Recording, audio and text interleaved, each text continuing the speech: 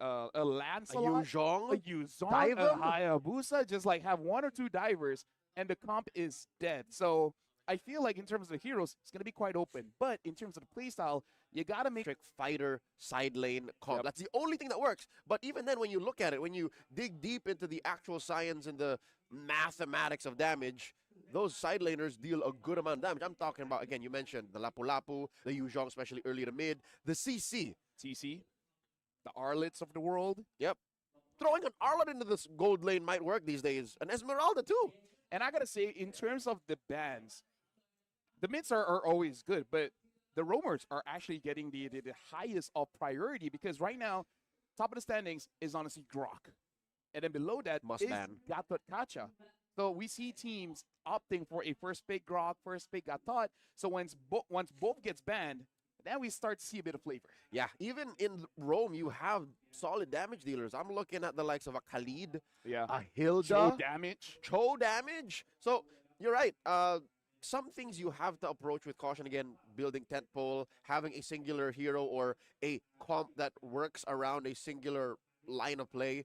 But also, it's wide open. It's literally being handed a piece of paper and practicing origami. Yeah, but if we're going to talk about the matchup between Thailand going up against Timor-Leste, because I did see some matches of both teams, of course not super recently, but like say a month before, Timor-Leste does have a lot of influence from Indonesia where they like to play tempo. They Oh, want to yes. bring the fight over to you. But Thailand, every single time I see them play, they prefer going back to the traditional marksman, something like a Claude, right? So they want a good balance. Like, okay, jungler, your job is to make sure their mid game is under control. Late game, it's all about the marksman, right? So it's nice to see a potential difference in terms of the win condition where one wants fast, one wants to stall out the game. Yeah, historically, Timor-Leste has dug deep into bigger MLBB ecosystems and try to get coaching help from other regions, one of them being Indonesia. And for Thailand, I, I'm not surprised that they go back to such traditional approaches. Again, they are the very first MSC champions historically in MLBB history.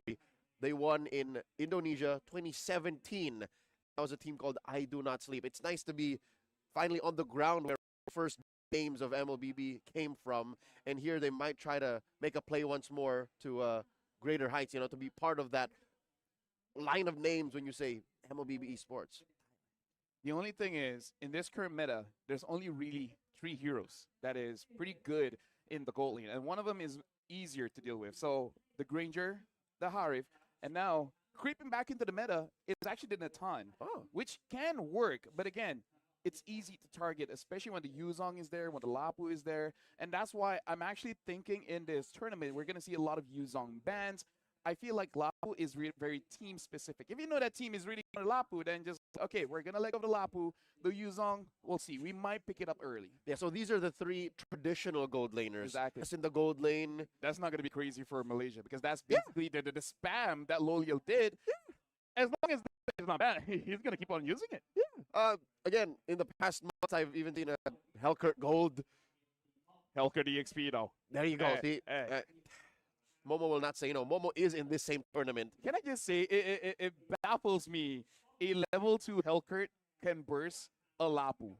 I mean, like they're both level 2, but still, it's like I was surprised.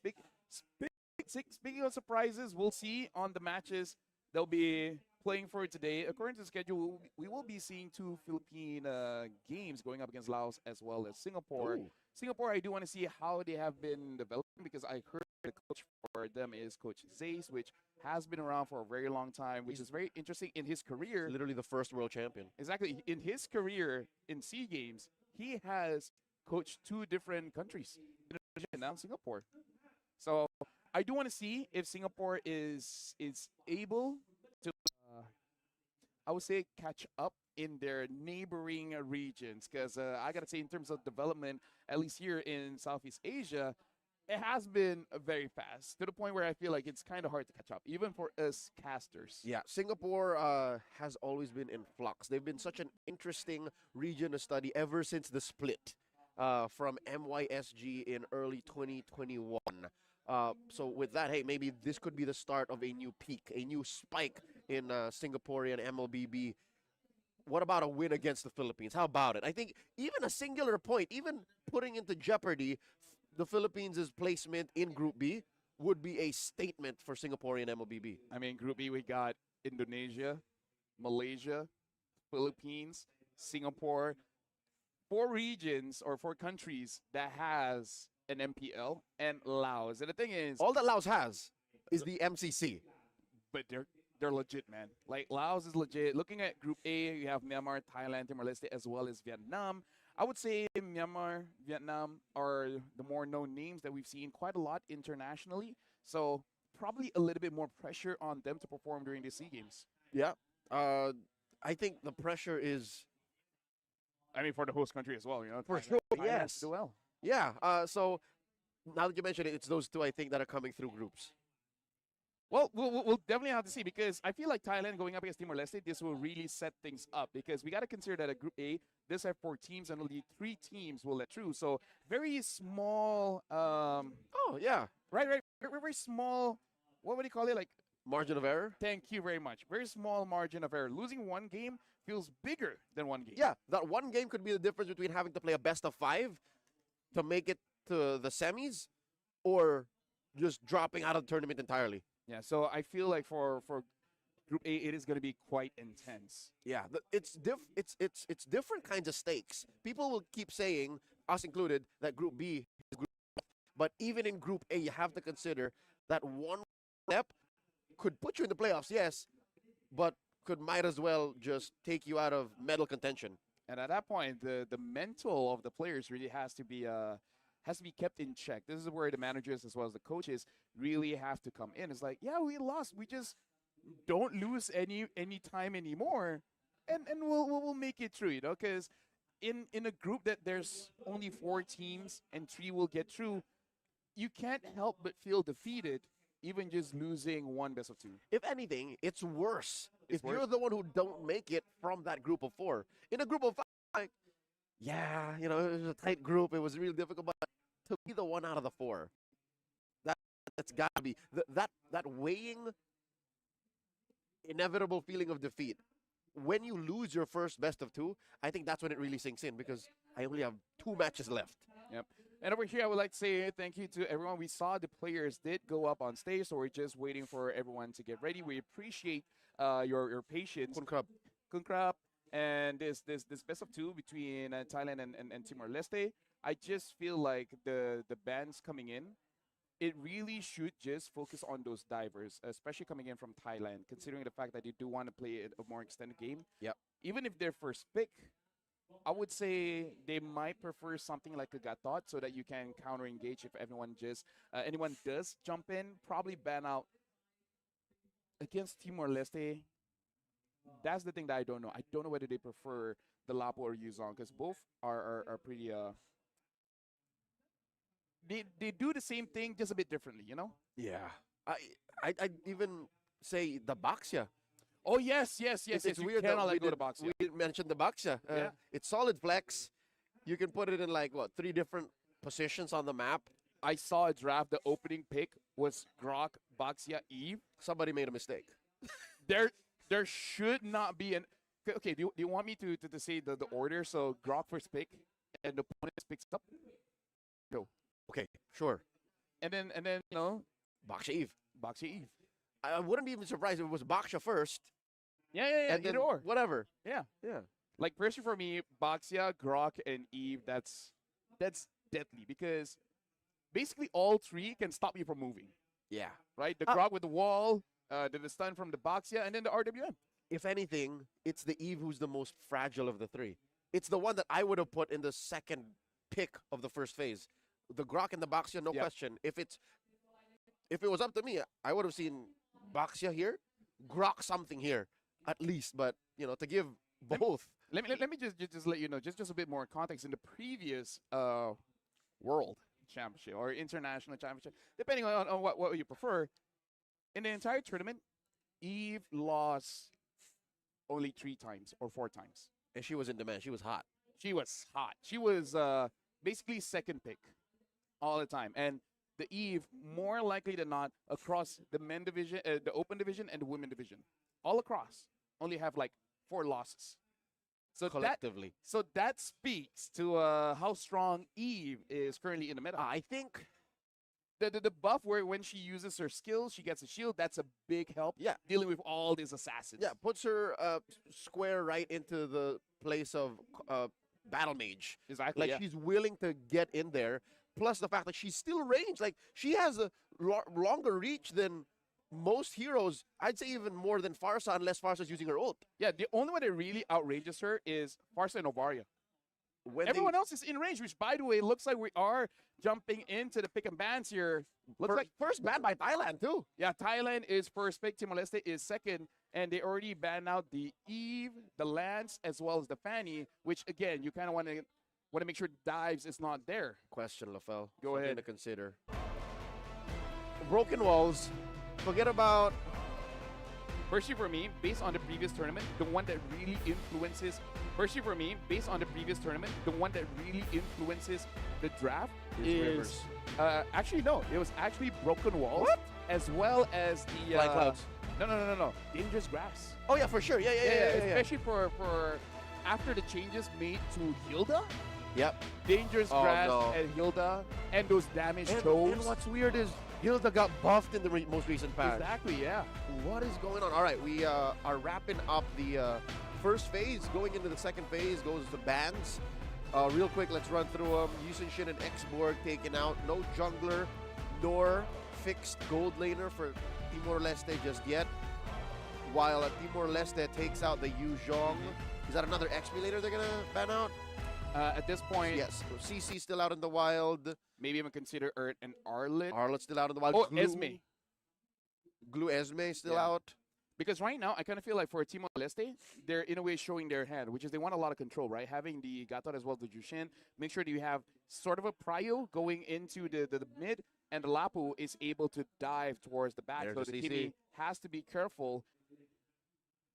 Timor-Leste is very good. Very strong mid trio. Mhm. Especially with that Fredrin lock-in and just clean damage coming in from the Granger. It looks like a bit of change. It was actually Timor-Leste on first pick Yep. and Thailand on second. So Timor-Leste here basically playing this protect the president. But since Lapu actually does quite a lot of damage, it doesn't really feel like it. It feels like there's two dedicated damage dealers, and the controllers coming in from Timor-Leste Correct. actually do quite a lot, especially if the Jushin opts for a Sky Piercer. Yeah. My only real problem is if Thailand invests in like an odd dreadnought armor here and there, Yep. damage sources from Timor-Leste is neutralized just like that. And 'Cause now, again, you mentioned the Sky Piercer on Jushin, right? But that's not magic damage. True. So a dreadnought will stop all the burst from proccing the Sky Piercer. There's the Esmeralda. and the thing is, Timor-Leste, I'm pretty sure they pick up the Jushin and the Gato to deal with the Hilda, because the Hilda was an early show, right? And the Jushin can handle the Haya. The Haya can attack her, but she's pretty tanky herself. So finishing up the draft here, looks like Thailand is going for more meta. They do have a marksman, but it is in mid. They want to have a lot of bodies moving into the front, which is going to feel good for both the Fredrin as well as the Gatot, because they do like these melee battles. It's just that the Kimi really has to be careful of that Lapu. So Correct. that's going to be the predator between the two. Yep. The wing So con. despite Thailand having, let's say, a more stable and historied run in MLBB esports, I think Timor-Leste drafted very well. This is a very impressive draft by Timor-Leste, and I do believe we are jumping into the map. Yep. As you guys can see, the Welcome to The players Mobile are Legends. jumping in, and this is going to be game number one. Timor-Leste going up against Thailand. And we're now looking at the junglers. Looks like they are starting on the same side of the map. Looks like they will both be contesting that Little Wonder. Yep, this is a mirrored start. Orange for Timor-Leste, purple for Thailand. And it's in late, they both have priority. It's just a different kind of priority. More damage for Thailand, more control for Timor-Leste. In comes the Pia, he got very low, unrevitalized, can he survive? Yes, the ball is fine. And a quick choke on Thailand mid, and they back off. Close call. A very early rotation here coming in from Kaya Grid on this Esmeralda. But all the while, the Lapu is re-farming, and this is where I would say the advantage and disadvantage of an Esmeralda. You have a pretty good lane phase going up against the Lapu, and then it comes to your choice, whether you want to stay or you want to rotate. Both has its, every player treats it very differently. Yep. But I think it's Ravi's best interest to get out of there and lock himself first. Sometimes just fighting.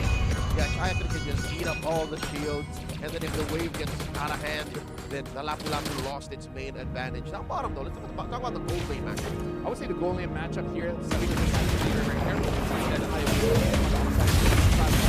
And with the flicker, Uh-oh. You see here, Dr. Nai jumps onto Adong, points the back off, pops that regen. Liban looking for a team on Sabino. This is one of the main strengths. The guy was a marksman against a fighter. Oh, hold up. Insane battle. Madera already taking his health. Yeah, backs up and not pull the trigger. Another revitalize from Arriba. Kaya Chris, it's finish it. Madera finds one another. Goes the Timor-Leste. Double kill for the spread.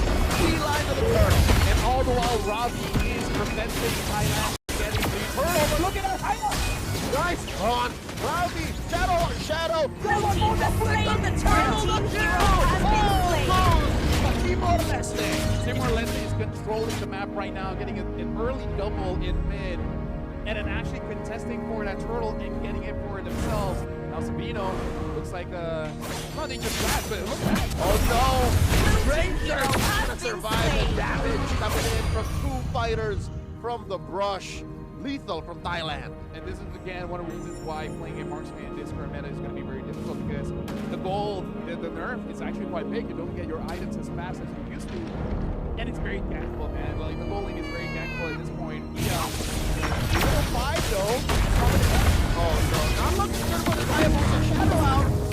Red team hero has Sabino been gets caught one slain. more time.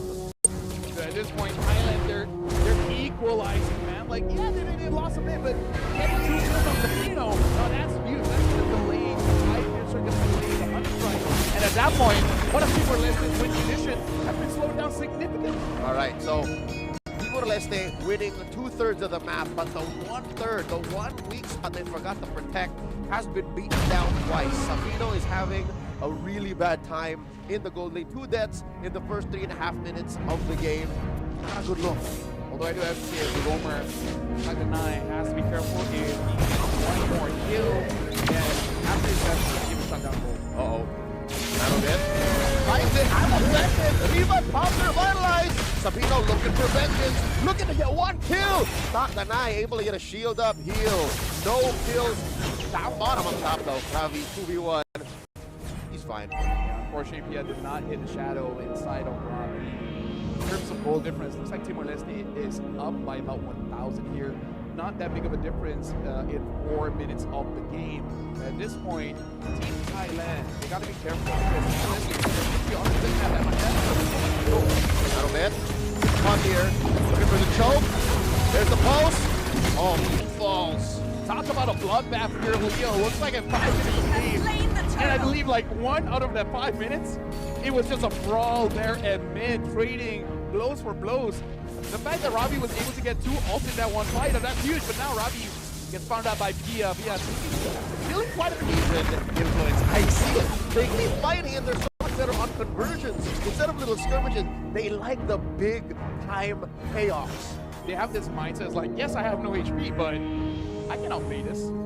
In a way. As long as it's not Hero 0. has been Exactly, slain. but speaking of which, Where'd that happen? well, it happened down bot. Ravi basically had no HP. He tried to use his hit to essentially get some healing done, but you know, I tried to outplay that. It didn't happen. That's what we're talking about. As long as it's not 0, but it hit 0 and Ravi got punished. And now Timor-Leste 6 kills to 4. The difference of gold has really trickled down quite a bit. Narvet having quite a good game, 2-0-1 on this Ruby. Let's look at the build. I feel like at this point, I just have to use that Jive. Yep, you have to make up for the fact that damage is the name of the game, and if you cannot play on what your opponent's playing off of, which is again crowd control, then make up for it in damage, because you can't rely on Sivare. Sivare has died twice already. Got a good traction pulse, but no follow through, so at least burst down the targets you get on.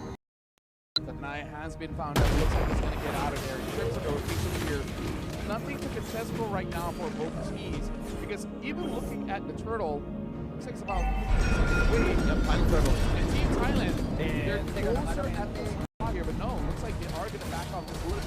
giving it over back to Timor-Leste. And I feel like Timor-Leste, with how they've been playing, they can go for it. Oh my lord, Sabino! Gets jumped on, killed one more time. Adobet gets him. That was an opening that Thailand set up. Timor-Leste wasn't ready for it. Madeira is there, still got to look for the turtles. You lost one member, you still got to contest for this one. Sayafit dumped on the two. Shield on Ravi, shield on Madeira. Adong and Rivan holding down mid, not letting that wave come through. I like that they're covering their bases. Solid macro from Timor-Leste. Still has Range Fighter, goes on to Lapi down bot. The turtle with 2 bars left. It's the retribution battle. Adong with the beacon. Sky Piercer on the Sabino. Damage looking for it. Adobet still alive. Does not go down as quickly. Gets shut down by Adong. Madeira still up. Madeira falls. Sivarin gets a good jump on Ravi. Finds Sivarin. And it's a 2 for 2. Shadow kill. Sabino survives. Shares damage along. The Flicker, the bravest fighter. Finds Shayafit. Do they see Taktanai? Taktanai jumping in from the back. Shayafit able to jump through. Starboard. Saves him. Not enough. Adong gets him down.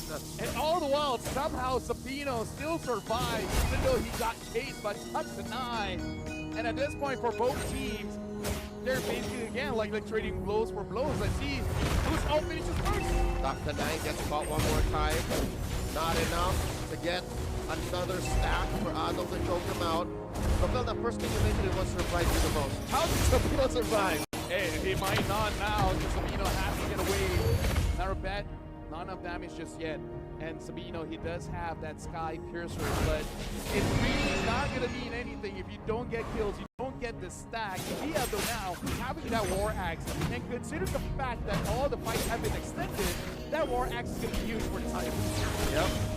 And Dia has yet to get kills as well. Ravi commits the bravest fighter, get a little bit of health, a little bit of shielding to survive the 2v1 assault. Thailand rotates out. Weird decisions being made by both Timor-Leste and Thailand, but we're in a position wherein Timor-Leste can afford it. Thailand can't. I think at this point, cut the knife is more like a rather than Romer. I wouldn't be surprised if he has like a main event scene, just to make sure that he can one-shot this going through. And I think a little baby hammer wouldn't be a problem either. Like if that's all that Taktanai can afford, Hammer should be a difference maker, even trying to take down and shut down Adong. Who, by the way, I feel like these are the 2 carries, Adong and Madeira. These are the 2 killers for Timor-Leste, not Sabino. I'm not actually calling Thailand. It's very hard for you to take down this shit. Especially when there's like a thought. There's a brethren. And there's a Lapu. How are you gonna get onto this? And Adong has barely used that flicker. Still off the cooldown. Finds the choke on the Taktanai. Kayakris looking comes from the back. Lord at about a fifth of its health. In comes Adobet. Pia as well. Sabino backing up. AOD. This is the Hayabusa. Revitalized. Dropped in lasting. The fight a little longer. Taktanai finds Sabino. Pia does fall. 1-for-1 the trade. A brazen rat puts Sivarin down no further of its health. Kayakris down below Adong. Takes down. Boucher and takes him down. 3 for 2. 4 for 2. Thailand winning. Ravi looking to survive one more kill. Does not find Taktanai juking through the bushes. For the first time in a while, Thailand gets a win in the game. You know what, Leo? This is when, hold on, to fight the Casino. They really want his kill. Ravi trying desperately to get back to safe ground. Continue. And here's the thing. All the Hilda haters will take this clip and show, like, are you sure you didn't want to buff this? This she really needed. With Ravi surviving. 3-1. How is Ravi surviving this? Underneath an Esmeralda, a Ruby, and a Hilda. Hey, there are Hilda haters out there. Yeah, there are. And they're okay to be wrong. They're allowed to be wrong. Now look at this. The Lord has to start on by Timor-Leste again. Watch out. Traction falls. Not enough to stop a better from retribution. Securing the Lord. Taktanai falls under the Appraiser's wrath. Adong looking for a big show. Crimson Beacon used up. Timor-Leste happy with what they got. Even if they're down to just 1,000 gold up, they still get the big win. Arbet, very good item pickup here. Getting that Sea Halberd will make sure that Arbet himself can actually deal the damage, because there's so much sustain coming in from Timor-Leste. Because I feel like the last fight against Ravi, even they're like, okay, how is this guy not dying? Right? Someone needs some kind of anti-heal here. And Where is it? Who's picking it up? Lord smashes through that tier 1 in mid. Timor-Leste looking to make up for some lost time, converting through the map. Another crash in for that Lord. Thailand takes care of it. Thailand, at this point, they have no problem dealing with so far 0, 4, 5. So at this point, you're probably not too worried about the Granger. Now you gotta change your focus a little bit. It's like, definitely double here. Here, all the tons of the French have. Red team It's turret has basically been a problem destroyed. for Blue team turret has been destroyed. And it's those heroes still that I don't think will lose utility even in the late game. Like these heroes, the Lapu-Lapu, the Zushin, and the Fred, they're still as good as they are from the early solid draft. It's just so much easier to execute, and that's why they got all of the major objectives in this 13-minute game so far. And it might be late because this team fight was quite a while back. But Sivert on this Kimmy has to be careful because there was a point where with basically no HP, flickering forward, allowing an opportunity for Robbie to get a kill onto this Kimmy, also got to be careful because, like it or not, you are one of the main win conditions for Thailand at this point. And you don't need to kill someone. As long as you're alive, you're always a threat. Yeah, and I think it's that main principle that I think Team Thailand needs to refocus on. Red It's team not too turret late, has it's not been over just destroyed. yet, but I agree. Sivan has to protect himself turret better. has been Tia has to destroyed. get in better ults, because still not a single kill on this Hayabusa. Look, Narumet and Pia are struggling against Ravi alone. To be fair, very difficult to get kills against a very sturdy lineup that Timor-Leste is showing up here. Sabino now with the major as well. Pretty much difficult for Pia. Basically, he has to choose his battle because I feel like Team Thailand needs to stop trying to kill the Lapu when there are minions. Like, make sure the minions are not there, and then try to fight because unfair advantage for all fighters when the minions are there. Weirdly enough, you mean their own minions. Yeah. Yeah, because that's what Ravi feeds off of. Exactly. So, counterintuitive as it is, yeah, extra units don't fare well against a spell vamping hero like Lapu-Lapu. Lord up in about 10, and Timor-Leste is setting up a 10. Oh, yeah. Oh, Team Thailand as well. So, gonna check first. Exactly. Adong is showing us even Sabino, but it should be safe. Oh, Teal! Thailand, and now Timor-Leste craps back. And now Pia is able to get away because again, this is the river map. Sivert does, and this is the river map. Sivert does have more penetration over the Divine Glaive. So Team Thailand should have more damage at this point. Oh, in comes Pia. Backs out with the shadow. Razor grab. That'll get down for half of his health. Pops the shield, gets some healing, and Mindful's there. One more hit. That's it. Already will survive another champion buff. AOG, no one home. Ravi might fall here. Pia gets another. And around 50 minutes, Pia's trying to get online. It looks like Sivert gets haunted. Should be able to get out of there. But all the while, the fight is so long, even engineers wrong. All the while, the fight is so long, even engineers wrong. Over a Razor grab. One hit up for Sivarin. And the lane. Is Lord Ranger because he's not having a good game. I would argue better still from the first.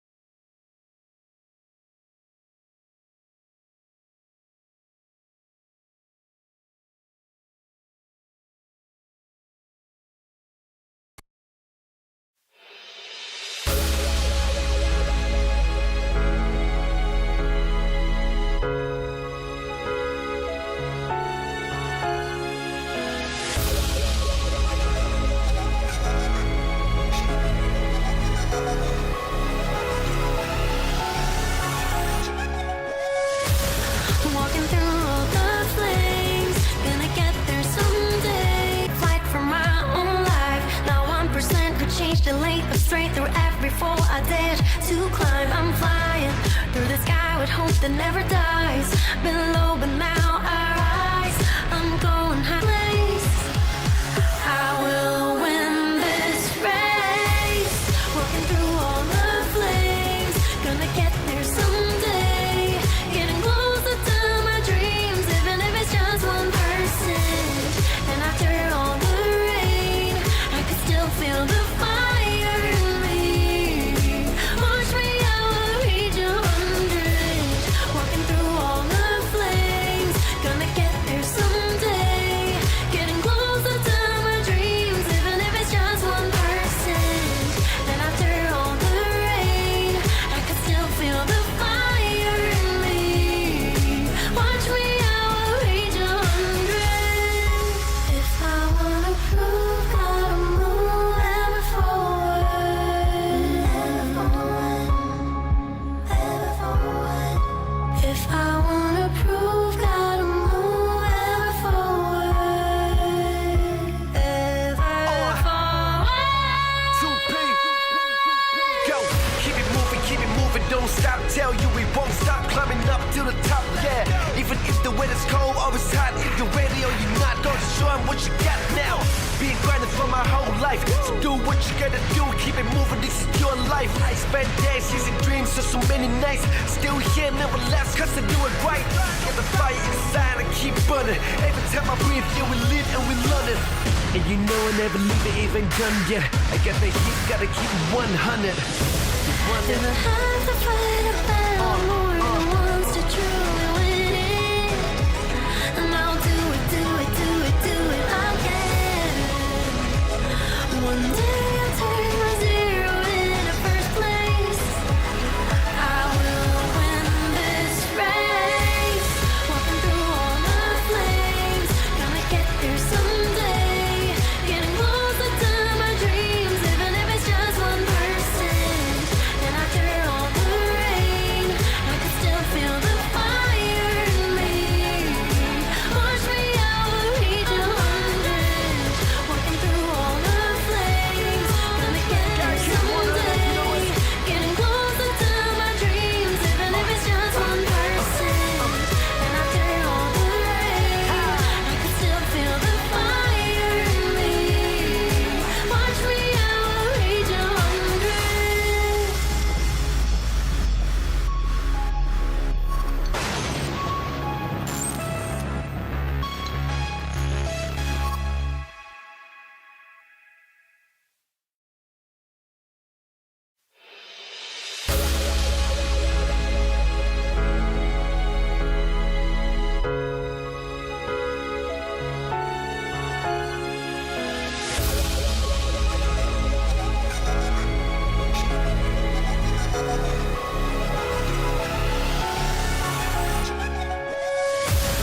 Walking through all the flames, gonna get there someday. Getting closer to my dreams, even if it's just 1%. And after all the rain, I could still feel the fire in me. Watch me, I will reach 100. Light, the dream is calling in the night, telling me that this is what I've needed all this time. It feels so right. Nothing could ever pull me down. The stars are shining now. Ready to fight. It's my time. Oh. Though I spend days and nights just chasing the right flight for my own life. Not 1% could change the lane of strength through every fall I dared to climb. I'm flying through the sky with hope that never dies. Been low, but now I rise. I'm going higher this time. I'm gonna shine. If I have to fight a battle more than once to truly win it, and I'll do it, do it, do it, do it again. One day I'll turn my zero into first place. I will win this race. Walking through all the flames. Gonna get there someday.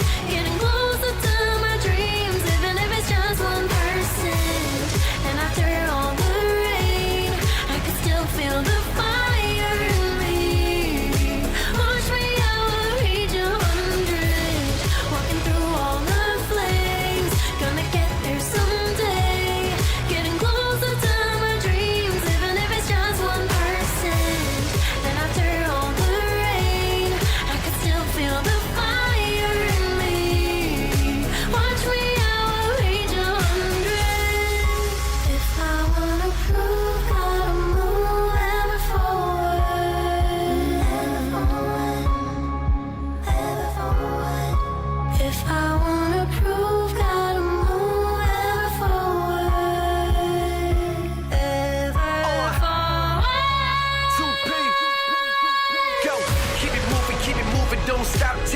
won't stop climbing up to the top, yeah.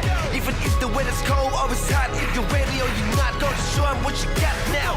Been grinding for my whole life, so do what you gotta do, keep it moving, this is your life. I spent days chasing dreams of so many nights, still here, never last, cause I do it right. Get the fire inside and keep burning, every time I breathe, yeah, we live and we learn it. And you know I never leave it even done yet, I got the heat, gotta keep it 100. Never have to fight a battle more than once to truly win it. And I'll do it, do it, do it, do it again. One day I'll turn my zero into first place. I will win this race. Walking through all the flames, gonna get there someday. Getting closer to my dreams, even if it's just 1%. And after all the rain, I can still feel the fire in me. Watch me, I will reach 100. Walking through all the flames, gonna get there someday. Getting closer to my dreams, even if it's just 1%. And after all the rain, I can still feel the fire in me. Watch me, I will reach 100.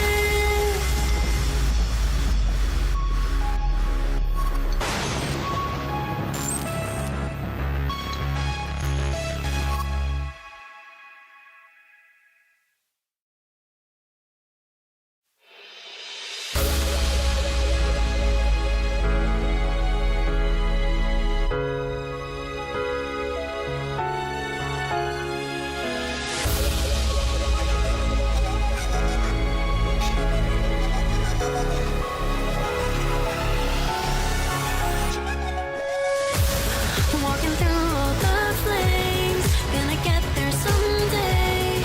Getting closer to my dreams, even if it's just 1%.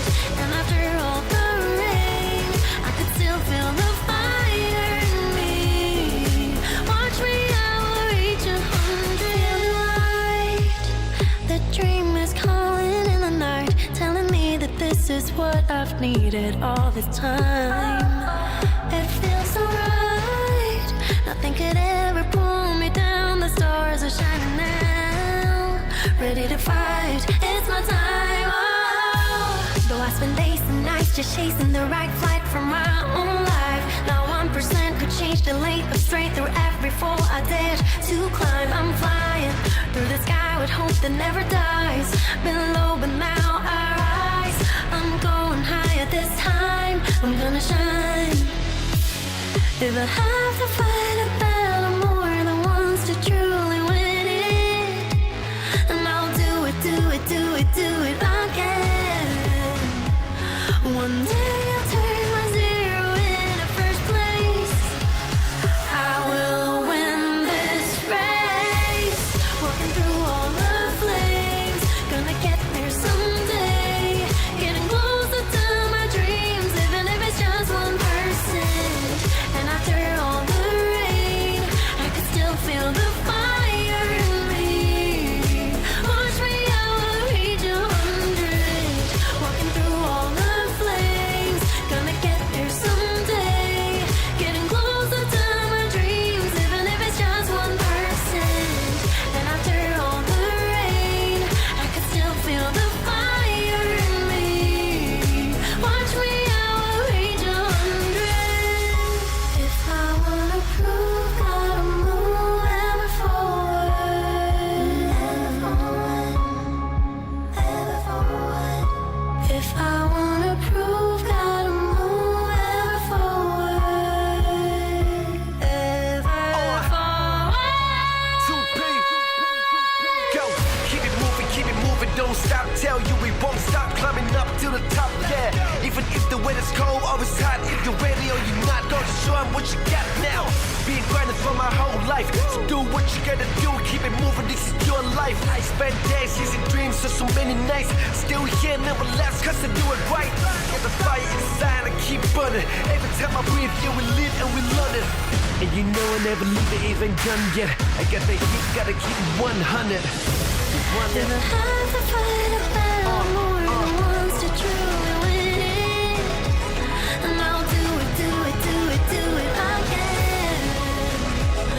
One day I'll turn my zero into first place. I will win this race. Walking through all the flames, gonna get there someday.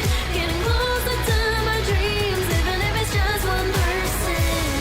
And after all the rain, I can still feel the fire in me. Watch me, I will reach 100. Walking through all the flames, gonna get there someday. Getting closer to my dreams, even if it's just 1%. And after all the rain, I can still feel the fire in me. Watch me, I will reach 100.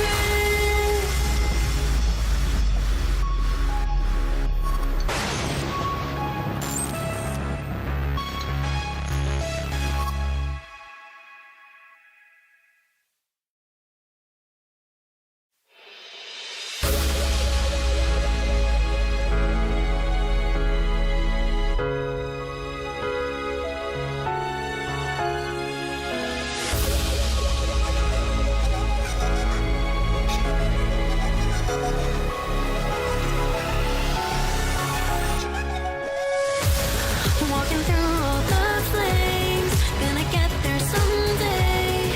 Getting closer to my dreams, even if it's just 1%. And after all the rain, I could still feel the fire in me. Watch me, I will reach 100. Light, the dream is calling in the night, telling me that this is what I've needed all this time. It feels so right. Nothing could ever pull me down. The stars are shining now. Ready to fight. It's my time. Oh. Though I spend days and nights just chasing the right flight for my own life. Not 1% could change the lane of straight through every fall I dared to climb. I'm flying through the sky with hope that never dies. Been low, but now I rise. I'm going higher this time. I'm gonna shine. If I have to fight a battle more than once to truly win it, and I'll do it, do it, do it, do it again. One day I'll turn my zero into first place. I will win this race. Walking through all the flames, gonna get there someday. Getting closer to my dreams, even if it's just 1%.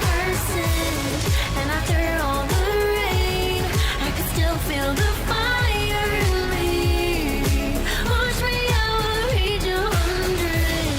Walking through all the flames, gonna get there someday. Getting closer to my dreams, even if it's just 1%. And after all the rain, I can still feel the fire in me. Watch me, I will reach 100.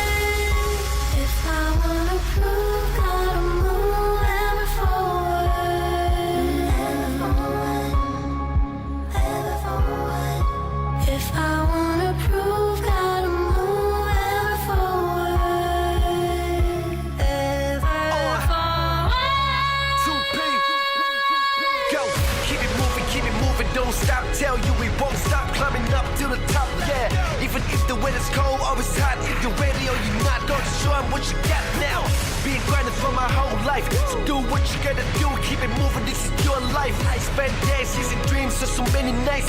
Still here, never last, cause I do it right. Get the fire inside and keep burning. Every time I breathe, yeah, we live and we learn it. And you know I never leave it even done yet. I got the heat, gotta keep it 100.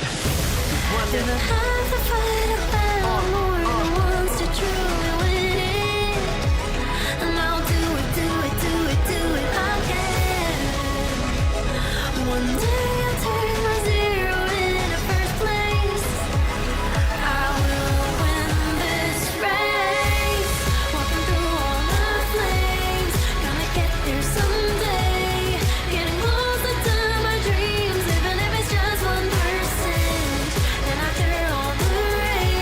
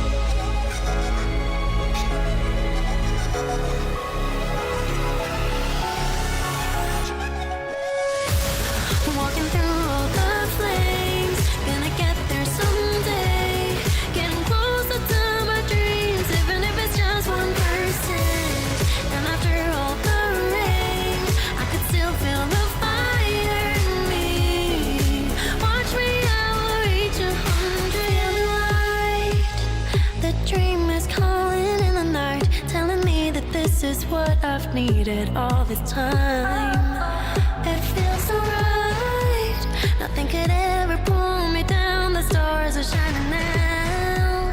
Ready to fight. It's my time. Oh. Though I spend days and nights just chasing the right flight for my own life. Now 1% could change the lane of straight through every fall I dared to climb. I'm flying through the sky with hope that never dies. Been low but now I rise. I'm going higher this time. I'm gonna shine. If I have to fight a battle more than once to truly win it, and I'll do it, do it, do it, do it again. One day I'll turn first place. This race, walking through all the flames, gonna get there someday. Getting closer to my dreams, even if it's just 1%. And after all the rain, I could still feel the fire in me. Watch me, I will reach 100. Walking through all the flames, gonna get there someday. Getting closer to my dreams, even if it's just 1%.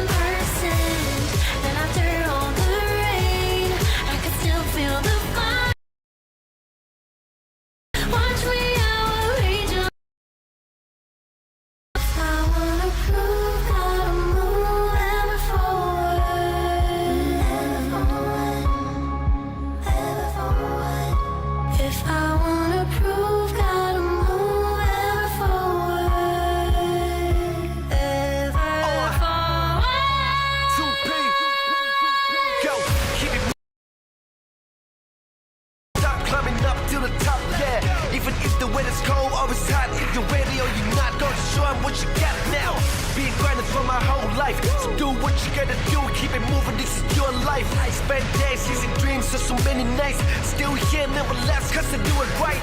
Get the fire inside and keep burning.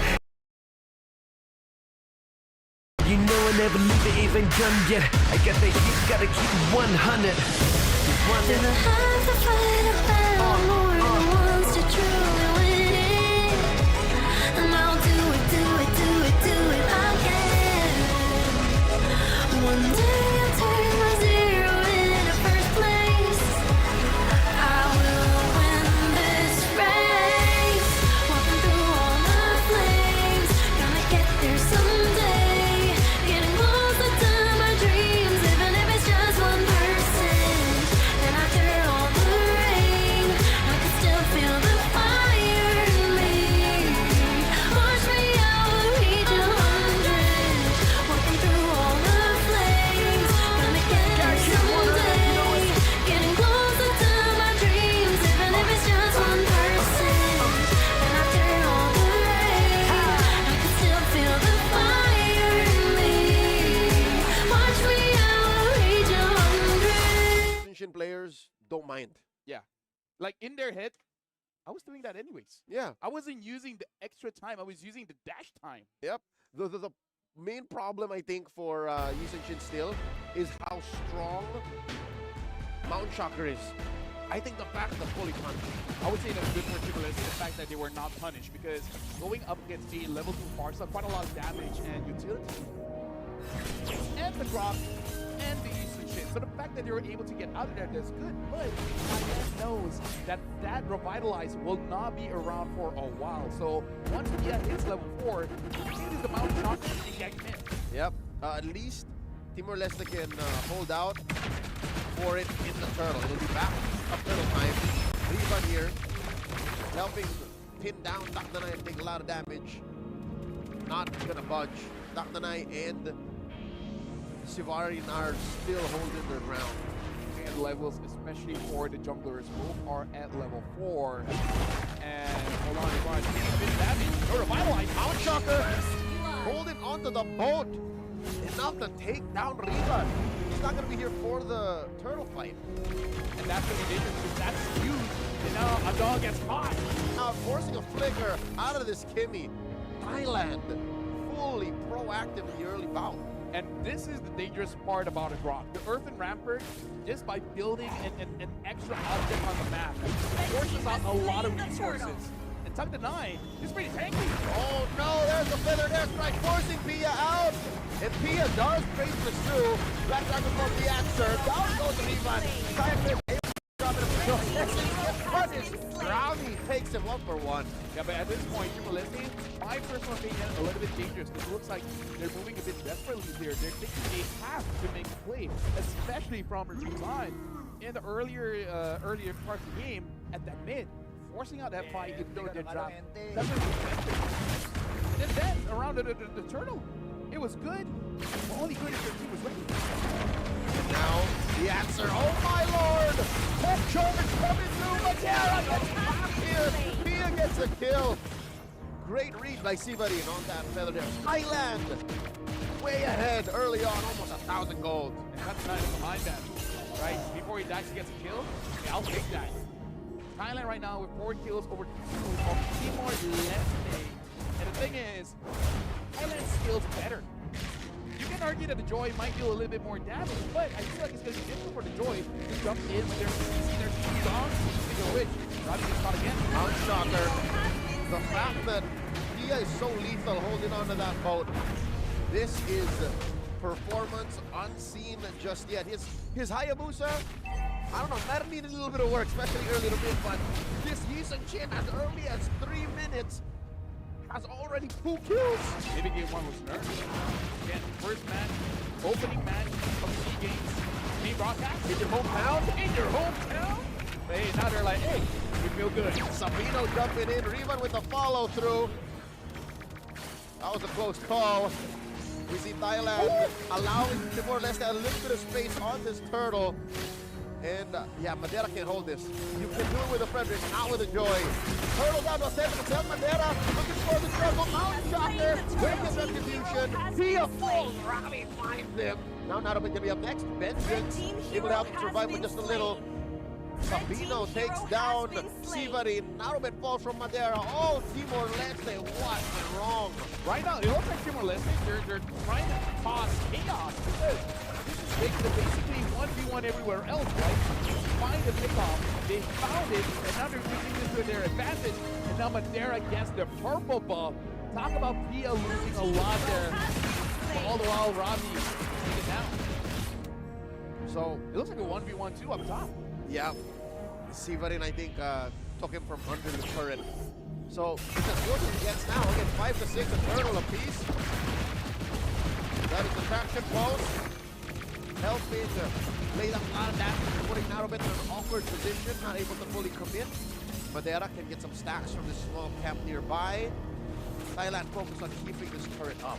Talk about the games being close here, Leo. Thailand against Timor-Leste, they've equalized. In terms of the goal, basically non-consistent. And then 5 kills to 6. For this next turtle fight, you really got to look at Takanai as well as Cyclist. This is a big area section.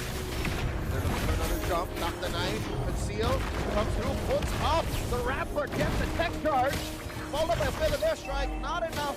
Salvos to punish Timor-Leste for their placement. A lot of resources from Thailand there. And I gotta say that was more reactive because even though it was a very good set, but it was one of those things where I'm just gonna try it out and see if it works, and it did work. The rest of the team were on the same page, so they gotta plan it out a little better. Speaking of which, I don't get taken down by a Naruto. Off camera, how that happened. Naruto gets punished, and in comes Madeira. Electrified boots puts down Sivarin into the bell. Polystar move from Sabino. This is Timor-Leste calling the shots now. Yeah, having a bit of a tougher time now. Seeing Sivarin can't deal out safe damage. Just like Sabino is like, hey, I'm on Esmeralda. Not a Granger anymore. I can actually dive you and cause problems. 2-0-1. has been destroyed. Ooh, Rivan left in the kitchen. Down bottom, he cooked up that turret. That's the first to fall. Timor-Leste out of the map on their side. Madeira gonna try to make it all the way down to this turtle pit. Ravi and Sabino putting up a perimeter. Black Dragon form by Kayak Crit. He's very low. He can't fully commit here. He can't even use his sacrifice. Take it down. Madeira with the turtle take. Feather like defensively used by Sivarin.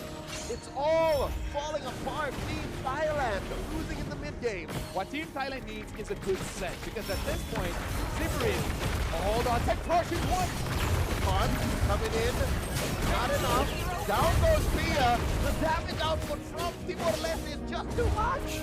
Again, like Team Thailand, they need someone to stop Timor-Leste from moving. That's all the Farsa is asking for. Make them sit still so I can deal damage. Oh, another traction pulse displacing Takanai. Takanai might die here. AOG by Levan. Coming home. But I will still fall. Sabino on a redemption arc. Madeira almost takes down Sivarin, but the fully commit. Sivarin punishes him for the dive. Here to in mid blows. Sabino gets another.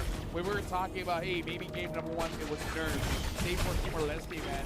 Took them a bit longer. But now they look much more comfortable now. Dong having that sky piercer as well. But there, even though 2-2-1, he's doing his job, right? He's making sure that his Farsa is a non-factor. And Farsa is a non-factor. Every time the better S-Strike has been popped, it's for nothing. Even Pia is worried. I hate to say it, but an early game power spike is useless for a Yisun shit. It's the mid to the late game that you want to make up for. Considering the fact that he was kind of feeling himself in the early stage of the game, this must feel quite sweet for Timor-Leste. And now Naribet does have that brute force. I wonder if he's going to use the I'm going to trade 1 for 2 because that might be what Thailand needs. But the question is, who does Naribet jump onto? Is it all just finding Ado? Because there's no way you're going to find Madeira. If you try to find Madeira, I think that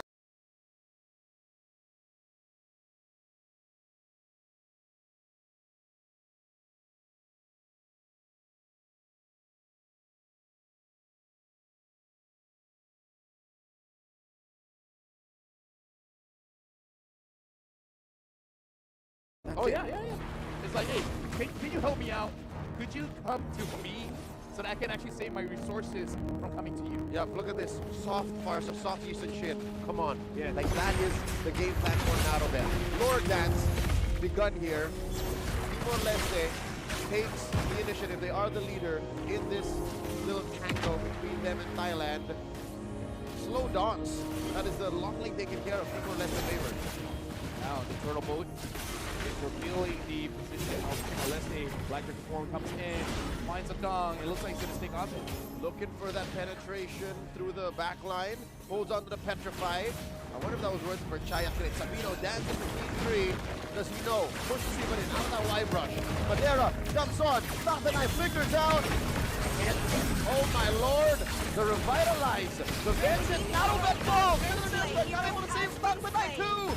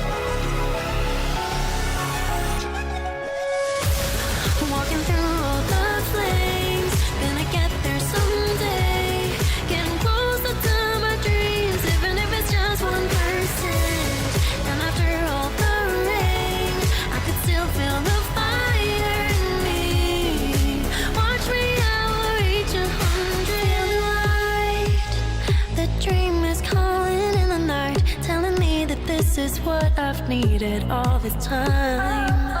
It feels so right. Nothing could ever pull me down. The stars are shining now.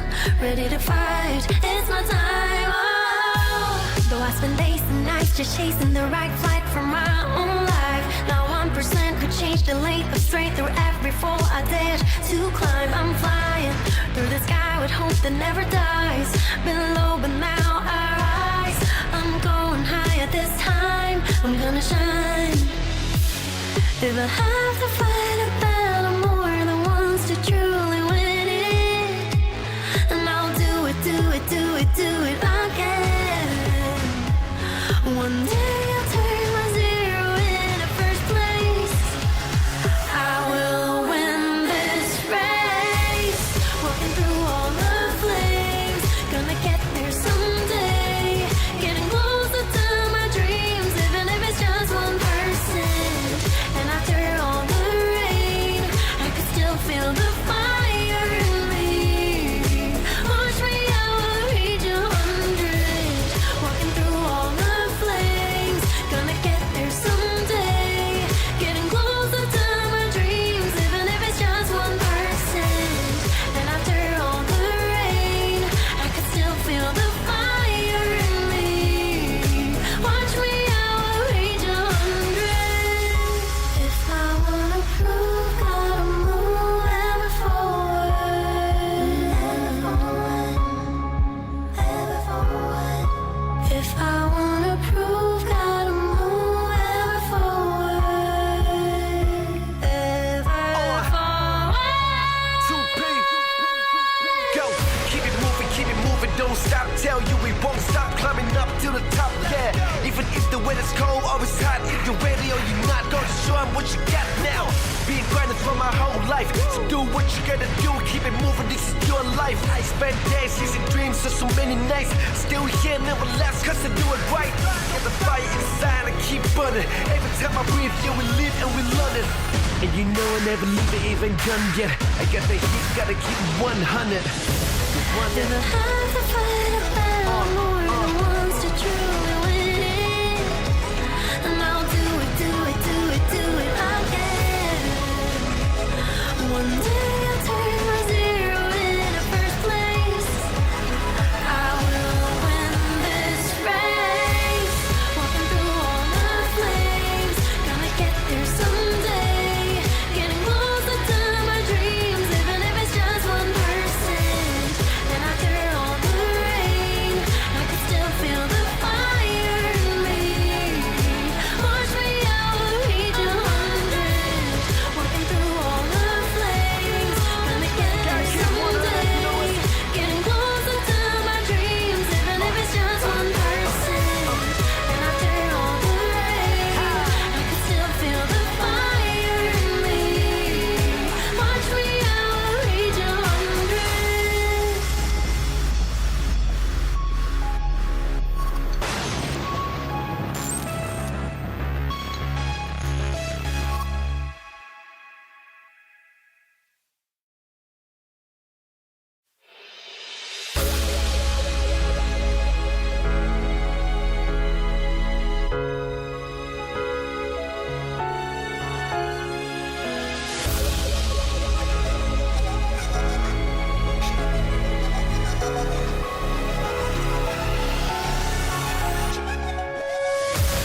Walking through all the flames, gonna get there someday.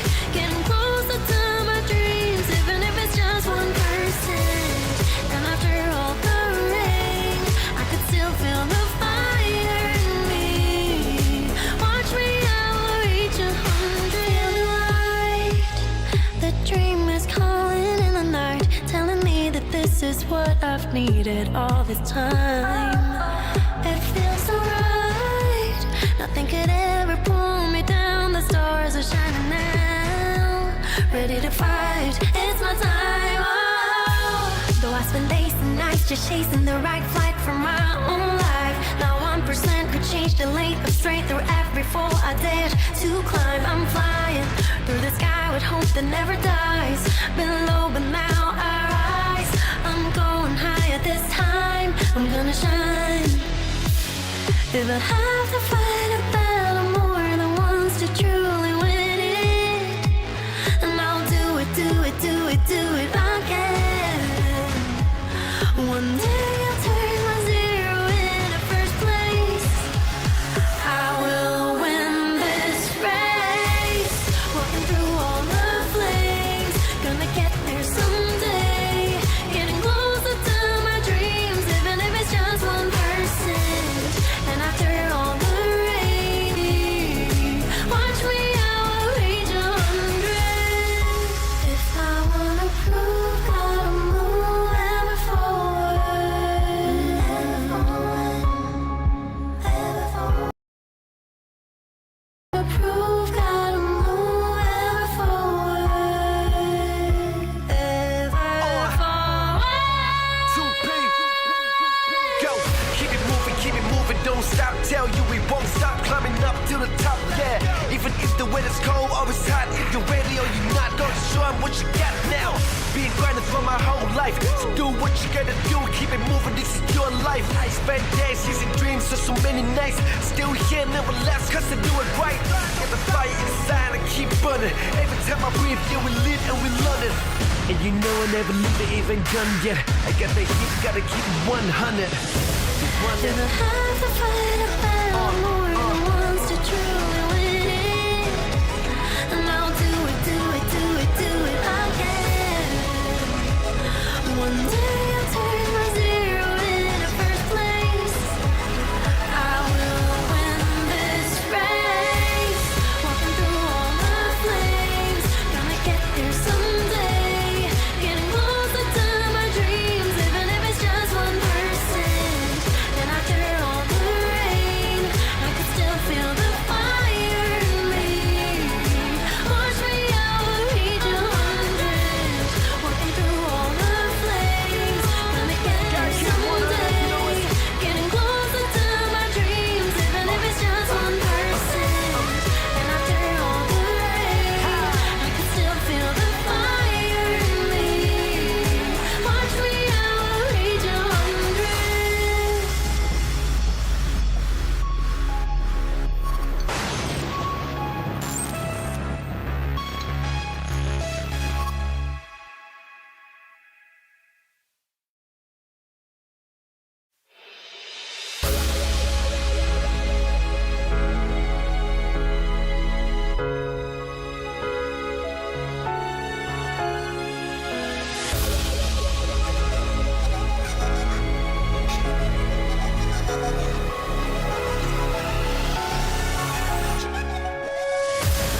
Walking through all the flames, gonna get there someday. Getting closer to my dreams, even if it's just 1%. And after all the rain, I could still feel the fire in me. Watch me, I will reach 100. Light, the dream is calling in the night, telling me that this is what I've needed all this time. It feels so right. Nothing could ever pull me down. The stars are shining now. Ready to fight. It's my time. Oh. Though I spend days and nights just chasing the right flight for my own life. Now 1% could change the lane, but straight through every fall I dared to climb. I'm flying through the sky with hope that never dies. Been low, but now I rise. I'm going higher this time. I'm gonna shine. If I have to fight a battle more than once to truly win it, and I'll do it, do it, do it, do it again. One day I'll turn my zero into first place. I will win this race. Walking through all the flames, gonna get there someday. Getting closer to my dreams, even if it's just 1%. And after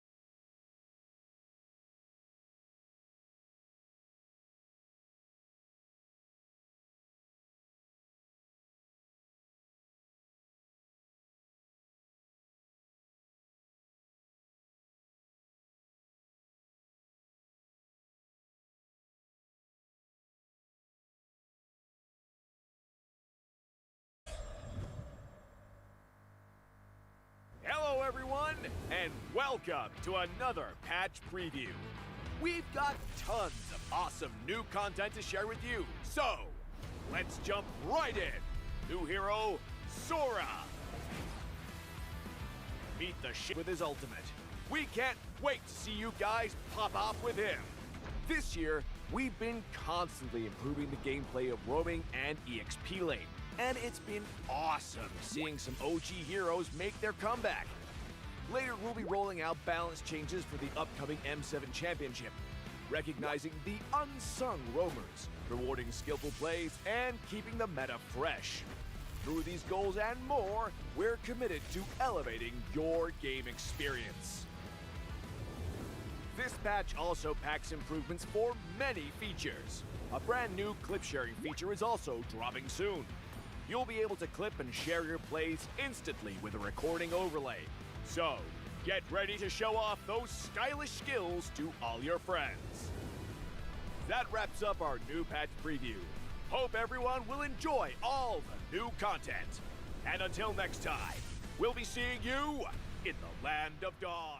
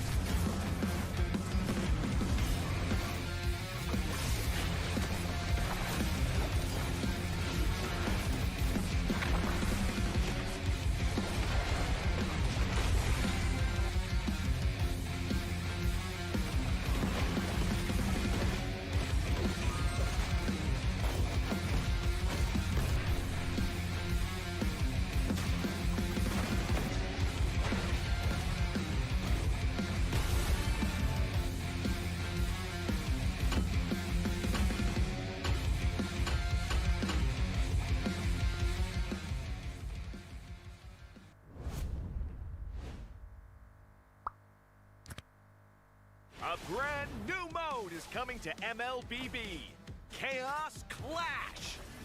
Team up in trios, begin at level 3, and fight on a fresh map with no minions or turrets. During the preparation phase, grab Chaos Fragments to boost your power. As the match goes on, the Annihilation Tide emerges, pushing the action to the limit. Here's a closer look at how this new mode works. Chaos Clash is a multi-round 3 versus 3 mode. Wipe out the entire enemy team to win the round. Teams lose HP each time they are defeated. If a team's HP drops to 0, they're eliminated. Rounds continue until only one champion remains. When there's an odd number of teams, one team will sit out the round. After certain rounds, heroes automatically level up and earn gold. Use this time to buy equipment and boost your power. All full equipment except boots costs 2,000 gold. From round 11 onwards, teams earn bonus gold. Adapt your loadout and strategy to stay ahead. At the start of each round, you will receive random Chaos Fragments that boost your power. You can also refresh fragments to re-roll their effects, with 2 refreshes per round. The game offers a wide variety of fragments, each with unique effects, so you can mix and match to create your own playstyle. For example, tank fragments make your hero tougher and deal damage back to attackers. Marksmen who pick range-enhancing fragments can safely deal damage from afar. And that's just the start! Countless other powerful fragments and combinations are ready for you to try. As rounds progress, the Annihilation Tide starts shrinking across the map. Heroes outside the tide take sustained damage. Master this mechanic, and it can swing the battle in your favor. For instance, heroes with knockback or displacement abilities can push enemies into the tide. Surprise your opponents and watch them struggle against the sustained damage. The new 3 versus 3 mode, Chaos Clash, is coming soon. With a variety of Chaos Fragments, every match brings a fresh experience. The Shrinking Zone adds fast-paced, thrilling action, and new map buffs further empower heroes. Exciting, innovative, and powerful new strategies await. Are you ready to try them all?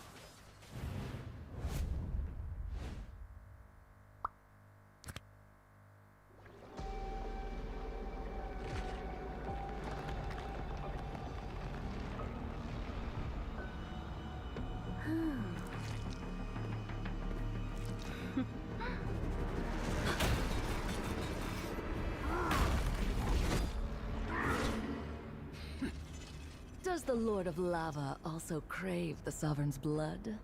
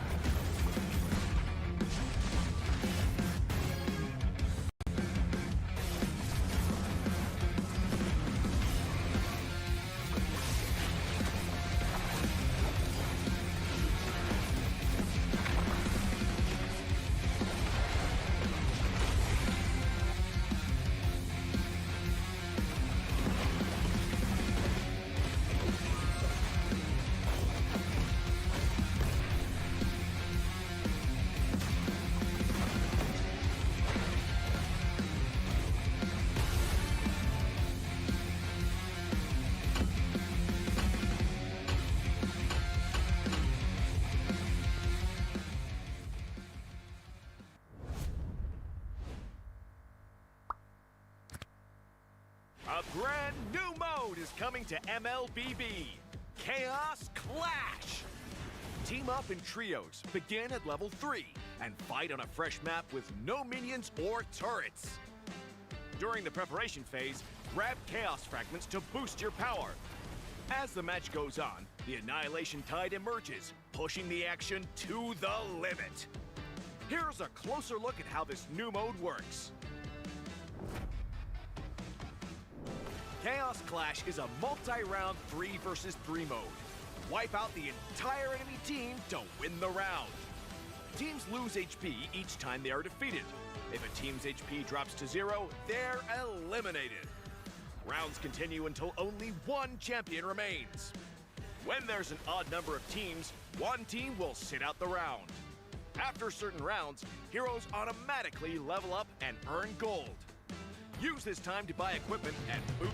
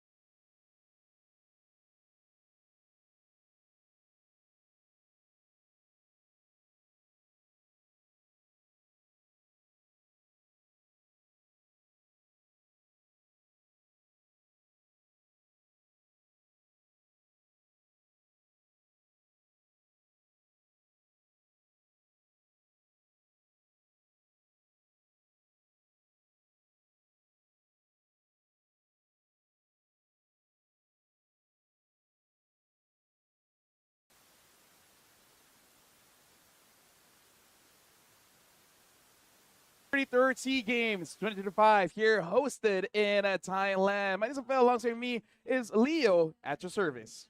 We just finished our first on-broadcast match here at the main stage in Chulalongkorn University in the heart of Bangkok, Thailand. And our hosts, Thailand, actually took it 2-0 against Timor-Leste. Now we got a second best-of-2 coming your way. Yeah, Philippines going up against Laos. And Philippines so far is looking at up and up. They just defeated Indonesia 2-0. And unfortunately, Laos is on the opposite, where they went against Malaysia earlier and lost 0-2. So right now, very different scores starting out the day for both teams. And what makes this a must-watch, Lafel, is the fact that these two teams, mainly as a composition, are teams that are going to be in the next World Championships in M7 to be held in Jakarta, Indonesia. You're going to be watching, in essence, Team Philippines, also known as Team Liquid Philippines, face off against Leon Esports of Laos. And we saw what happened in our previous game between Thailand and Timor-Leste, both going the distance, over 20-minute games. And in terms of the priority, actually, no, not priority. In terms of the hero picks, it's what we expected. It's just the priority might be a little bit different, going for a Lapu first. One or two heroes. Yeah, a bit timing off here. Getting the Grok, but early game wasn't all that well controlled, but it's going to be extremely different here coming in from Philippines, especially personally for me. When I play mid, I really don't like going up against EXP laners. And aside from being that, not. I will hope for the best for Laos that Sanford chills a bit. Yep. Also known as Philippines Vinuya of Team Sibol. He'll be facing off against Juviana, also known as Laos' very own Futanvahan. I hope I'm saying that correctly. Both are veterans, right? Both are well-known names, but just to put into context, I don't think you'll disagree with me, but right now, Lafel, the MLBB esports ecosystem looks at Sanford as, I'd say, top 3 hottest stock in the game right now. I would say 3 is too low. Wow. You'd say like he's close to 1 or 2 right now? Oh, yeah. No, legit. I've never met anyone say Sanford is okay. Sanford is the great. Whenever I meet someone and I say, hey, yo, what's up? They'll go like, Sanford's great. You're Filipino, right? Sanford's great. Okay. Well, either ways, right now we are jumping straight into the pick and bans here. Philippines will be first pick. Laos will be second. It looks like for Philippines, they're already banning out the Fanny, the Grok, as well as the CC as a first pick ban. Laos banning out the Baxia as well as the Hilda.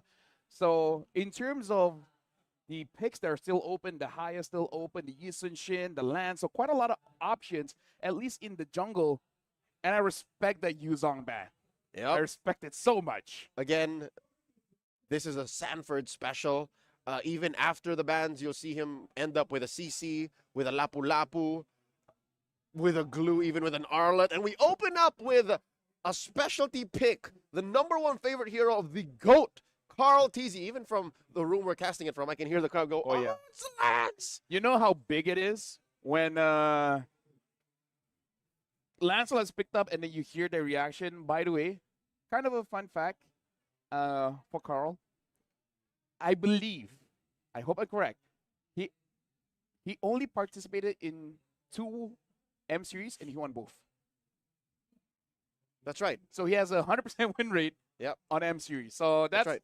That sets up his level here. Speaking of which, Laos picking up the Lapu as well as the Katad, so already going for a very heavy front line. But now Philippines, they're applied with the Jushin as well as the Khalid, so able to control the front line quite well here. I would say a pretty good counter towards Laos opening. Yep. Already, this is the mid trio we're looking at. Most likely, I doubt that you'll often see the Khalid in the hands of Rinuya, but we are needing one more pick to close off Laos' first phase. Do they lock in their gold just yet? I kind of feel like Eve is a rush very easy pick here right now? Because you need range to deal with the Jushin. Or Farsa, even Farsa, whatever they're feeling. But they go for the Yisun Shin, which also respectable. This gives them option for them to have flexibility where they want to put the Lapu, right? Most probably it is going to be EXP, but just in case, you can put him in the gold. But I feel like for Team Philippines here, the safest is just taking out that long range mages, like the Farsa as well as the Eve. But considering the fact that they do have Vinuya there, it's like, you know what? Maybe it's fine. You know, he can deal with whoever has range. Yeah. No matter what he gets. Again, there's so many choices left. The game is possibly in its most open state in Arlet a while. is open. Arlet is open, yes. Going into the bans, I think that's what Team Laos is thinking about right now. Esmeralda first stop. Okay. Yeah, already it counters 2 heroes, so might as well. And we don't know the gold laners yet. So they might be possibly protecting a gold lane Harith. Harith, Granger. What's left is the likes of a Lunox, a Farsa. The Uranus gets banned out. So all of these are, again, just threats that Vinuya can employ. And like I said, the Ruby gets banned as well for Agreed. Laos. If they want to hide where this Lapu is going to be, again, most probably EXP, they should pick up a mid here. The Farsa is still open. The problem is, does the Farsa want to deal with the Khalid, with the Lancelot, and a potential whatever Vinuya will have? It looks like they go for the Kimi, so it looks pretty aggressive here. But I feel like it's a good opening. It's a good opening. I just don't know what's going to be the best way to finish off the draft. It's a strong pick. They're going to close with a gold laner. Team Philippines puts an Arlet in the hands of Vinuya, one of his signature picks. And Soriano, Kiel 1 gets a Granger. Again, it's a clean draft. Like solid picks all throughout. You need burst, you got the Granger. You need control, your mid trio. You need utility, you need crowd control. There's the Arlet. For Laos, though, what's the closer? Call me crazy. They pick up the Exborg. I was thinking either Exborg or the Rizzler. Put the Lapu in goal, and then the Rizzler deals with the Arlet. And then, because that's basically what they need. They don't need more damage. They already got the Yisun Shin and the Kimi. They just need a way to potentially stop a heavy engage. Look, crazy. I think the Rizzler was the better pick. Right? I think, but there are points in this game where maybe the Exborg misses its mark completely. Here's what they need to do. This is what Laos needs to do. Shut down the Granger. Because if the Granger can pop the Faraga armor early, bro, this is not going to be a good Exborg game because everyone else is more in control. The Lancelot can deal with the Faraga armor as well. If I'm Laos, go to the gold lane, make sure this Granger doesn't get online. Even against the Granger, I would assume that that's where you're throwing that Exborg, right? Yep, Exborg gold. Yeah, your Firaga is gonna pop. Welcome to Game Welcome 1. to This is the Mobile opening Legends. bout in a best-of-2 between Team Philippines and Team Laos. Yet we can confirm it is a gold lane Exborg. Oh no! Is that an XP lane Exborg?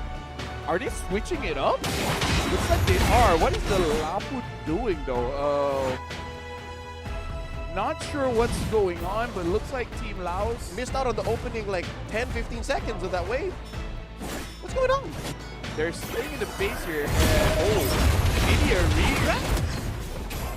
Maybe something happened. I've never seen anything like this before, but Yeah, I think this is something that we need to address. This is something that our stage team has to figure out.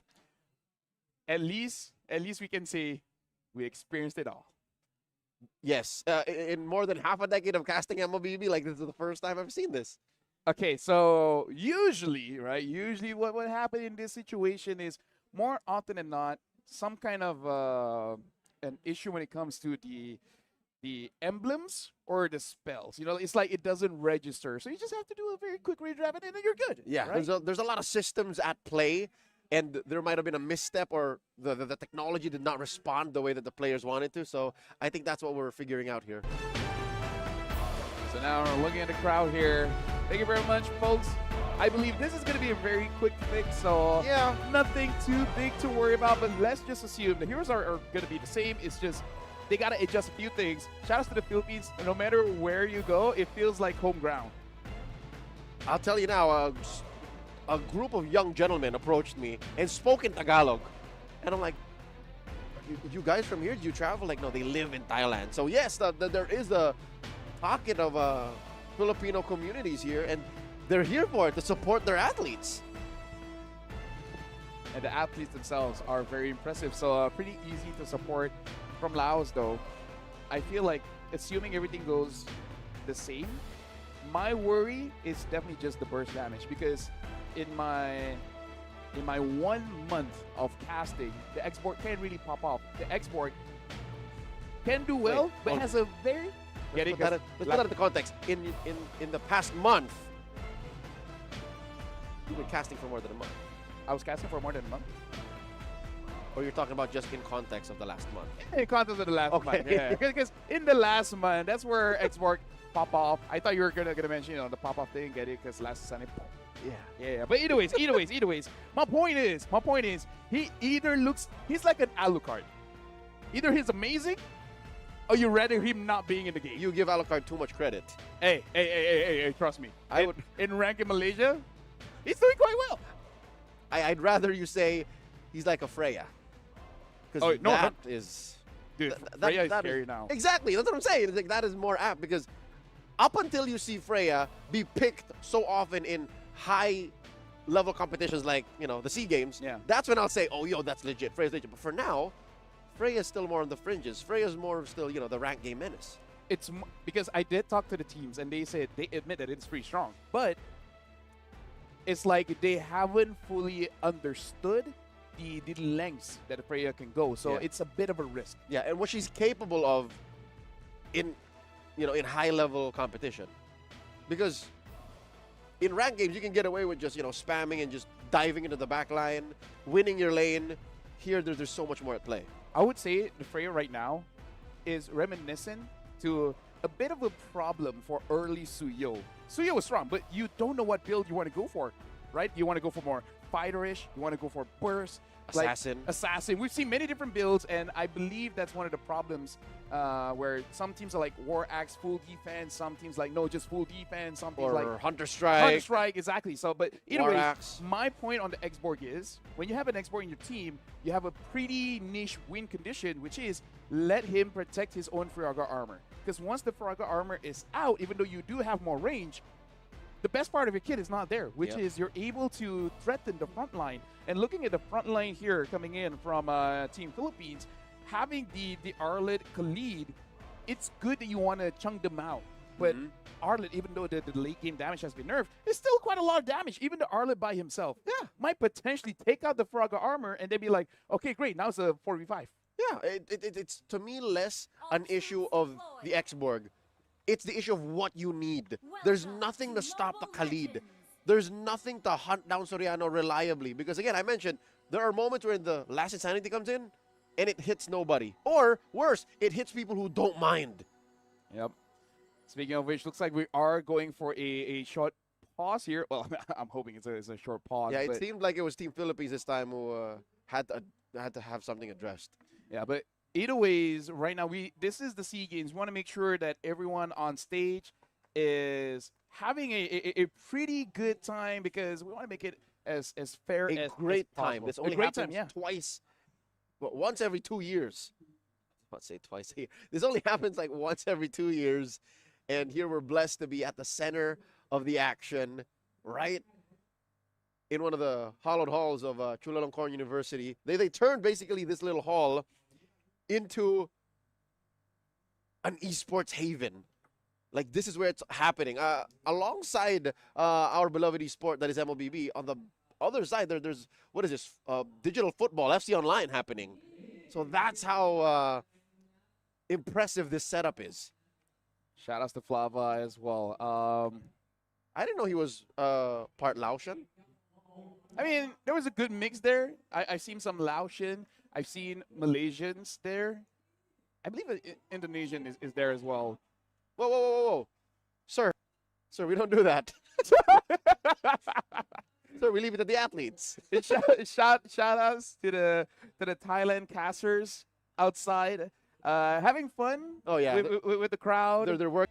You can't win against the Lapu-Lapu one-on-one. You clear the wave, you get out of there. For Team Philippines, they got a pretty comfortable draft because I feel like most of the players got their comfort. Oh, yeah.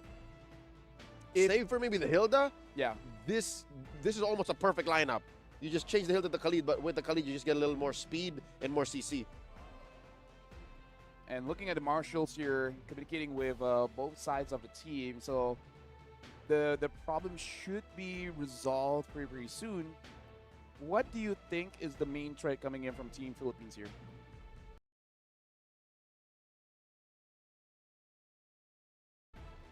It's I know it's like all of them, but you know who's going to be the one that's going to be the biggest headache for the Laotian team to really handle? I'd say it's either these two men to the right of your screen. I'm not that Scolded. I'm so tempted to just go full tank Kimmy. I'm not even kidding. It's like, bro, what am I gonna do if they just one-shot me? You want me to deal damage? Hey, help! They have both now. They have Lancelot and Arlott. And Kimmy is one of the oddball where a marksman where you can miss your. Looking at the rest of the draft again, that is the Lapu-Lapu, the Gatot Kacha, the Yisun Shin, and the X-Borg.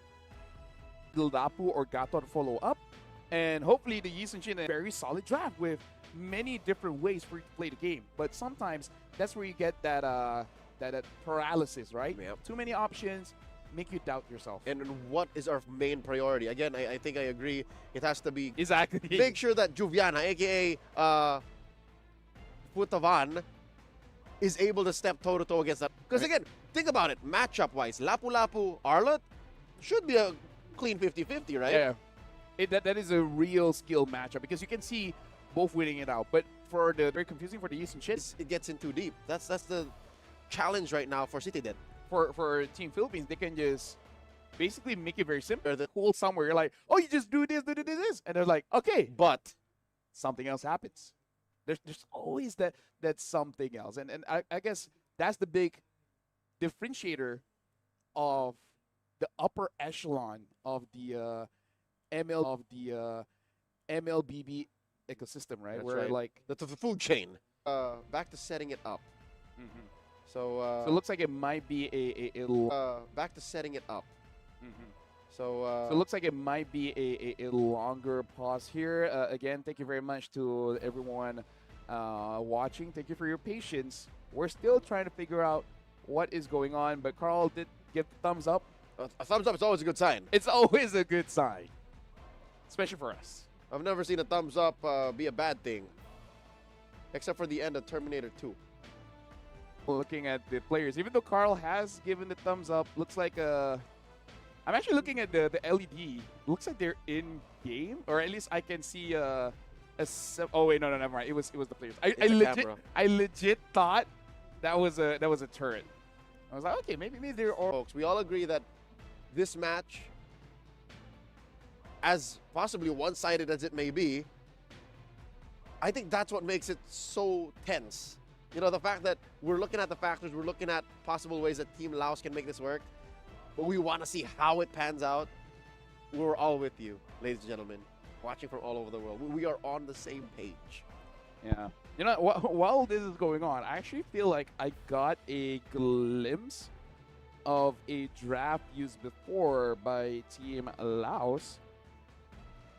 Okay, I would say this is a pretty static draft coming in from them when they were facing against Malaysia. It looks like they have a Alice EXP, a Hayabusa in the jungle with a far submit, Gatot in the roam, and a Ruby gold lane. So it looks like in terms of the drafts, they are pretty in it with the meta.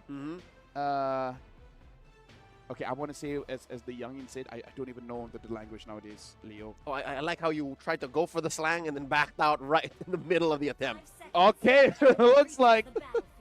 Hold on, we're jumping into the game. Everything's going well so far. It's about to get lit. Oh, ladies and gentlemen, we will have to anticipate just a little bit more. Oh, the tension is killing me. I think I said the wrong slang. That might have been something people said 10 years ago. No. Okay, the match might resume. Okay, I'm going to tell you the slang that Rose taught me. That is so not safe for broadcast. But it means something very innocent. Trust me. Just remind me once we... After the broadcast. After the broadcast. Okay. Speaking of which, All right now, we are looking at it here. We're in the game, no cap. This is real, folks. Ladies and gentlemen, welcome to Game 1 in the best of 2. Okay. All of the theory crafting and all the hypothesizing will now come into play. Pabico taking a good shot here from City Dead. Yep. Looks like both really want to contest for this Lito. Spawning closer to City Dead, but Lancelot. Uh-oh. Especially Carl. Sin Bandit gets choked up, jumped on, forcing out to revitalize the patriarch of Team Philippines. De La Cruz jumps on him, holds on to that sandwalk. Another choke up. The jump onto Upson did not enough damage just yet. Oh my lord, the flicker from the shaft taking him down. Yeah, Pavico gets the kill, and that's because the Revitalize was used quite early. And at that point, Laos should probably have realized, like, okay, without the Revitalize, I really can't take this fight because both Kimmy as well as the Jushin, they deal constant damage, but the Jushin can pick you up. That was a prime example of war for attrition. You know, like little resources, little decisions that you made. That's what cost him that. Vinuya taking a lot of damage. Damage reduction underneath that tier 1 up top keeps him alive. In comes De La Cruz. Vinuya dashing in. Doesn't even care. Yeah, and we were talking about it where Citadel basically has to make a call. Be finding no one, Papico in too deep. Yeah, that's still good for Laos because they got to shut down. They got to shut down on Papico, but look at this. Soriano now having that Sky Piercer and the fact that he is having quite a good lane. Oh, Tin Bandit in trouble.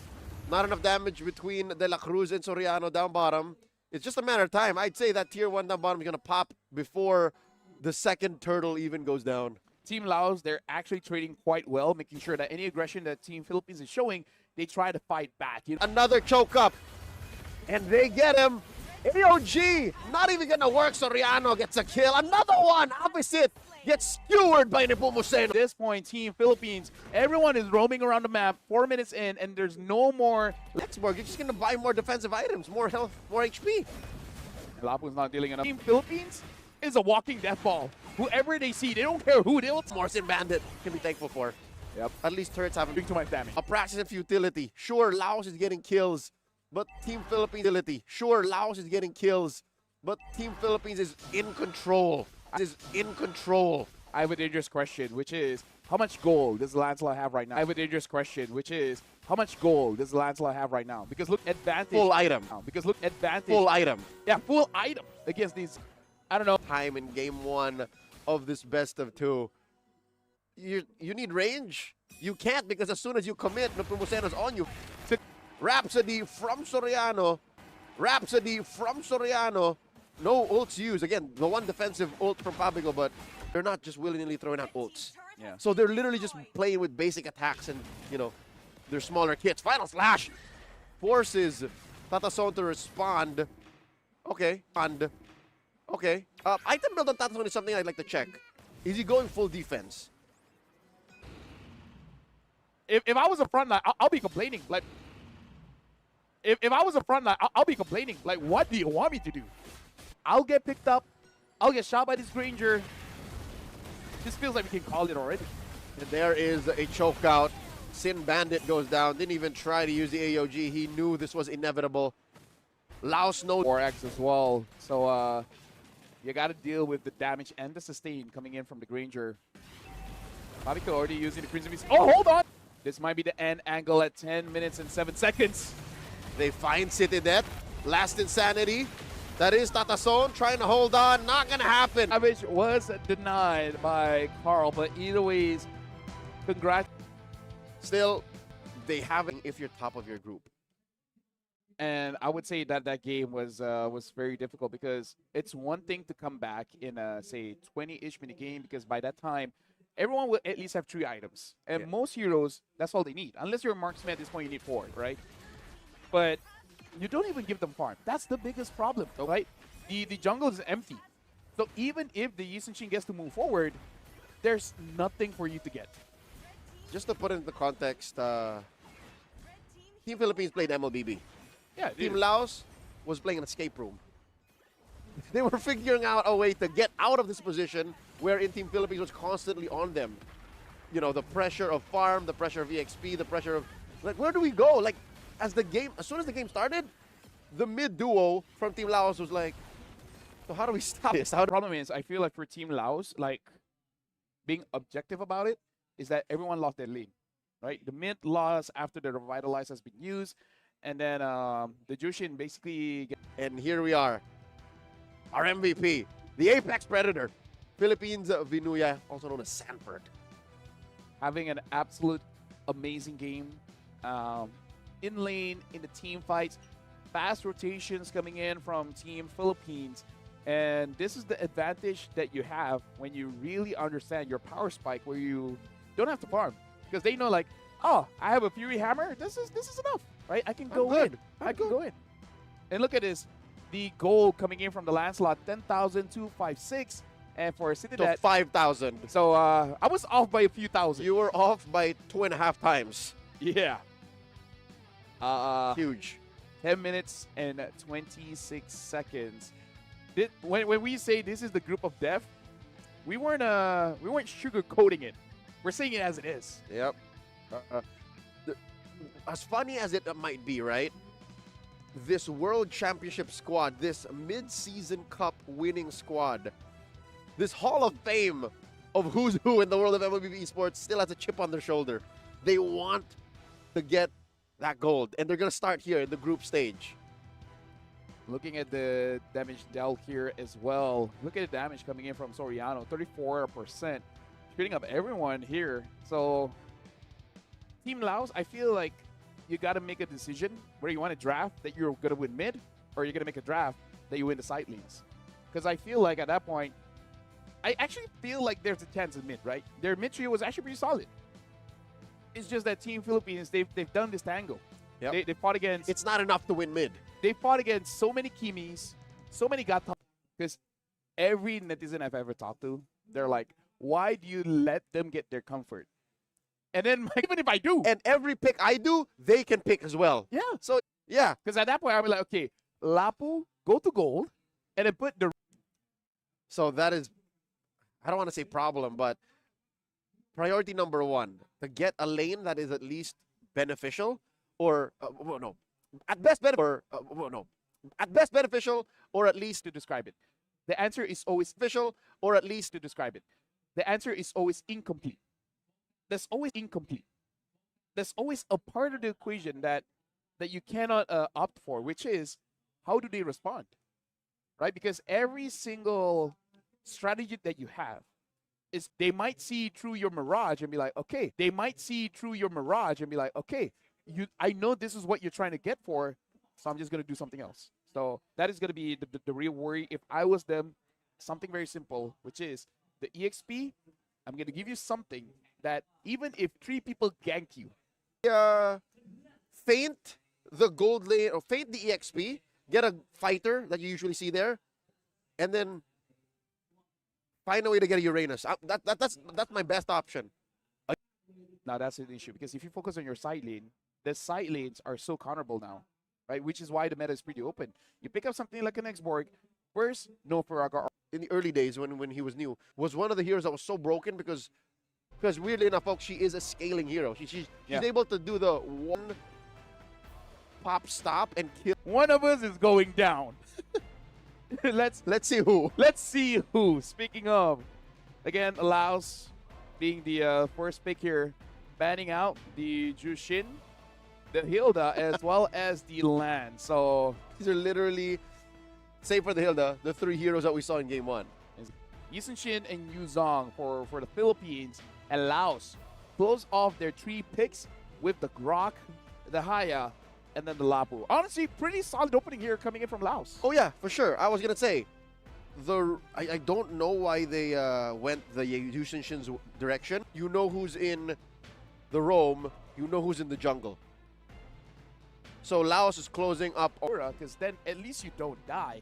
But when you have a Grok as well as the Hayabusa, you want something with a little bit more incentive to fight. Maybe a Farsa. Team Philippines puts a Granger in the hands of Soriano once more. So there is no flexing anymore. We know that this is a gold lane Granger. Eventually, even when they do come dive you, your team will be there to back up. And let me just say, in the previous international tournament, Bruno was picked up every once in a while. And it did look okay. Not the best, but much better compared to Time. But I don't think Time was on their side, man. No, here's the thing. Parsa has to win. Like, there's no... Instead of going for A, dangerous in the forest. Would have fun in the... Yeah. But no, look, it's broken walls. So this might actually... You're in the broken wall. Look, it's broken walls. So this might actually... You're in the broken walls. Sawadi Karob. This is the final game in this series. What an upset would it be if Team Laos equalized? Looks like the Grok is able to get away, no problem. But I think that was all the Team Philippines' plan, because yes, they allowed the initial salvo of aggression, but they got the little wonder. And Carl T's laner going up against Soriano on this green. it's safe. Yeah, it's safe. And the thing is, if there's no Gen coming in, you can actually poke him out, you know? So many threats. Although I would say in this draft specifically, I'm kind of hoping that the Claude delays the double wave because I feel like the Parsa needs 2 items. Level 3, when he died, it was level 2. So I don't know what happened in Vinuya. The Apex Predator fucks up Sin Bandit.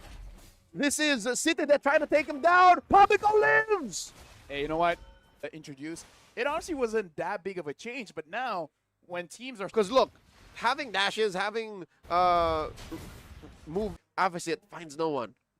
It's rare for you to see a Lapu jumps in and he gets out with less HP. It's in order to be able to deal with Team Philippines so far. It looks like he's not able to do double wave, right? Yep.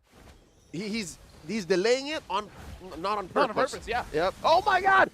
Look at the damage, forcing a defensive shadow kill from City that has no quad shadow. Soriano gets him. I'm pretty sure making sure that this Claude doesn't have any advantage of taking down the turrets. And just by one appearance of Team Philippines, the Claude has no choice but to basically position himself more defensively. And now he's paranoid. He feels like there's more. Well, they're coming. He's not wrong. That is the BMI. AOG uses that Purify. Get out of dodge. De La Cruz. Soriano. Papico on him.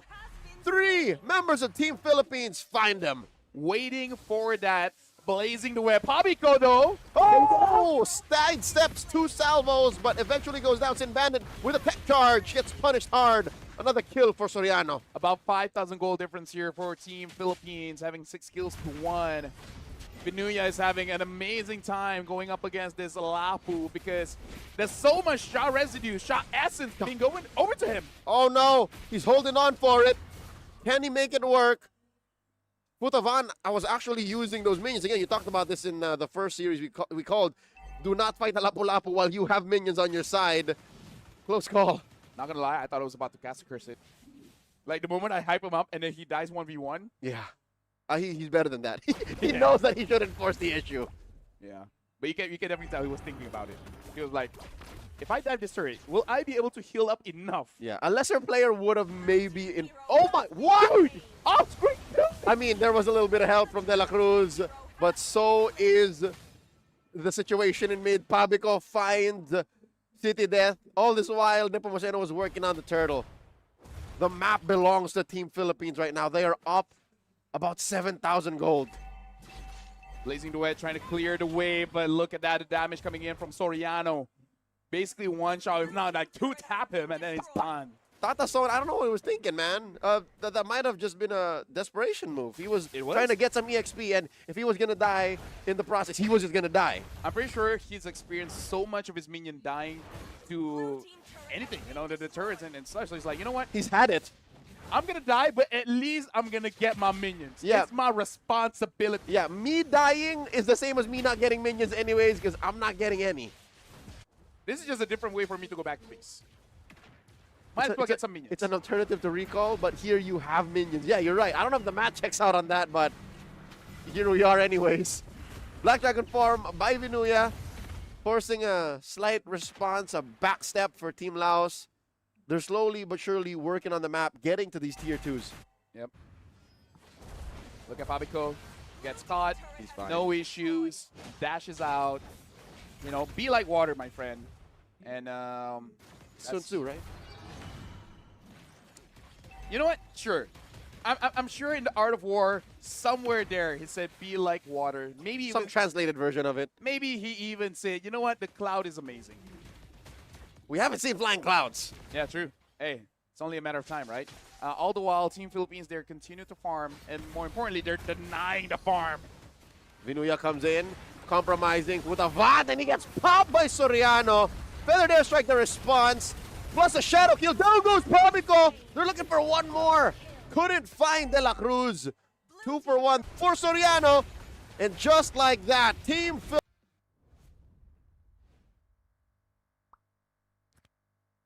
A brand new mode is coming to MLBB. Chaos Clash. Team up in trios. Begin at level 3. and fight on a fresh map with no minions or turrets. During the preparation phase, grab chaos fragments to boost your power. As the match goes on, the Annihilation Tide emerges, pushing the action to the limit. Here's a closer look at how this new mode works. Chaos Clash is a multi-round 3 versus 3 mode. Wipe out the entire enemy team to win the round. Teams lose HP each time they are defeated. If a team's HP drops to 0, they're eliminated. Rounds continue until only one champion remains. When there's an odd number of teams, one team will sit out the round. After certain rounds, heroes automatically level up and earn gold. Use this time to buy equipment and boost your power. All full equipment except boots costs 2,000 gold. From round 11 onwards, teams earn bonus gold. Adapt your loadout and strategy to stay ahead. At the start of each round, master this mechanic and it can swing the battle in your favor. For instance, heroes with knockback or displacement abilities can push enemies into the tide. Surprise your opponents, our heroes. Exciting, innovative, and powerful new strategies await. Are you ready to try them all?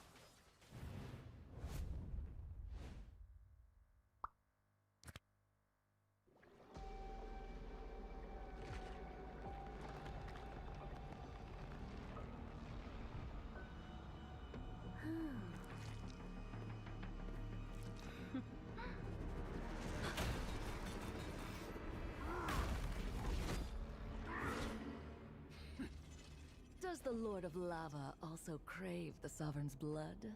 Fool! The tyrant's remains will only bring doom! Their brutal dominion, our warriors were corrupted into foul bonds of decay! Sovereign of the Abyss, Obsidia. The curse still flows within the Sovereign's blood!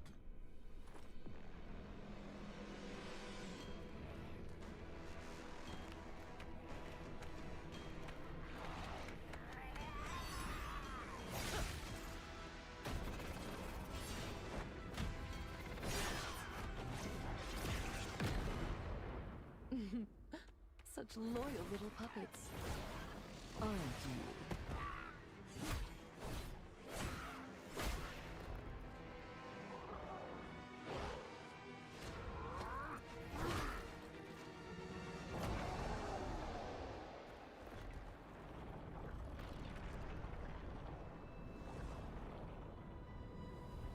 You are merely a puppet, no different from my spawns.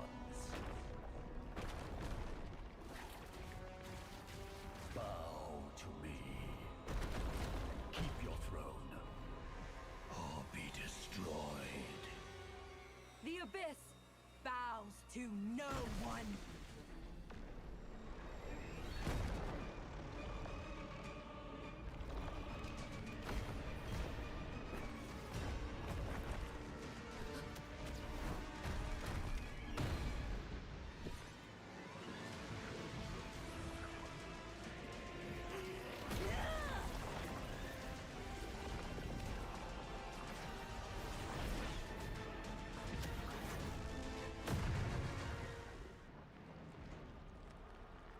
For the Abyss!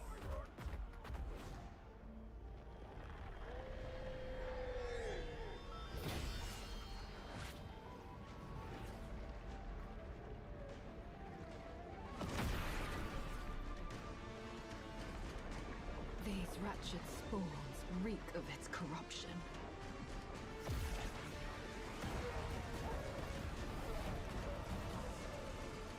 Your sovereign has a god to kill.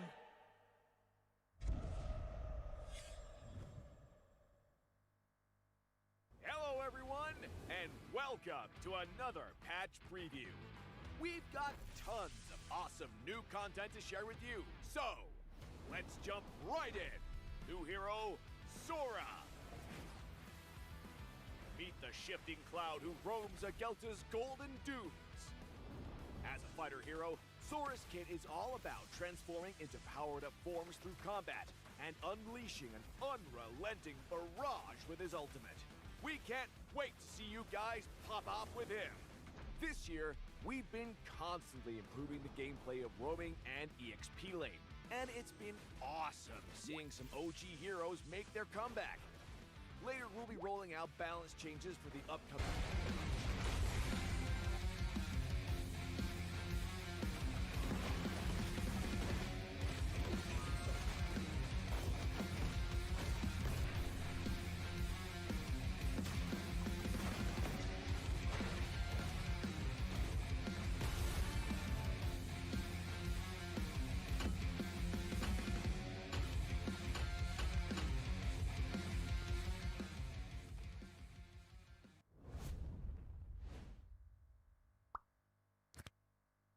A brand new mode is coming to MLBB, Chaos Clash. Team up in trios, begin at level 3, and fight on a fresh map with no minions or turrets.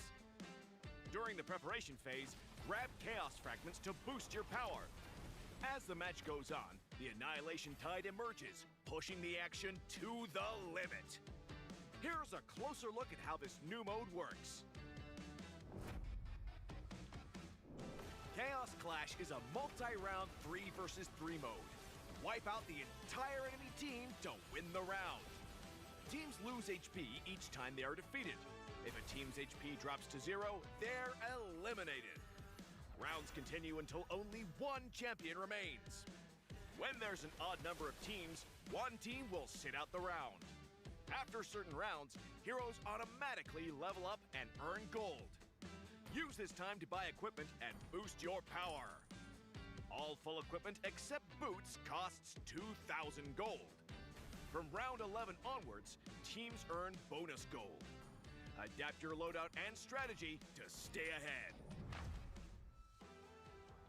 At the start of each round, you will receive random chaos fragments that boost your power. You can also refresh fragments to re-roll their effects, with 2 refreshes per round. The game offers a wide variety of fragments, each with unique effects, so you can mix and match to create your own playstyle. For example, tank fragments make your hero tougher and deal damage back to attackers. Marksmen who pick range-enhancing fragments can safely deal damage from afar. And that's just the start! Countless other powerful fragments and combinations are ready for you to try. As rounds progress, the Annihilation Tide starts shrinking across the map. Heroes outside the tide take sustained damage. Master this mechanic, and it can swing the battle in your favor. For instance, heroes with knockback or displacement abilities can push enemies into the tide.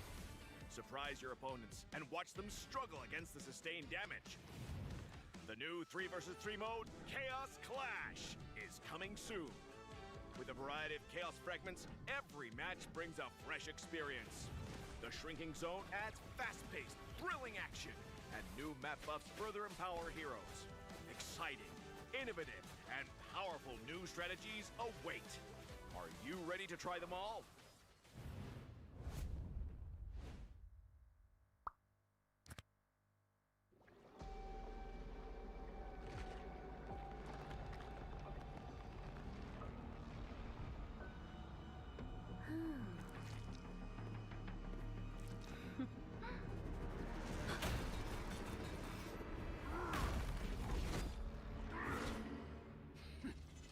Does the Lord of Lava also crave the Sovereign's blood? Fool! The tyrant's remains will only bring doom! Under her brutal dominion, our warriors were corrupted into foul bonds of decay. Sovereign of the Abyss, Obsidia. Her curse still flows within the Sovereign's blood.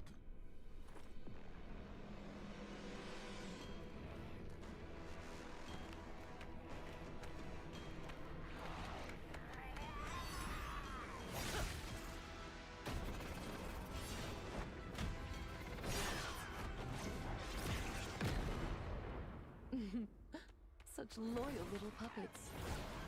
Aren't you?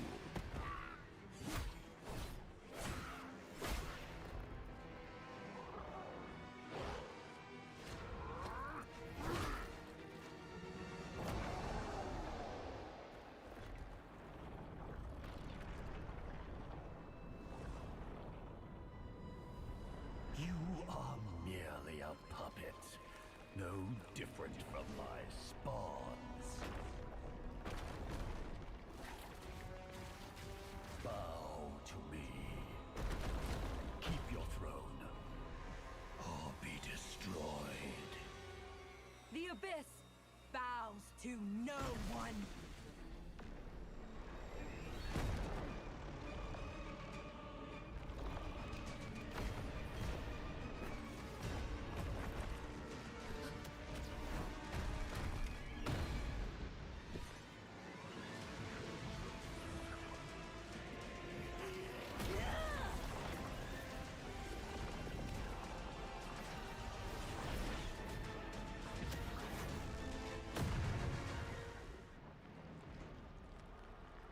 For the abyss!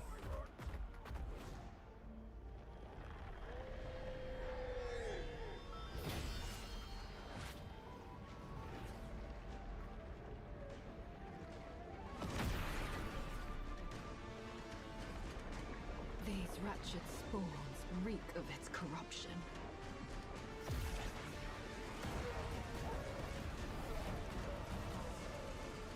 Your sovereign has a god to kill.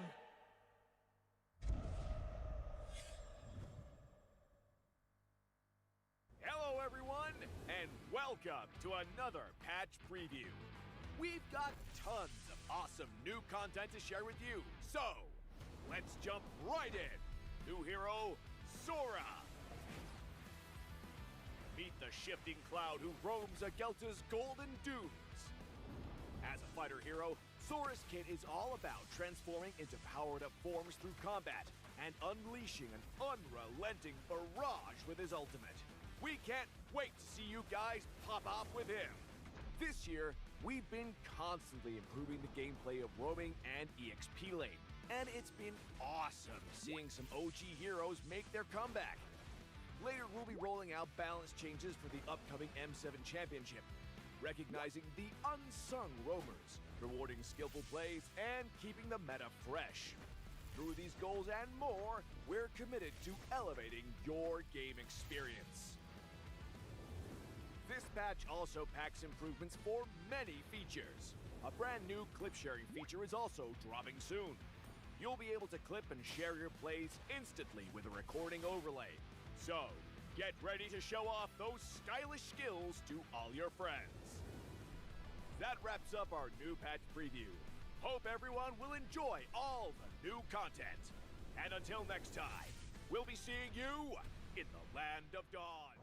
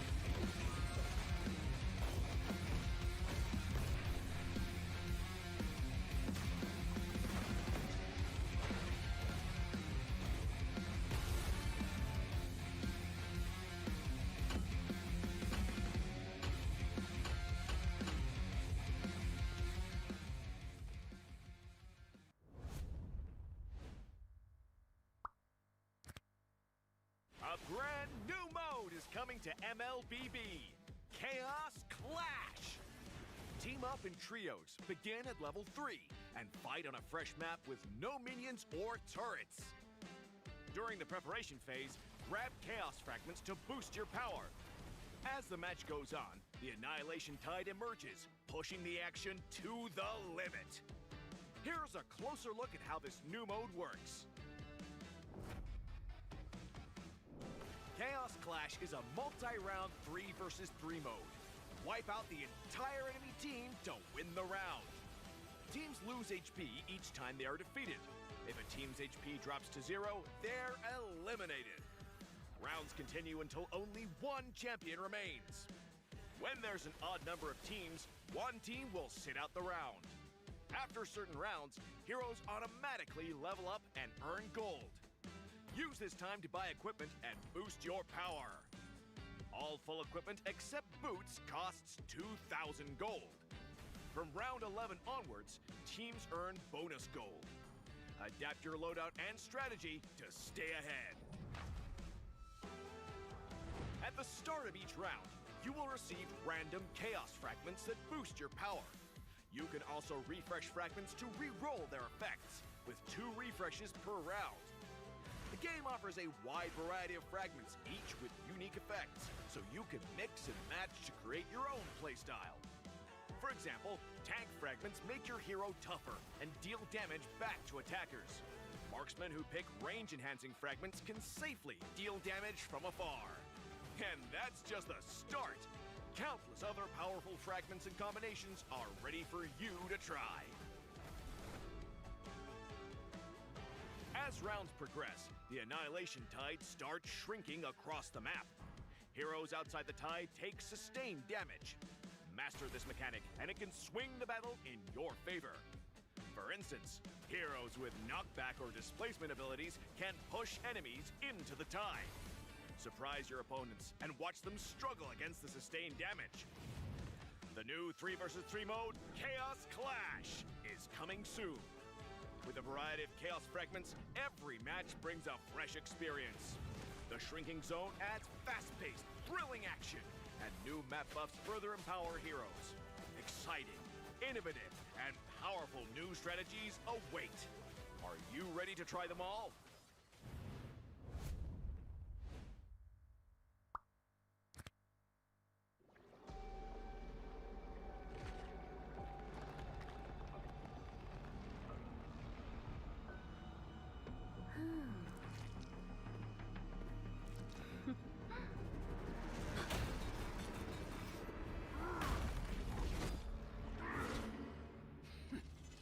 Does the Lord of Lava also crave the Sovereign's blood?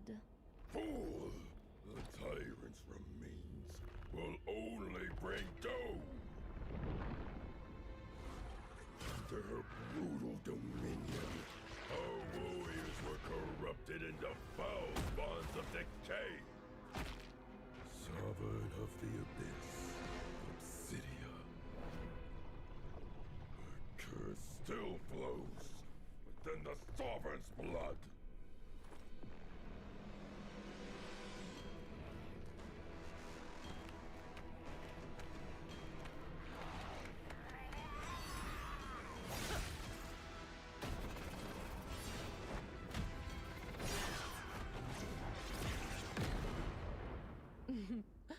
Such loyal little puppets, aren't you?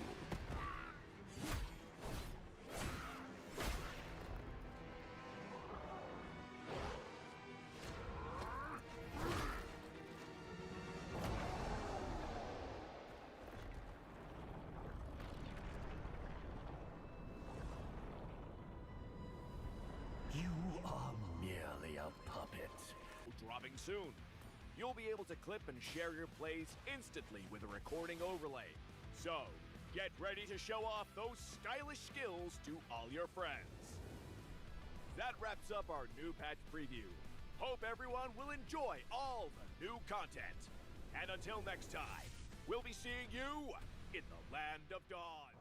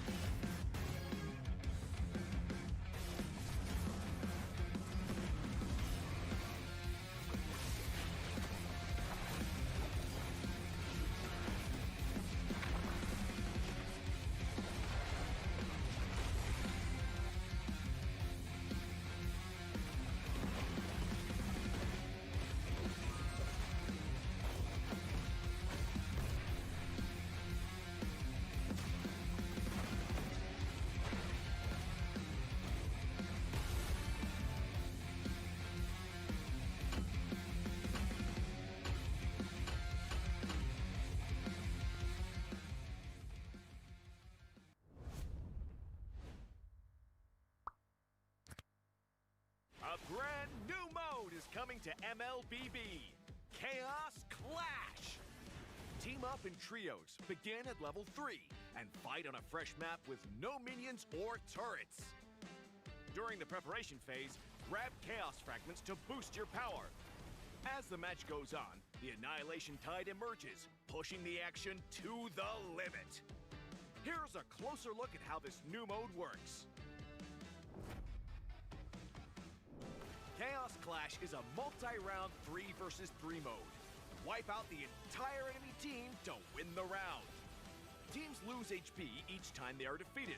If a team's HP drops to 0, they're eliminated. Rounds continue until only one champion remains. When there's an odd number of teams, one team will sit out the round. After certain rounds, heroes automatically level up and earn gold. Use this time to buy equipment and boost your power. All full equipment except boots costs 2,000 gold. From round 11 onwards, teams earn bonus gold. Adapt your loadout and strategy to stay ahead. At the start of each round, you will receive random chaos fragments that boost your power.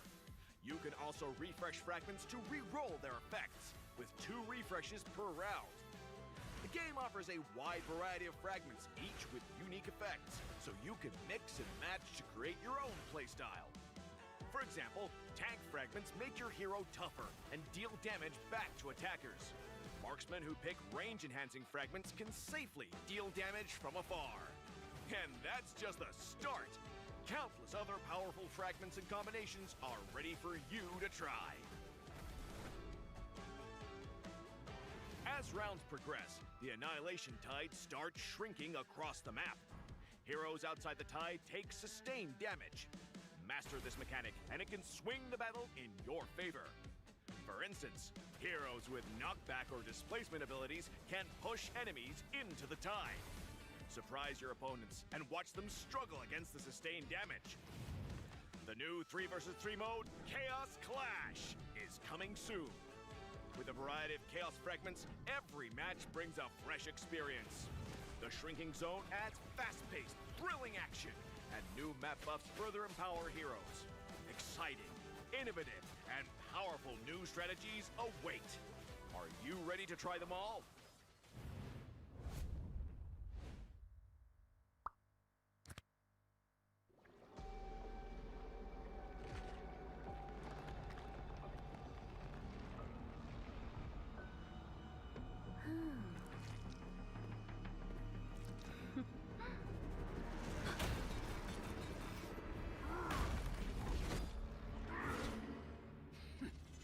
Does the Lord of Lava also crave the Sovereign's blood? Fool! The tyrant's remains will only bring doom!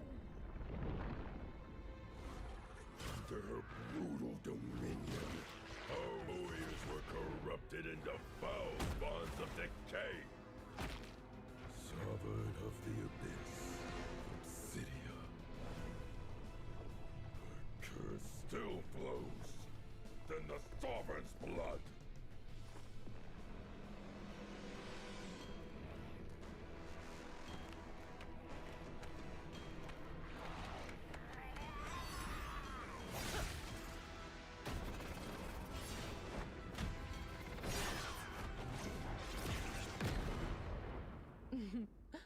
Such loyal little puppets, aren't you?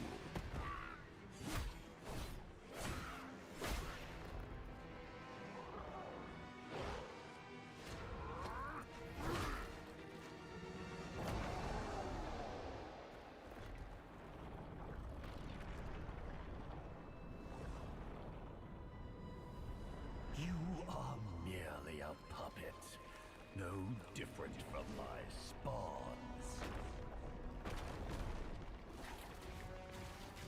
Bow to me. Keep your throne, or be destroyed. The Abyss bows to no one.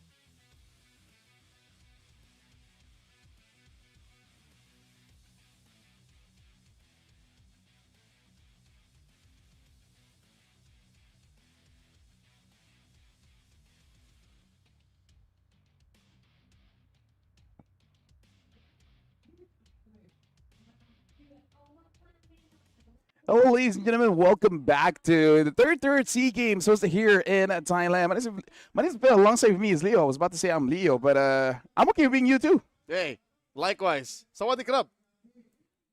And Sawadee Ka, just to more To get everybody in. just to get everybody. And speaking of, we're about to jump into the third match. Thailand going up against Vietnam. Shout out to our host, by the way, Yuki, as well as Poji up on stage.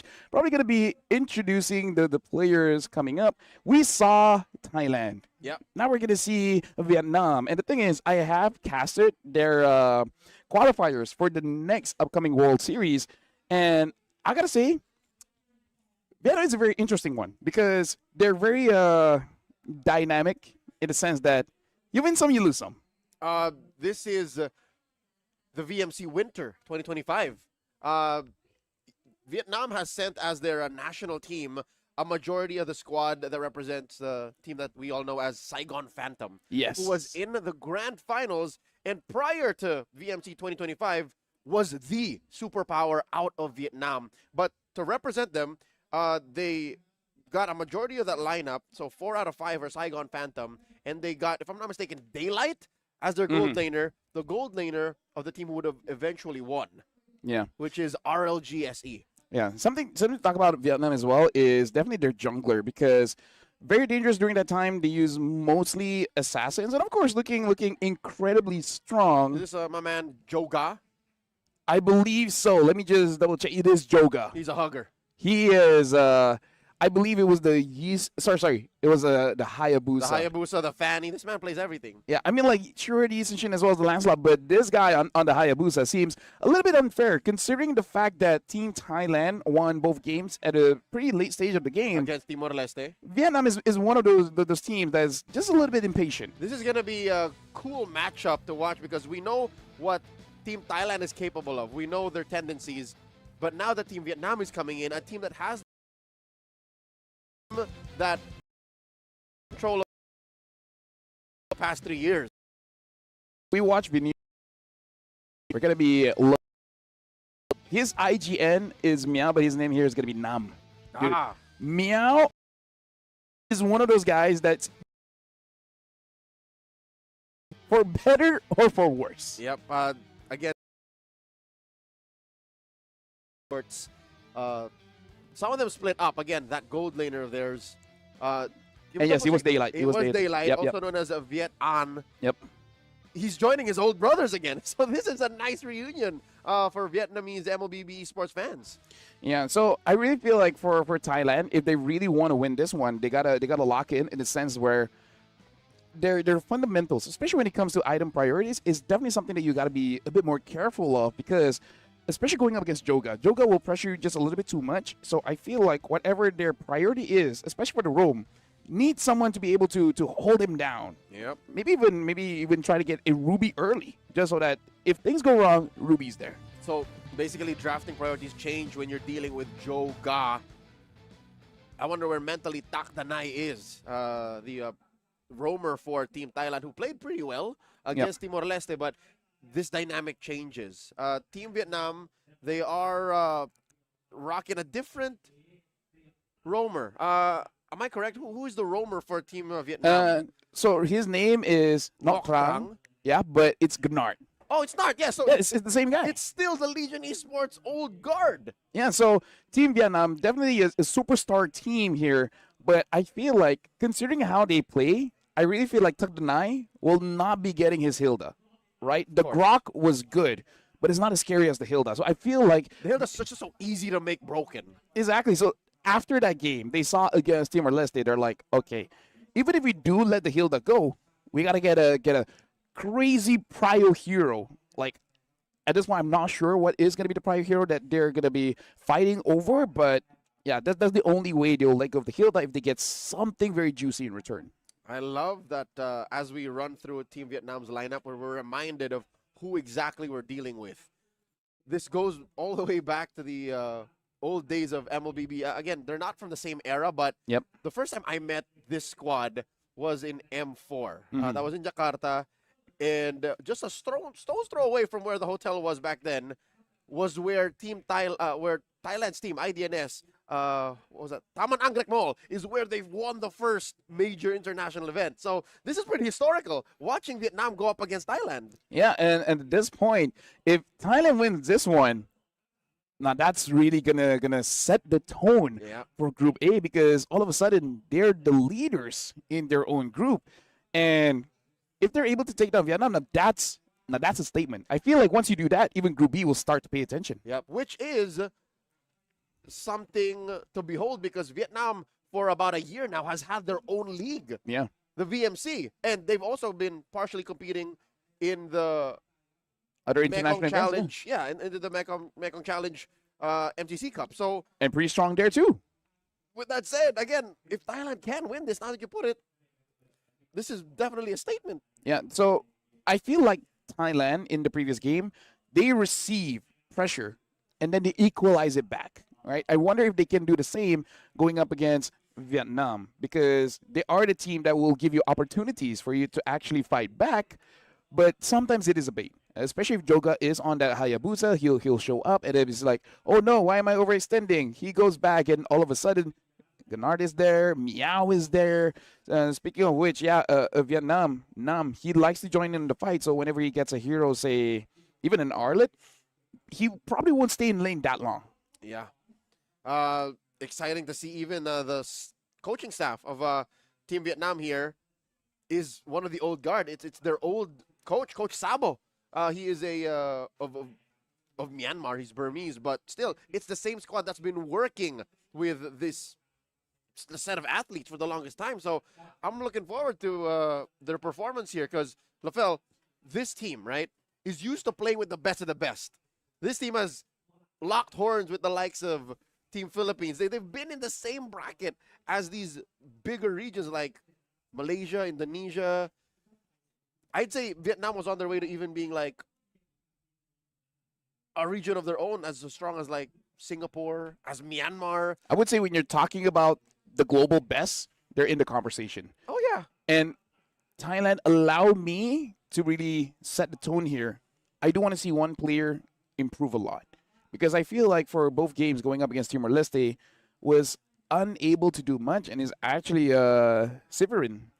Game 1 on the Kimi, Game 2 on the Farsa, and unfortunately not being able to contribute that much damage. And in this meta, where we did discuss earlier today, it's not a hyper carry meta. You know, it's not like one person does all. It's not like a Claude 1v5, a Granger 1v5, a Bruno 1v5. Right now, everyone has to contribute, especially if you're using a Kimi, a Farsa. You got to take down someone. And considering that you're going up against Hyde, which is Kwang Nguyen Yen, not going to be easy. Not going to be easy. Yeah, Vietnam is an all-star lineup. So Thailand, there are no free meals. You can't just coast and say, yeah, I'll just do orthodox Farsa things. I'll just do what is expected of me. No, Vietnam will not allow for that. You got to go above and beyond. Exactly. Right? Okay, this is my job, but I'm going to get a bonus. Right? I'll show the boss, this is why I'm here. But that's all the more impressive if they're able to take down Vietnam. Because as we're talking about the accolades of what the athletes coming in from Vietnam has done, if Thailand is able to overcome that, this is a good story for them and the folks here in Thailand to say, like, everyone knows this is an uphill battle. Yep. And if you're able to climb, that's going to be a start of a historical journey. Yep. The greater the mountain, the greater the view. So Yeah. imagine if they do get to the peak and say, I never climb a mountain. I Neither don't have I. get the view. neither have I. But we have flown over a few. Pretty good views as well. Pretty good views as well. So if you can climb a mountain, take a flight. Much easier. Yeah. But there are no free flights here. Again, Thailand has to go through Vietnam in a best of two. You know what? I'd say a 1-1. If they're able to go 1-1 against Vietnam, then that would still be a pretty big message. Yeah, for sure. So that's all that I'm really thinking that Thailand needs to improve, because I really feel like, okay, Jaya Crit as well as an EXP laner, the decision making of when to go in and out, I think it might be a team thing rather than an individual thing, because sometimes I see him dive in. It seems like an individual play. I just don't know whether that was his call or it was the team's call, which is just to separate everyone else from the other members of Team Thailand, where I feel like both of us were accustomed to the EXP setup and then everyone dives in. Yep. But this one is just to separate. Yep. Which I think causes the one player to suffer the most is Pia. It's in that weird separation that somehow in the mid game, Pia loses himself. Pia's like, I guess I'll have to play for the late game because he's the one who suffers when the follow through isn't as clear. So again, besides that mid laner, I need to see that jungler. I need to see Pia step up because if he doesn't, Joga's gonna run him over. Yeah, Hayabusa first kill around 15 minutes of the game. Yeah, at 0, that was what 0 and 2 or something like that. Yeah, 0, 2, and 2. Yeah, and then his Yusun Shin was at like He had 2 early kills and then 2 deaths. Stopped. Yeah, And he stopped. and then when he's full build, 6. literally full build, Yeah. that is like, okay, The last item. my time. The last item, Malefic Roar. There you go. So again, make better decisions. In addition to, leashing in, reining in your XP laner to help you get the power spike sooner, make better decisions in game.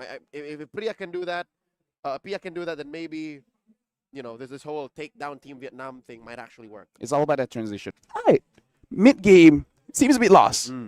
Late game, okay, now we're back, right? So that awkward phase is the mid game where you start to contest for the third turtle, the first 2 lords. That's where it becomes a little bit iffy, where they're kind of like, okay, how do we position? How do we take the fight? How does our mid laner actually positions? Like a little bit more aggressive or just trying to make sure that you don't take a lot of damage? They got to learn how to be handsome with a buzz cut. Whatever that means. Whatever that is equivalent to in Whatever it MLBB is to terms. you. Whatever the most popular haircut that is hard to pull off here. Like a burst fade. A bullet. Let me just say, Have you seen the bullet? It's No. a buzz cut mullet. what? Yeah. Dude, let me just say, Leo, there's so many haircuts that I cannot rock with. I think And God knows I've tried. categorically there are more haircuts that we cannot. I think I tried the braids. Nuh-uh. I've yet to meet someone who can just literally pull anything off. Those people exist, we just don't meet them. I think I met Our one of them. circle. I think I met one of them. It's a gentleman by the name of Rockhart. I can see that. Yeah. I can see that. The only thing I've never seen him do is like short hairstyles, like buzz cuts or like fully bald. I've tried bald. Yeah. Either ways, right now we are looking at the players of Thailand. They Setting are setting things up. They do have the momentum here. I do not have the score for Team Vietnam. Where is Team Vietnam coming from? Exactly. Like, are they after a win, after a loss? You know what? Buy me some time. I'm going to check what was the schedule. Like, who were they fighting against previously? I can't read the body language on Team Vietnam, mainly because they've been doing it for so long and that they've been a team for so long. Even with old teammates coming back, it just feels like another day in the office for them. Look. So looks like their match earlier was the first game of the day. They went up against Myanmar. I wonder how that went. And that was just one game. So they only had one game so far. And I've came across. Oh, thank you very much. Oh, so they lost against Team Myanmar. 0-2. Who, by the way, is the majority Falcon Esports. So if Team Thailand wins against Vietnam here, pretty safe to say that, they're at least number 2 and number 3. Yep. And look at this. Look like Malaysia only has one match so far. They played only one match. Later on, they'll face Team Indonesia. And Indonesia has played 2 already. Oh, so one against Singapore and one one against Laos. Philippines. Oh, one against Philippines, yes. So, they've yet to play Laos. So it looks like Indonesia has lost 0-2 against Philippines and 1-0 against Singapore. Group B is really starting to show up.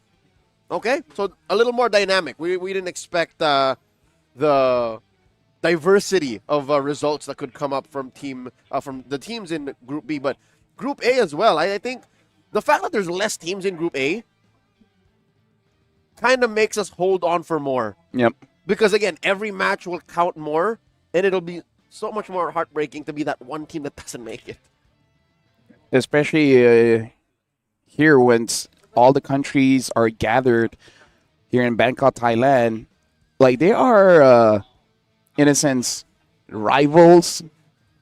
But you know that once the game's over, they just like to chill. Oh, you know, yeah. like, hey, how's your day? Have you had breakfast? Oh, Did yeah. you eat this? You know? I think that is the situation I saw Team Philippines and was that Team Laos? I just know that for sure. These athletes, they just chum it up after. Yeah. Shout outs to Philippines, especially Sanford. Very nice guy, very humble dude, very easy to approach. But yeah, so it's very bittersweet.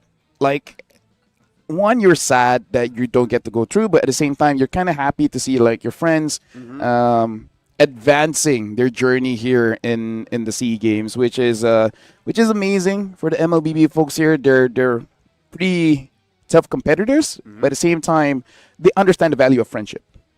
Oh, yeah. Just to add to the sweet part of this whole endeavor, it's an honor and a privilege to be able to represent your country. You know, to do this. It's an honor for us to cast. Oh, yeah. Anytime, every time we're able to don a pair of headphones and deliver the narrative for competitions like this is such a great honor. I would not trade it out for the world. Yeah. Speaking of which, I do hope the MLBB scene here in Thailand continues to expand. You and I both. Because we know the talent is here, right? They just need more platform. That's it. They love it. We're talking about talent in terms of athletes, competitors, coaches, the brains behind the operation, even voices. The broadcasters who take care of the main stage right now in the Thai language are kicking quite a bit of butt. Like, they're hyping up people who don't even speak Thai. Because remember, the prior match was Team Philippines, right? Half the hall were Filipinos who live in Thailand. Yeah. They were on with it. Yeah. Met them, very, very nice people. Right now, we are looking at everyone setting things up here. It looks like, I think they're just making sure everything is okay with the job before we really jump in. Yeah, this looks like what they call in the business a ping test. Yeah. And they're about to just load in.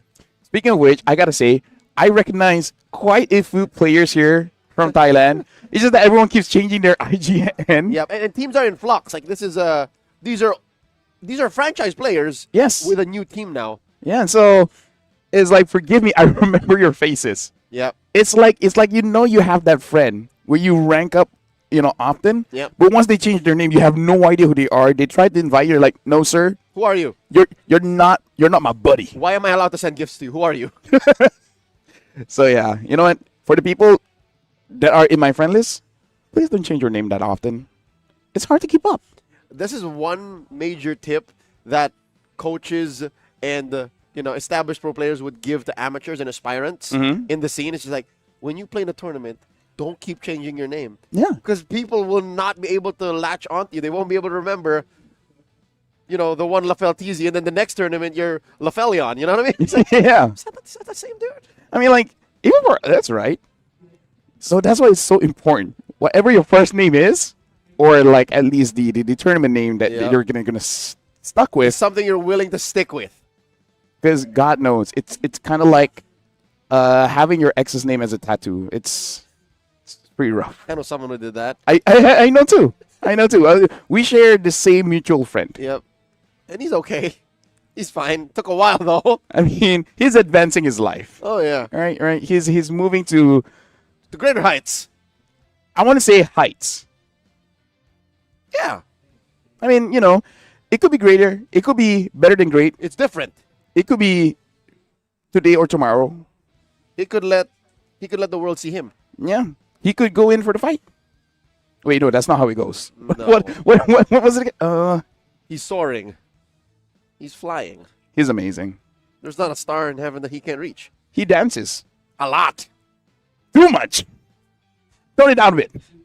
I support whatever he wants to do, all right? Yeah, I do too. I do too. This is just a test to see if he's watching. Probably not, but If he's not. Because if he texts us, then we're like, okay, then we know. He's not. He's busy dancing right now. That's why I say too much. We miss you, Jose. We miss you. Sending love from Bangkok, Thailand. Folks, we are just waiting for our athletes to finish their ping test. Again, the nature of this competition is electronic sports. So this is the equivalent of a basketball player checking if the court is up to snuff, if the hoop is the right size. It's amazing how you can grab the ball, bounce it once, and you're like, Nah. Nah. The floor is not even. No, it's the same. It's like you touch the joystick. What's up? Nah. Nah. Try to buy an item. No. No. I gotta change the position of that. Something about the frame rate here doesn't seem correct, sir. Yeah. Something about this sensitivity is not sensitive enough. This little minion over here. It's a bit too rough. It's a bit too tough for me. It usually takes me 3 attacks. What's going on? That takes me 2.78. Hey, that's how precise you got to be a pro player. What is something that I would notice instantly? Okay, my suits. Like in Malaysia, we have like basically a uniform, right? Right. You have that one suit that is a uniform. No, I can tell. Is it this one? No. On his chair, and I'm like, yeah, the shoulders on this are a little smaller, but it kind of fits. So it happens, you know. So some You got to roll with the athletes- punches. Some athletes, some performers are more versatile like that. Speaking of, right now we are looking at the schedule, including Stadium A as well as Stadium B, and the matches that have gone through. Well, I would imagine have gone through. Let's look at Vietnam here, and yeah, it's only one match against Myanmar. I believe they have one more match after this, which is going up against Timor-Leste. Yes. So today they're going to be fighting 2 matches here. A little later in the evening. Yeah. So that is their one last chance to score points. I think Vietnam's going to be fine. I think Vietnam will make it. There, see, they're playing the 5:30 p.m. scheduled match. Yep. So after that is going to be Singapore going up against Laos. Stadium A continues with Thailand going up against Myanmar. And considering that Myanmar has, a pretty good start. Yeah, look at this. This is what they're playing with. Ah, Yeah. it's a different room entirely. Yeah, very, very different room. So I want to say, like, the thing after the stadium part, Uh-huh. but I don't want to sound insensitive. We are doing this in the Sala Frakiao Hall in Chulalongkorn University. Thank you very much. I know myself. I want to pronounce it as local as I can. Uh-huh. I've tried it a few times. I'm pretty off-screen. sure the locals would understand when we try to say it. Yeah? It takes practice. Yeah. Sala Frakiao. Oh, sexy. It's okay. Yeah. All right. I got Kala the- Pacquiao. Nah, that sounds too white. You missed a couple. You Yeah. missed a couple. There's a few syllables there. You missed the, you Hey, skipped through. Hey, practice. All right, practice. I'm so used to rushing through things. Don't. I gotta take it slow. When you're in Bangkok, See games. there you go. Yeah, but then that implies just watch the games. Why not? Hey, why not? You gotta watch the games. Well, I would right? love to see this game Thailand begin. against, dude, I would love to as well. I love this team. Again, we set up so well how. You know what? I take it back. We never considered what happened between Myanmar and Vietnam.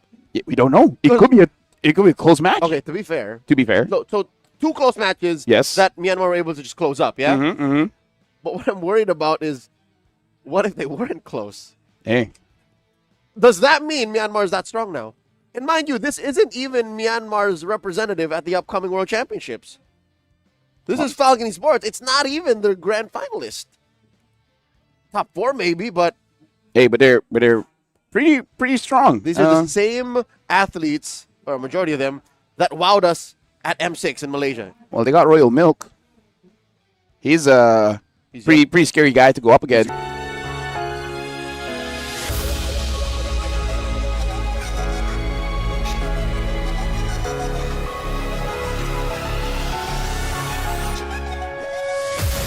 Walking through all the flames, gonna get there someday. Getting closer to my dreams, even if it's just 1%. And after all the rain, I could still feel the fire in me. Watch me, I will reach 100. Light. The dream is calling in the night, telling me that this is what I've needed. which is a fun pastime, which I haven't participated in a while. As you get older, kicking each other, unless you're a professional. I hurt myself standing up This morning? a few mornings a week. Oh, it's not even like a singular occurrence. It's a recurring. Yeah. Oh, you know what? Occurrence. I'm glad I'm casting with you. Oh, yeah? You make it fun, yeah. Likewise. Yeah. I could not imagine what else to talk about. Yes. Because to some extent, right, we can only really theorize what's going on in the other broadcasts. To some extent, right, we can only really theorize what's going on in the other broadcasts and what the other teams are up to. Because, again, it's 3 simultaneous broadcasts happening. Folks, that's how in-depth the SEA Games is and how the competition between these 4 and 5 teams, respectively, across 2 different groups are going. I wish there was more happening in Group B, but I think it's in that last slot that's really going to make a difference. Yep. Trying to check out the other streams as well. Looks like Eyes on the Bahasa stream, this one? yeah, they're preparing too. Yeah. You know, they're having the same experience. I wonder if they've started talking about martial arts. Okay, so I'm just skimming through the previous game, Indonesia going up against Singapore.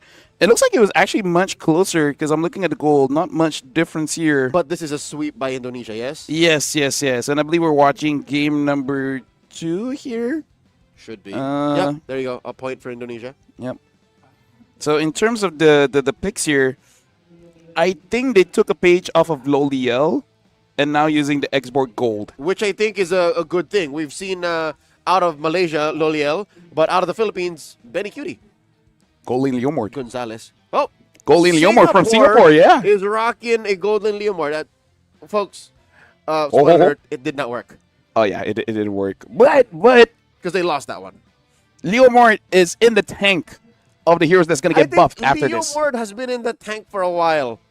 There's a couple of teams in the Philippines that meaning like the changes kind of change the way you use him. Oh, 'Cause- in the upcoming patch. Yeah, because the passive right now is when the enemy's low, Oathbreaker, yeah. crit, right? Sure.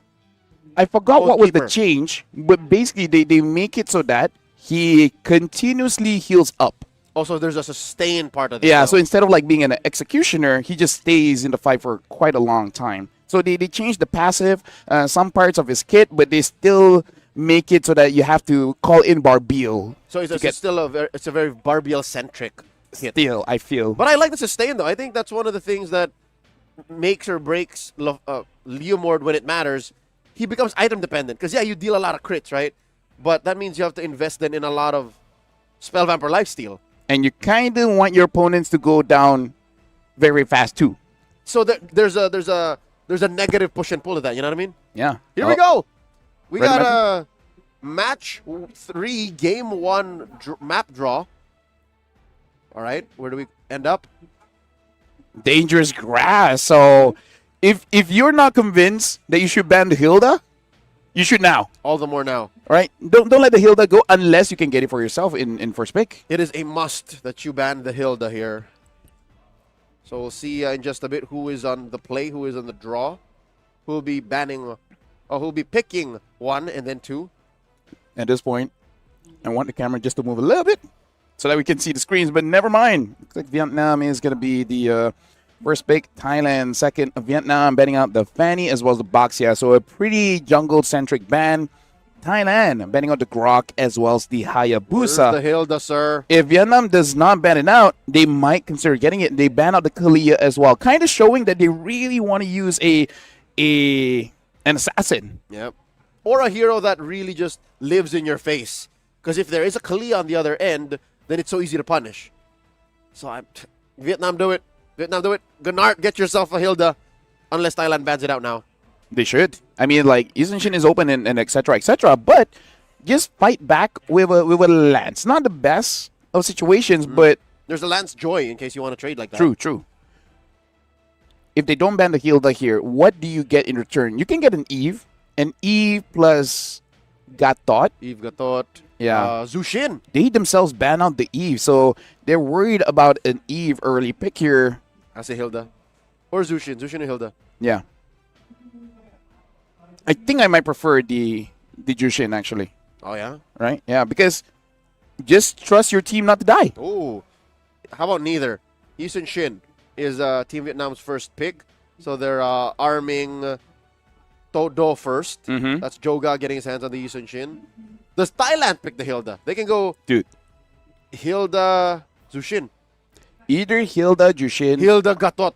or Hilda plus an EXP. So they pick up a Lapu here. Hilda Lapu.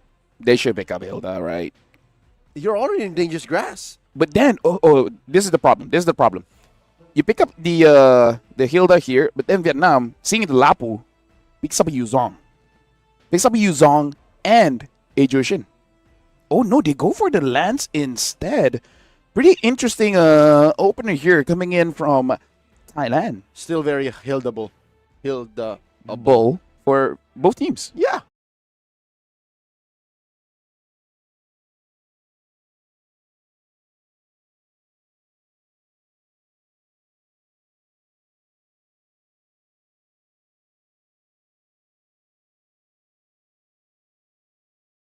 Or Farsa. So they go for the Gatot. So they neither don't, neither okay. teams are Hilda believers.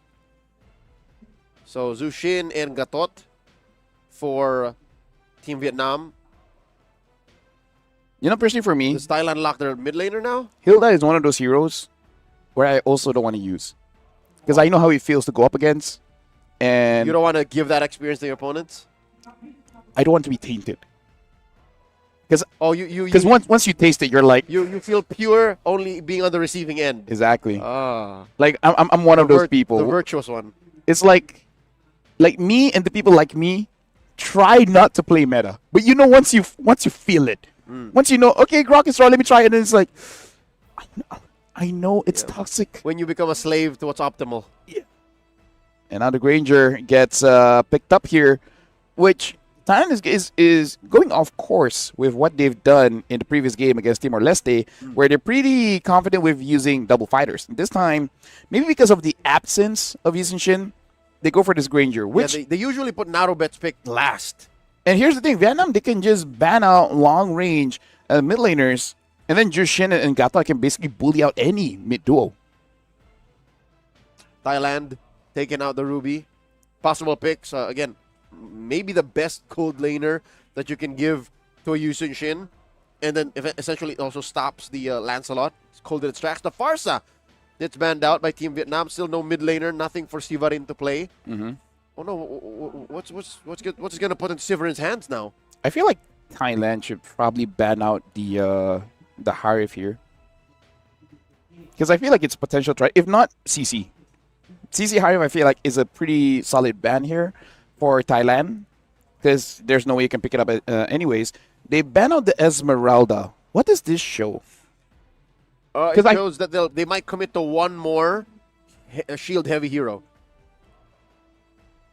The last time I saw that was from Indonesia with the Angela.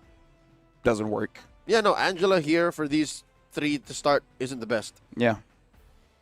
So They should have invested in another gold laner, a different gold laner, but not this. I'm looking at the pool for roamers, and they go for the Khalid, which probably is one of the better ones, because if you go for a front line like a high loss, it's good, but then you see there's a Jushin, and then you're like, nah, not gonna take that. And still hiding their mid, by the way. Lafel, look Yes. at the first 4 picks of Thailand.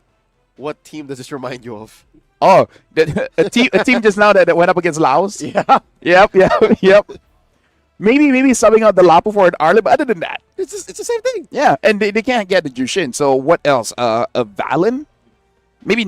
Ooh. Wait, Arlet. I hope this is that a gold lane Hellcurt?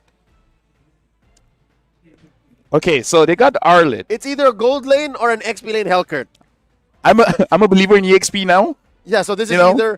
either Momo from Malaysia or Nets from the Philippines. Yes. One of them worked, the other did not. Okay, so let's look here. It's either gonna be Viet An or it's gonna be Nam. Oh wait, it's gonna be gold because Arlet is Nam's hero. Yeah, and there's no way you would sub that out. Like, there's no reason to. So you put the soft hero that needs to burst down and build up items in the gold lane. Novaria for Thailand. Because again, if you want to deal with the Jushin, you need range. Parsa's not there, Eve is not there, and probably after seeing the Hellcurt and the Arlet and the Yisun Shin, it's probably thinking like, you know what? I don't want to be close enough to get caught. The only problem with the Novaria pick is in the first maybe like 6 or 7 minutes, you do nothing. Yeah. There's very little that a You open the Novaria map. contributes. Yeah, sure. You get vision. You can plant those little star fields into bushes, but really, your damage only comes in when you get your 3-item power spike. I will pick up a Novaria if I'm planning to record my game to get a lot of one-shots. Yeah, like really cool setups on Echoes and Star Shatters, but because the problem with practice is so much harder. Like, Novaria will look good if you're dropping down someone low enough, and then your team just goes in with the execute. Because the problem is, okay, you shoot them, they regen, and then that's it. All you did was give vision. Yep. Also, it's great when you're playing with a duo, like your Roam, and you're able to go Echoes into a great setup. Considering they have the Khalid. Yeah, they can. Good, yeah. But there are better options. I'd say like a Tigreal is better. Honestly, even a Grok. Yeah, Grok would Honestly, be even a cool. Grok. Because as a Grok player, there are times where you feel like you're close enough, or like it will hit the wall, but then not really. So now that ensures it because the bigger. So meaning like even if they're far away from the wall, right? Yeah, it's easier to get that explosion of extra damage. Yeah. So I'm hoping that by Sivarin picking this, they get more out of it. I'm hoping that the Novaria was worth it because really, what else is left in that pool? I really feel like you overthinking just a little bit because Hellcurt denies vision, so you're picking a hero that gives vision. Vision, right? Yeah. And I've seen this interaction before. I just don't remember, but I believe even if you hit the echo, you kind of see the hero, but not the surrounding. If that makes sense. Yeah. Yeah, so meaning like everywhere else is like still in the fog of war, but you can see the hero like walking away or coming towards you. Which I feel is counterproductive and puts you at a disadvantage. Why? Dark Knight Falls, no matter how you aim it, no matter where you press it, it will dim the map. Yeah. But Astral Echoes, you still have to aim it. Yeah, true. And what are the odds that you hit the Astral Echoes? Best case scenario, even the best of the best in the world. I'm talking about like Yue from the Philippines. I'm talking about even Sanji. You see 3 people, you're happy. Where are the other 2? Yeah, exactly. You're still going to get ganked somewhere somehow. And the other 2 is someone that can catch you. Imagine like a Cho, like a Lancelot, like Haya. Well, yeah, in this case specifically, what if you don't see the Gatot? Dude, what if you don't see the Arlot? Yeah. All of a sudden you go all in, find a slash. And at that point you're like, the one guy didn't hit. Yep. The one guy. Oh, and regardless, it can be the Gatot literally because Gatot likes. What if the Gatot hides in like a weird bush that's off angle, and then he hits you with an AOG? I've seen that from SRG. There you go. Right. I rarely see a flank from a Gatot. Yums makes it work. And he's here. Yums is competing in Group B right now. Yep. Gonna be pretty exciting to watch them play the game out later on. Let's see how's the other side of the world is doing at this point. Ooh, okay. So this is pretty interesting here. We're watching Malaysia against Singapore. The game has started, and I believe it is the first game. Real-time updates. In terms of the draft, looking pretty interesting here. But Singapore, they're not bringing the Leo Gold, but they are bringing the Claude. And it looks like they are having a bit of a tough time, to say the least. They already use a lot of ults for this one. Yeah. Yeah. Anyways, we're hearing the Thailand casters hype it up. Is it because we're about to start? I don't think so. The phones are still on the table. And you know what that means? It means you're grabbing the hand warmers to warm your hands because you want to be able to perform well. Have you ever had that situation where your hands are so cold? Yeah. It actually slows you down. Because I have. It feels surreal. Like, it feels like you tap the screen, but did you really? Your fingers. Yeah, and then it happened the other night when we got to our hotel. Yeah. And you know how the temperature works there, right? Yes. There's only very cold or off. Or off. Yeah. So it was on very cold the other night. Like, same situation. SpongeBob. Why can't... As well, trying their very best to ensure fair play coming in from both teams. And the best experience. Probably reminding them as well. It's like, okay, do this, do that, and then we're good. You know, making sure. We're just ironing this one thing out, and then you can play. There you go. Irons are good if you know how to use them. You got to strike while they're hot, too. Yeah. Took me a while to learn how to use it. You know who taught me how to use it when I was an adult? Who? A man named Joseph. Joseph. Yep. Hey, shout outs to Joseph. When, Good hair. When we were in Malaysia, yeah. We were rooming at the time, and he's like, "You want me to iron these for you?" And I'm like, "No, I can do it. You know how to use this? No." He taught me. How do you turn it on? Which temperature is correct? Yep. How do I change the temperature? Here, he showed me. You're right. Is my shirt considered cotton? Or is it synthetic? Or is it silk? Is it wool? Ooh. Most of the times I just RNG it. I just put it in the middle. Exactly. Like, And if this can't go wrong. And if it feels like it's not working, I was like, up and over. Yeah. Because you don't want a burnt shirt or pants or whatever item of clothes that you're ironing. Well, yeah. Luckily, it's never happened. I've never burnt any items of clothing. At least I almost burnt my office once. that doesn't sound like it involves an iron or clothes. I was cooking an egg. I'm not kidding. Did you get to eat the egg? No. I put it Truly tragic. with the oil, and I was watching it, Tragic. and then I saw the fire start to come up. And then it took me a while to register in my head. By the time I registered it, it was already out of control. So I took it, tossed it in the sink. The fire exploded even more. And then I waited for it, and then it died. And we're all good. But, Oh, I see. Almost then. yeah, almost. So it was getting there. Still pretty intense for just trying to cook an egg. One egg. I just want That you a did- fried egg. That you didn't even get to eat. It was stuck in a pan.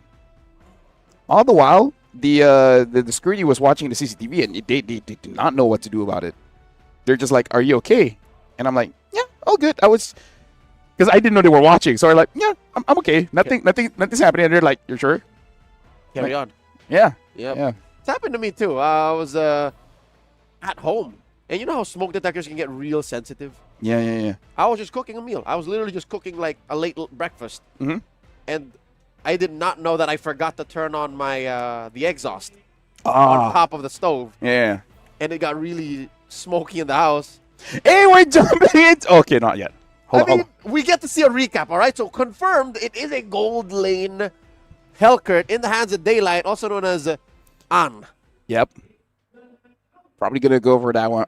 But look at this. In mid, we already have a bit of action with the Khalid as well as the Novaria. But looks like the Khalid is actually the one taking a bit of damage. Ngotrang still having that revitalize and just letting him know. Still have to revitalize. Yep. I like how Team Vietnam's lineup has so many ways to kind of stop the quick sand guard, which is, again, a key to keeping that Khalid down. Todo, Joga here pushing Takdanai out of his jungle.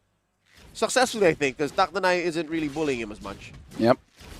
But he likes to feel involved, so he's always staying around the opponents more than his own team. Oh, he's going to get punished hard. Takdanai with a quick sand guard, uses that flicker, Vietnam answers back, draws first blood. And at that point, your Granger's like, bro, come on, man. I'm already having a hard time. Where was you? That too. He's probably asking him as well. Trong here, just making sure all is well for An. Oh my God! Flicker forward. Narubet, almost. I love the composure. Doesn't use his flicker either way. Yeah, but now it's in his head. Toto goes against Severin. Severin in too deep, gets taken down by Todo. And now the choke. Takdanai. In comes Pia. All right, we really need to consider how Pia is going to address the situation. His team is taking quite a few losses early on, and we haven't seen any repairing efforts from Thailand. Yeah, I'm assuming we're at 1 minute. No, now we're at 2 minutes of the game here. And already for Vietnam securing 2 kills, plus a lot of pressure that you can't say with numbers. Yep, I'd say maybe 1,000 gold up at this point. There's a Star Shatter thrown out. Takdanai in trouble. Pia with a steal. Takdanai falls. All of the distraction is worth it. In comes Chaya Crit with the bravest fighter, enough to send Vietnam packing. All right, big win for Thailand there. So that's how Pia fights back. Let me grab the turtle, and then we can start to equalize. So that's how you handle pressure, just by taking a neutral objective right under their noses. I don't think Team Vietnam was expecting that. I mean, We weren't. As a Lancelot, you really have the advantage unless Todo committed the Mount Shocker and kept the boat. That's the only other way you can stop a steal like that. That 9 probably wishes he is level 4 at this point because probably going to get a good catch. Pia just going to be helping out Severin get as much farm safely as you can for the Novaria and then just move on with your day. Because I feel like one of the big questions for Team Thailand here is actually, when do we actually fight? Because it's one thing understanding your own power spike, but they're probably asking, like, what is Vietnam's power spike, especially with this Helkert? Because I feel like Helkert has been around, but too new in the scene to really understand when is he really the strongest. The book on Helkert Gold Lane or Helkert EXP in silent. general, it's still being written. There is no standard procedure for playing Helkert in MLBB right now. That finds Takdanai forcing the usage of that Raging Sandstorm defensively. I'll tell you now, I think Thailand, they'll fight when maybe... All right, in your opinion, who goes online sooner? Narobet or Severin? The Novaria or the Granger? I would say the Granger. Actually. Exactly. Granger, yeah. So, when does Narobet say, yo, I'm ready, let's do it? I would say once he gets one item, honestly. Right now, he does have the Hunter Strike, so it's now. Because you need to set it up so that your team can actually farm safely. Okay. And he's there. Another turtle spawns. Vietodo looking to get it himself. Finally does not allow Pia, who was being kept busy by the rest of Team Vietnam, to steal it away. Turtle to Vietnam confirmed. No kills, though. Yep. Oh, look at that. Narobet taking a lot of damage. Narobet dodging the AOG. Ngoc Trang almost finds that Granger. Yeah, with the War Axe, same as Chaya Crit, should be able to sustain much more. And I'm actually looking forward to Severin's build because you either go for Glowing Wand into the Wishing Lantern or you go for Enchanted Talisman into Glowing Wand. Like, either ways, right? But do they need it? I think what they need is seriously that Wishing Lantern. The first item, I think, is up for debate because I can see both sides of the story. So, X Wishing Lantern. Yep. In that order. And what time can Big Crimson Beacon forward? And as a roamer, this is what it feels like when your mid laner doesn't have immediate damage. Because no one is going to be there to back you up. Or any contribution to the game just yet. And this is just the unfortunate thing. Chaya Crit will try his very best to clear the minions. And looks like Severin is going to help out as well. And yeah, at this point, considering how Severin is using the Novaria, I feel like it's more of an Enchanted Talisman game. Yep. Where you're just trying to clear the waves, essentially, as fast as you can. Yep, it makes up for the fact that you don't do anything just yet. Yeah. So at least you can spam skills. At least they can't get turrets. Yep. Oh, AOG coming in. Oh, all right. Echoes on. Yep. Oh, AOG coming in. Oh, all right. Echoes on the 3. That trying to damage control. In comes the rest of Team Thailand. Down goes Nam. Down goes Ngoc Trang. And that's free 2 kills for Thailand. All the more, the Enchanted Talisman should be the prio here. Oh, that goes in, but he's taking a lot of damage. A little greedy. That one flickers back. Oh, look. Can Severin hit the shot? That dodges it. Speaking of, looks like the first item is going to be... Whoa, whoa, whoa. LaFell, I think it's worth it. Look at what Viet An has done. He went all the way to the second turret, popped the Holy Shield Wait, in what? 7 minutes. Hodo finds Pia. Dude, I did not notice that. It happened so fast. Narobet does have that Sky Piercer, so at this point, he definitely does want to go for a fight. Severin, again, just to update, is going for a Glowing Wand. Now, this is where Novaria start to actually go for the Enchanted Talisman because you start to notice that you need mana regeneration, but seriously, that Wishing Lantern is going to be crucial. Now I'm taking quite a bit of damage, able to get out. Sidesteps it. I'm still not over the fact that Viet An has dealt permanent damage to the top lane. I did not notice that. Yeah, this early on, you do that, the map has shrunk. And this is not looking good for Chaya Crit. No way he survives this. Nah, I'll let you go. I mean, this is his masterpiece, his work of art, his magnum opus, the fact that he pushes so hard. Now that receives a few punctures from Pia. The real action is the bottom, though. Look at this. Major presence from both teams. Both thrown out to Takdanai. Todo backs out. Yeah, it's a good thing that actually Novaria dealing quite a bit of damage onto Toto. So as long as you hit your shots, you're going to be looking pretty good. Hits Nam though, not that strong just yet against a fighter. Yep. We've yet to see Miao's favorite hero, his signature Arlet, in action. No major final slashes, nor sequences that allow him to play like a Lancelot, dashing from target to target, executing them as he goes. Hotbed, this bottom lane, especially the Lord Pit. Ooh. Oh, Takdanai! Takdanai, raging stance out! The AOG to close off the exit. In comes Chaya Crit. Noctrang with the Revitalize. That with the enhanced hitbox. Oh my god, almost gets taken out by the Star Shatter. Takdanai isn't having a good game, man. Died already 4 times. Allow me to be a bit young, but that was auto farming coming in from Ant. Be like, oh, you're the one attacking me?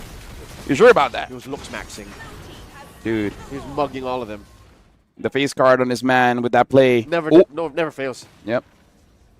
Chai predicting someone to jump behind him. Proceeds to use the land shaker in that direction. Safe for Vietnam. Dodging that one. It's still their game. The map is blue.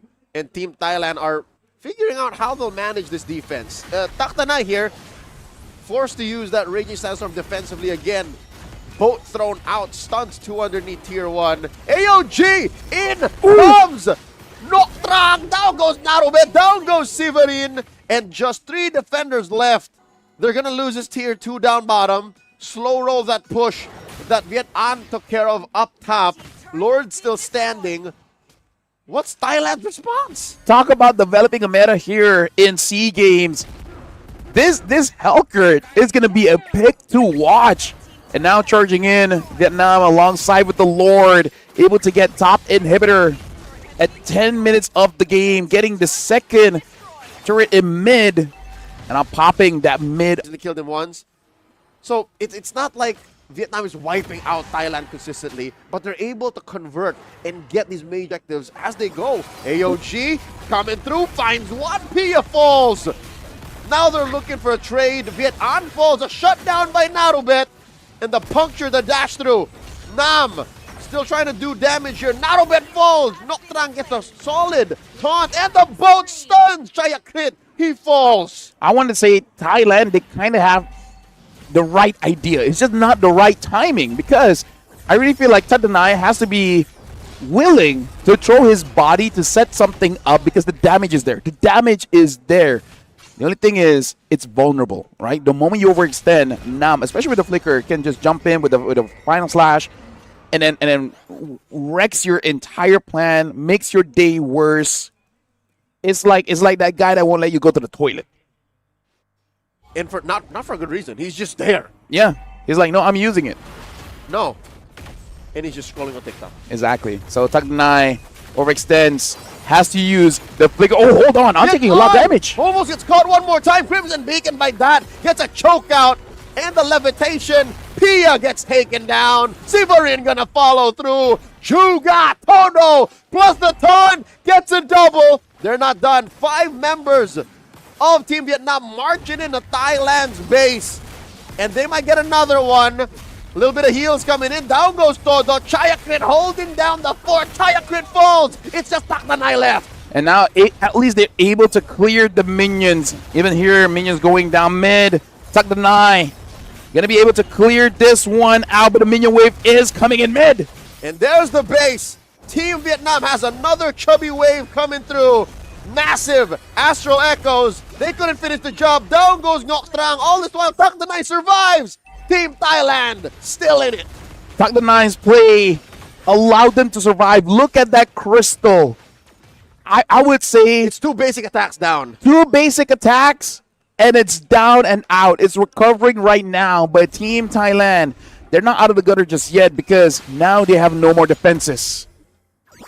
Oh, that though. Looks like he wants Pia. Looking for the engage. The Crimson Beacon forward. The flicker back. The choke out. Down goes Takdanai. The jump onto Narobit. Vietnam pops him in 2 swipes. Dude, at this point, the Granger is not having a good time here in the SEA Games unless you're with that one team allowing you to get 10-0-0. But yeah, it was unfortunate. He moves forward, gets caught by Vietnam. Oh, Nam looking to take one down. Severin the flicker forward. The vengeance. The Novaria falls. Just 2 defenders left for Team Thailand. The AOG looking to save the last member of Vietnam. Just one more. Pia falls the wipeout. Ladies and gentlemen, Team Vietnam is about to take game 1. With 21 kills over to 6. Team Vietnam definitely has shown that they're willing to fight. In fact, they prefer it. They prefer it, having an amazing showcase with the Helkert in the goal lane. Basically having an advantage since minute 1. Team Vietnam is angry. This makes sense. The way that they played this, the amount of gusto they had coming into game 1. Now we know. It's because they lost to Myanmar in their first game today. So they took it out on Team Thailand. Because if they don't, there's a chance they don't make it through. That's right. There's just 4 of them there. This is just the nature of competition. It's like, hey, nothing personal, but we gotta beat you. It's all business. We're not here to just play for one day.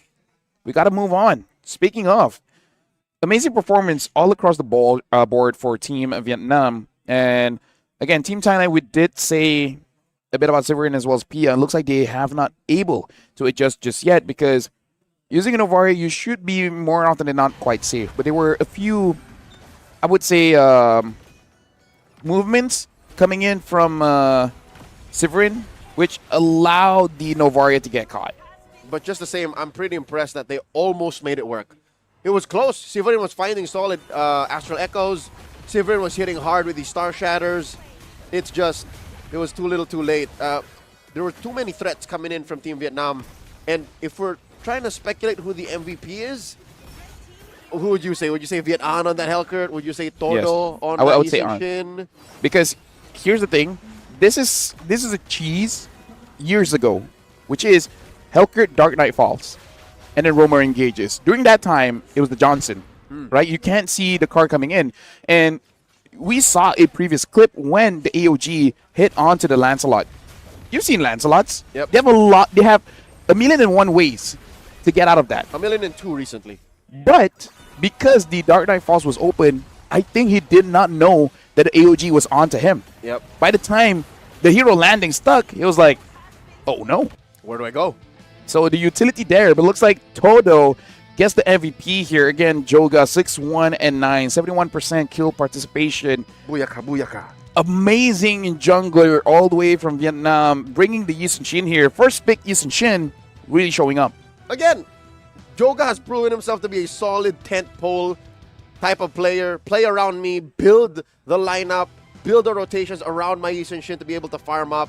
And rarely is his team wrong to do that. So as early as well, even when Taktanai was bullying him out, right? He showed that, yeah, no, the farm and the effort is worth it. Yeah, for about like, what, 2 years at this point? Yeah. Having an amazing career.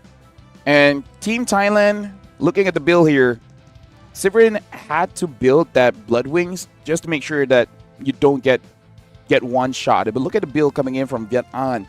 Having that Blade of Heptases first item, and then more penetration. After completing the Hunter Strike as well as the Malefic Roar, you go for that Demon Hunter Sword just in case the burst is not enough. Just in case. Plus the Master Assassin. Again, a randomly roaming Novaria.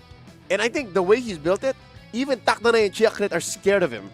I mean, like we saw in mid when Taktanai was setting up a cheeky ambush. He walks in not knowing there's a wild Khalid, and is like, I'll damage you.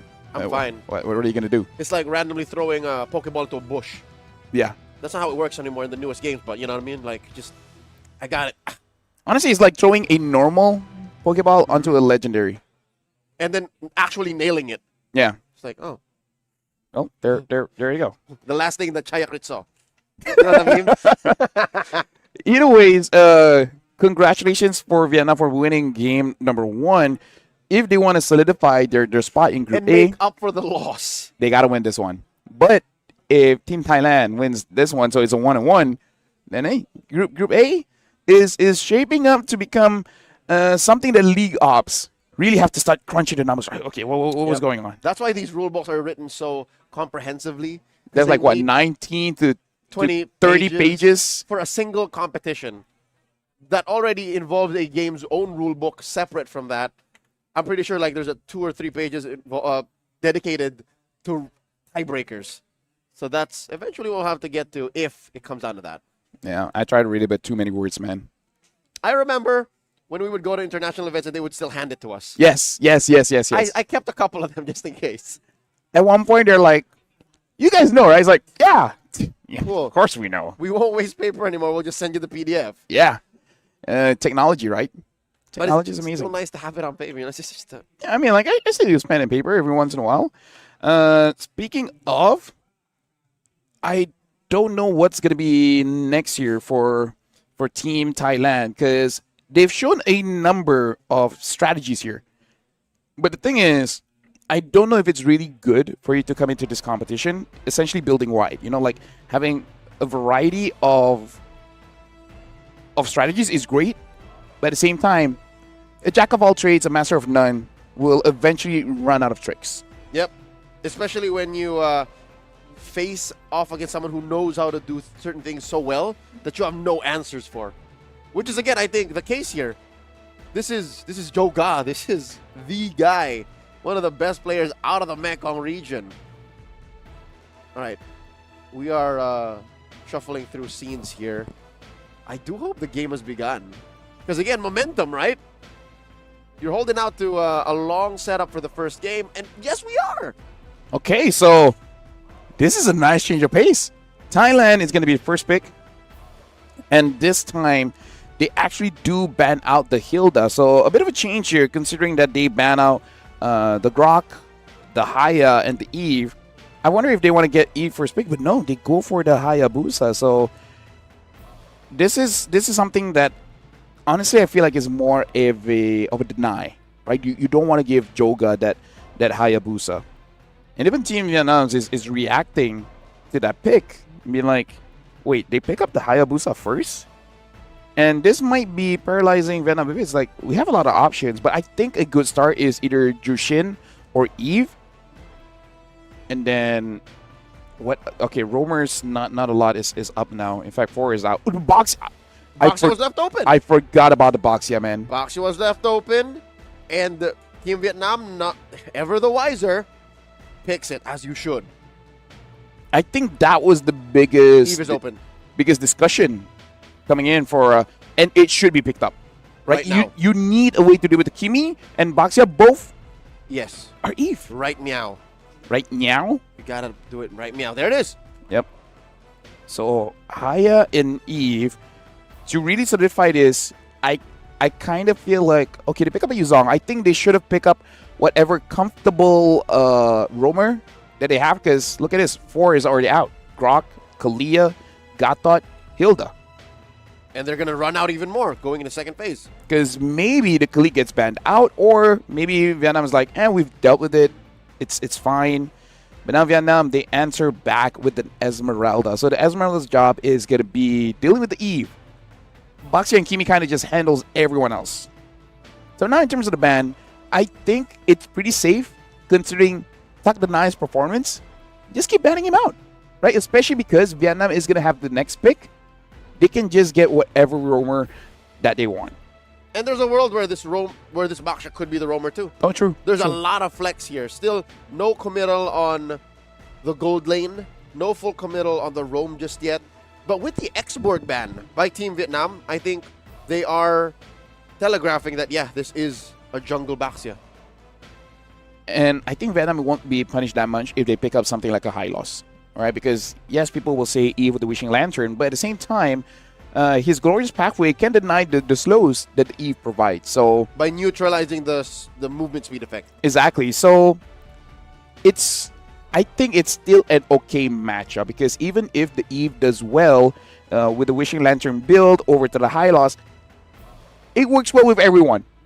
Right? So it kind of doesn't matter unless you want to go for like a Cho roam, which if the Boxer is going to the jungle position, we might see Cho damage. Which you have to do, because again, you can't just have all your damage on one source in this current meta game. Lapu-Lapu, the final ban for Team Vietnam. I'm wondering, what? Pia really loves his Hayabusa, no? Because Yu Sun-shin has been snubbed all the way. Nobody cares about everybody's favorite Korean hero. Like, where is he? I mean, I don't know. There's a few Korean dramas out there. Maybe there are other Korean heroes that people prefer, but In MLBB, there's only one. yeah, true. Unless there's others that hasn't been identified just yet. As Korean, lore-wise. Things can change. Yep. Either ways, Hell could be banned out. So solid. Respect coming in. So Yep, for Vietnam, An, yeah. Suyo! Hey, is this real? It better be real. Don't josh me, sir. I am a big Suyo fan. I would. Let me just say, There was no reason for this. We were talking about how Yi Sun-shin was open, but what were you gonna say? in the previous international, quite well. So it looks like the buff doesn't make him There overpowered. was a small buff. It was a cooldown buff, Yeah. and it was enough. Basically, the biggest problem that the CEO gives right now, well, to your opponents, I mean, Yes. is that you kind of can go for early inv and you're not that punished because, His early game cooldowns are faster. yeah, meaning to say you use your abilities, just wait a little bit, and you're able to get out. So Yep. it incentivizes you to fight more, essentially. Okay. So now Team Thailand close off their draft for the first time in a while. We see a Harith and a Badang together, while Vietnam have still yet to show us a true gold laner. So confirmed, this is a roaming Baxia. Or wait, yes. And then a Suyo in the jungle. Again, folks, Granger is there to put into context how crazy this is, there was no reason for the Suyo to show up. now, in fact, because Yeah. still the Boxer was still a mystery. Exactly.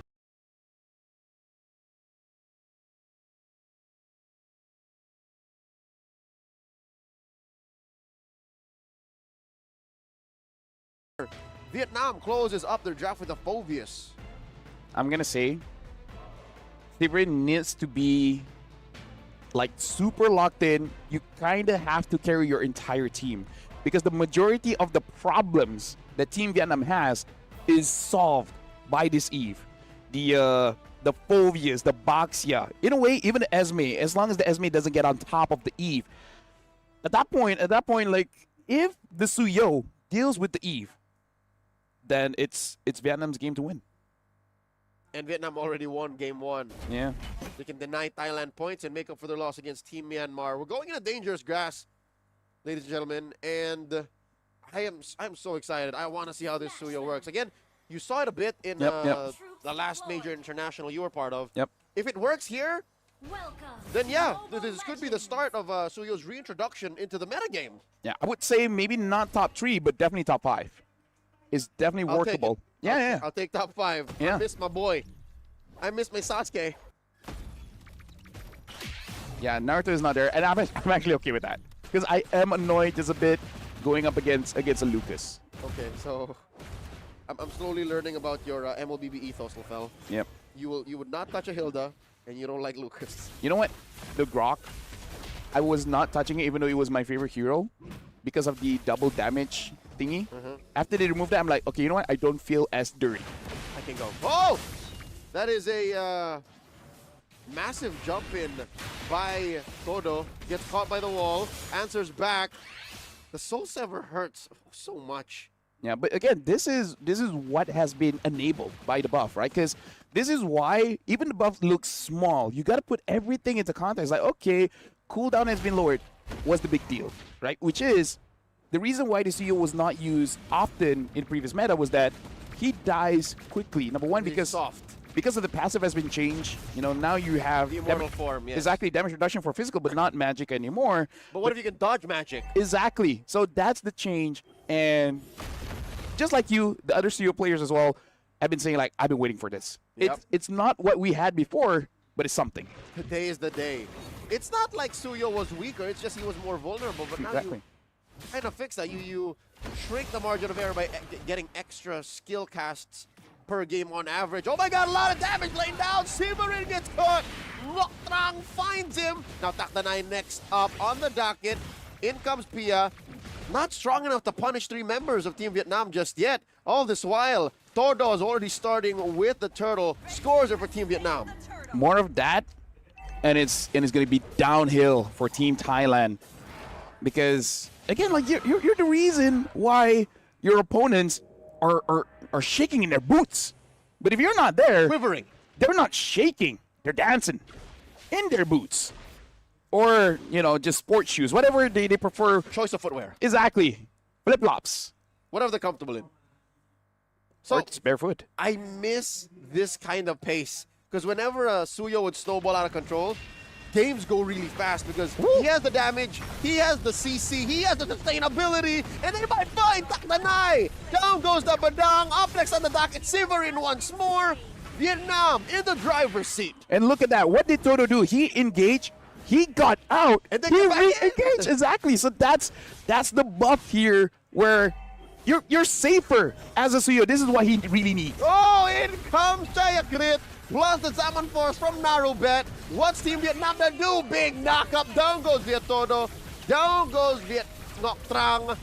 And I don't think they were expecting that. Yes, you're able to back out even more, but there is a solid punish. Down goes Taklanai. Real manipulation pushes Team Vietnam back. Nam took a little too more damage there. Again, we are at 3 minutes. Phobius isn't as chunky yet. Yeah, Thailand is just like go, go, go, go, go. Because as long as you're like, the cooldowns are there, you're basically going for a fight. But shout outs to Chaya Crit on that one. A big engage with a furious dive.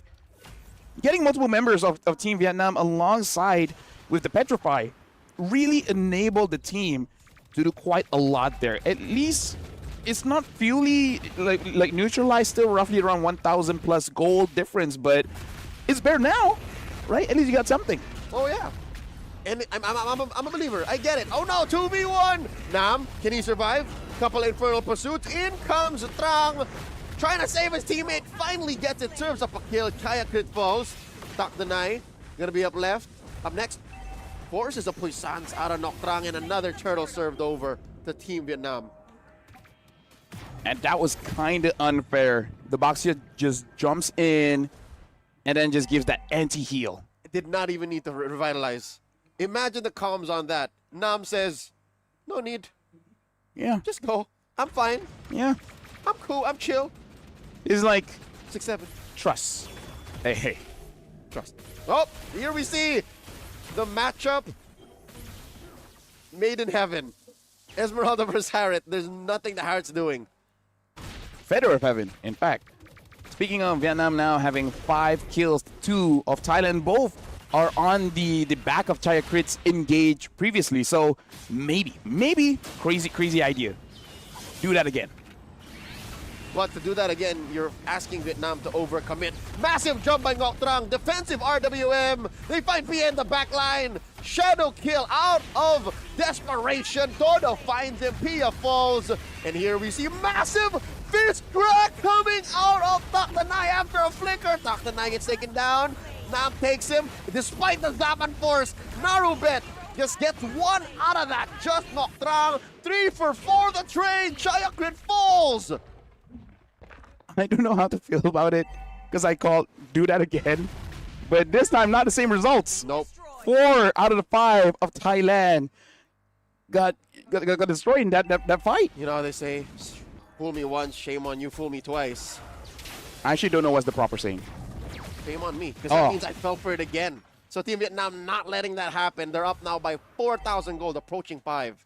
Yeah, so they're basically waiting for it. They're like, if we overcommit, I know these Yuzong's going to come in. So we don't, and then we give them the false sense that we will. Yeah.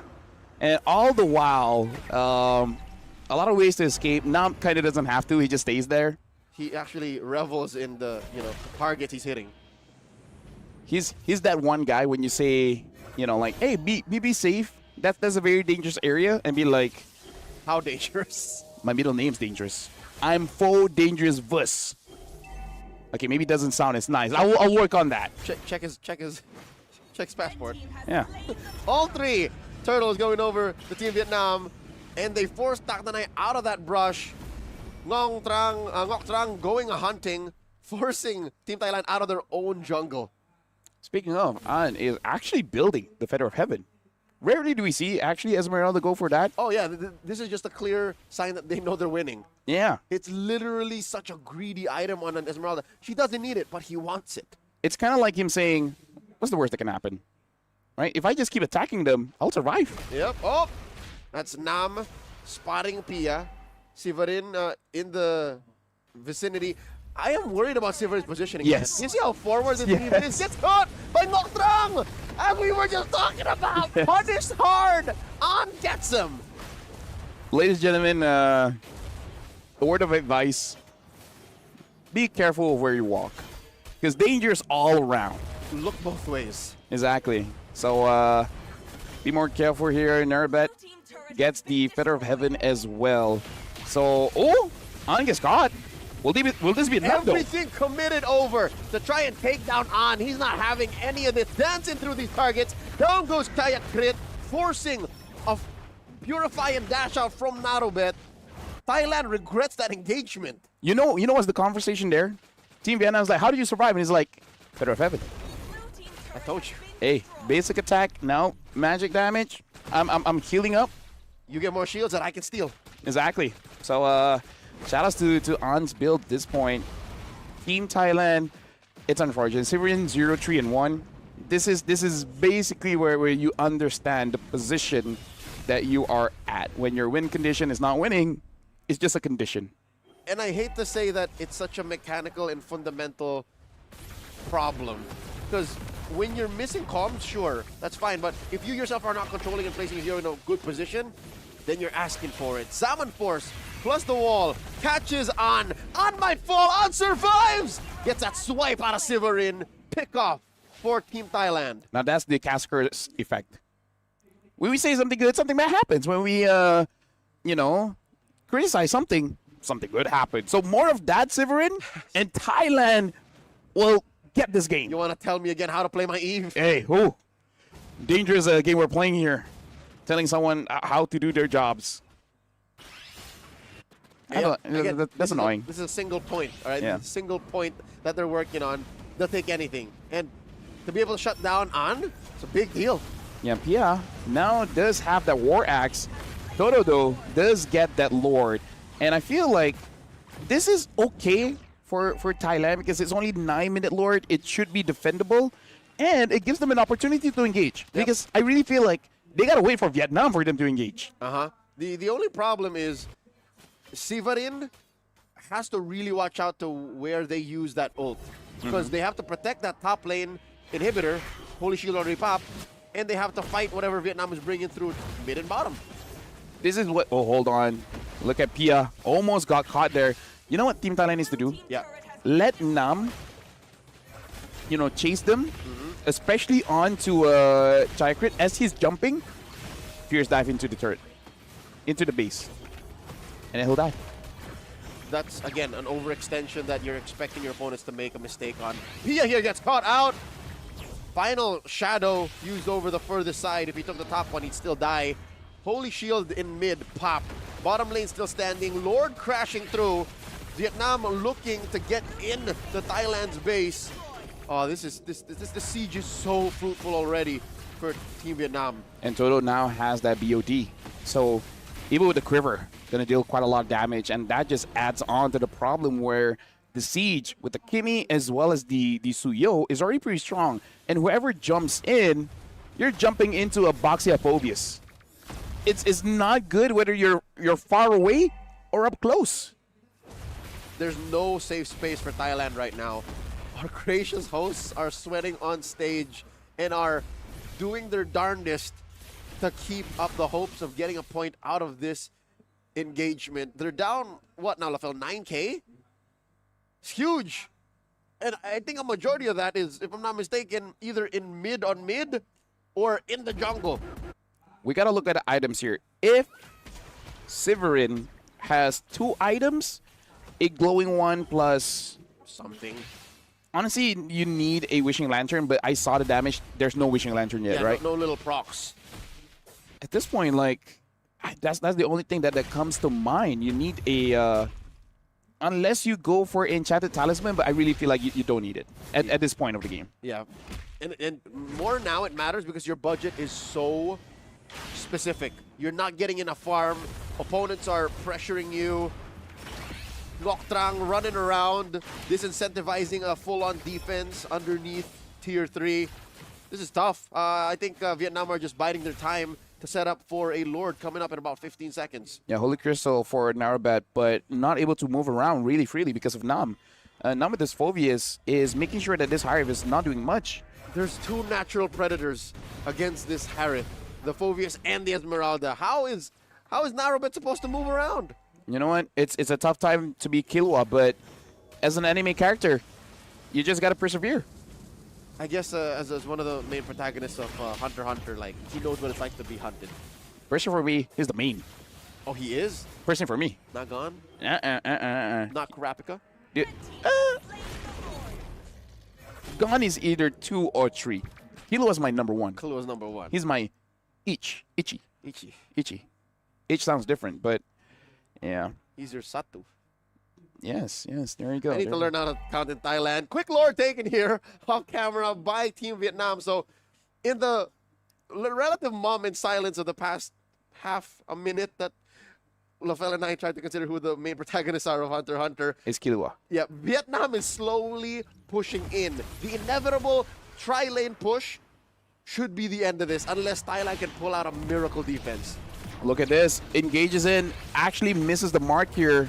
But still, Team Vietnam, they can take their time. They have a lot of siege. They don't need to force it. That's right. Holding on to a couple of major ults. The RWM off angle. Oh no, I think Severin might end up regretting this. Does end up taking care of the minions. She's not canceling it. No, it's about to go. All right, so waiting for the minions to come in. There you go. The waves are still in. Yeah, so yeah, missed time, misplaced. Probably a better angle to go for the Lord. Or when they were underneath the base, really. Either or. Right now, the base, no more defense here. But at the end of the day, did they lose yet? No, they did not. So I guess, you know, we'll call it a win. Yeah. We'll call it a successful defense. Team Thailand still up.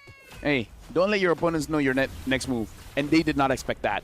And now, the Wishing Lantern. You didn't expect to keep him out. Hey. for Severin to not swipe. Look at that. Noctrang just forces it out. Here we go. Black Dragon form underneath the Poissons.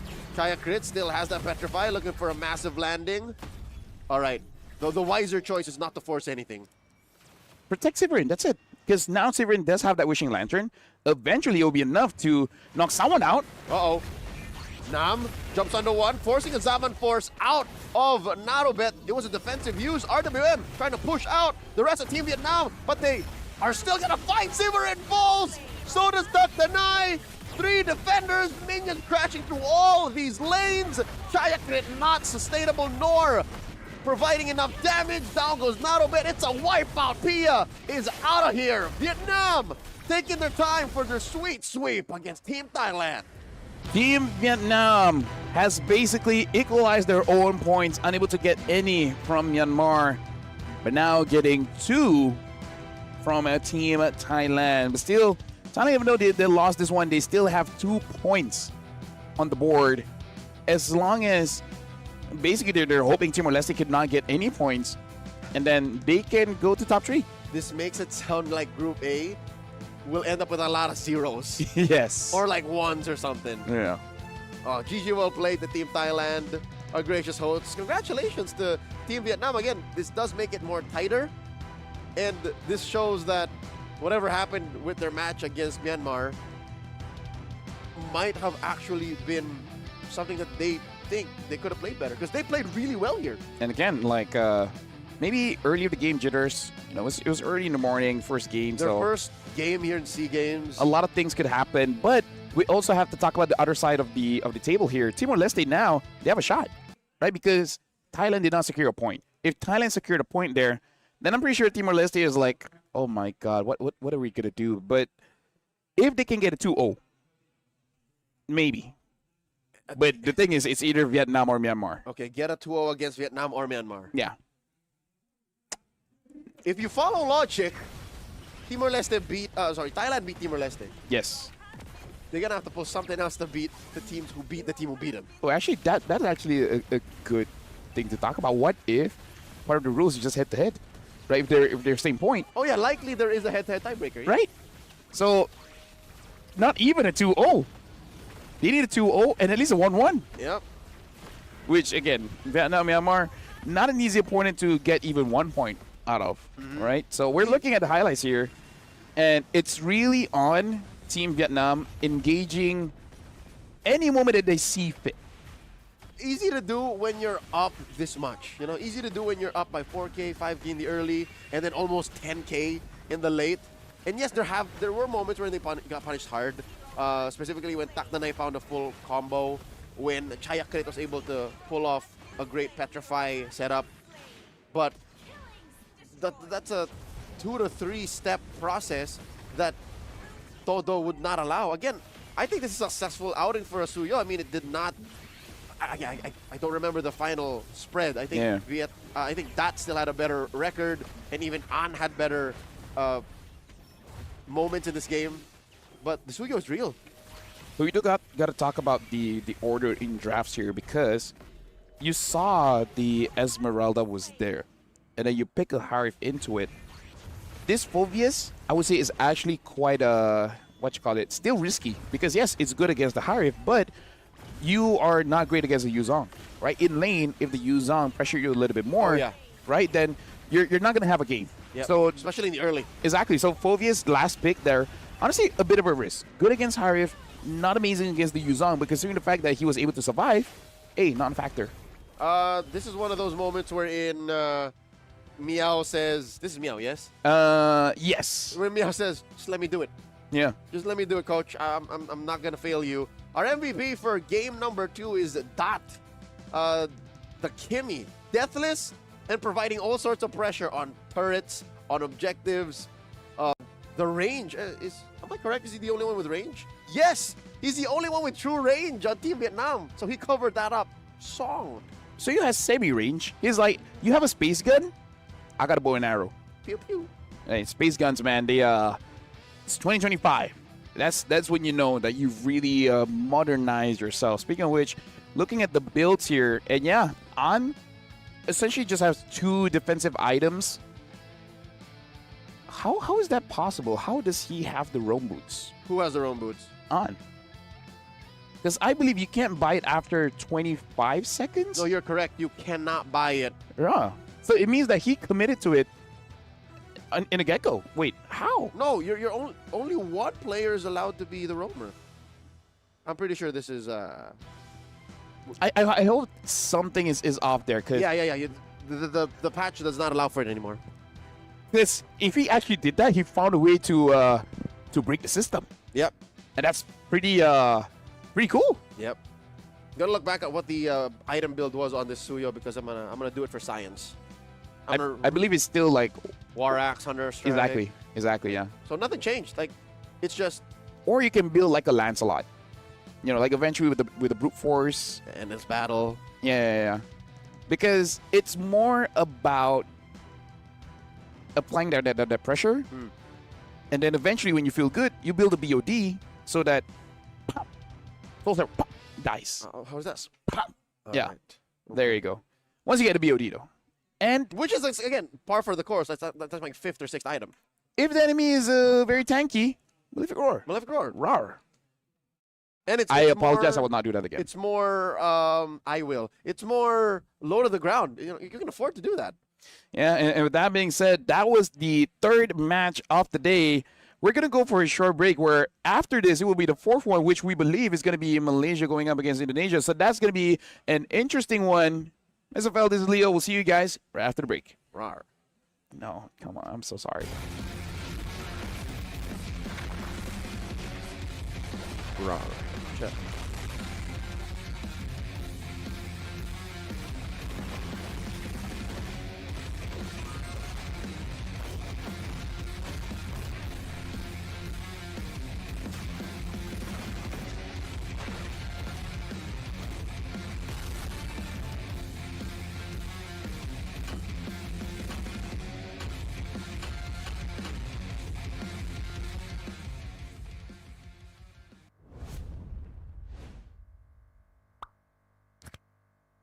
A brand new mode is coming to MLBB.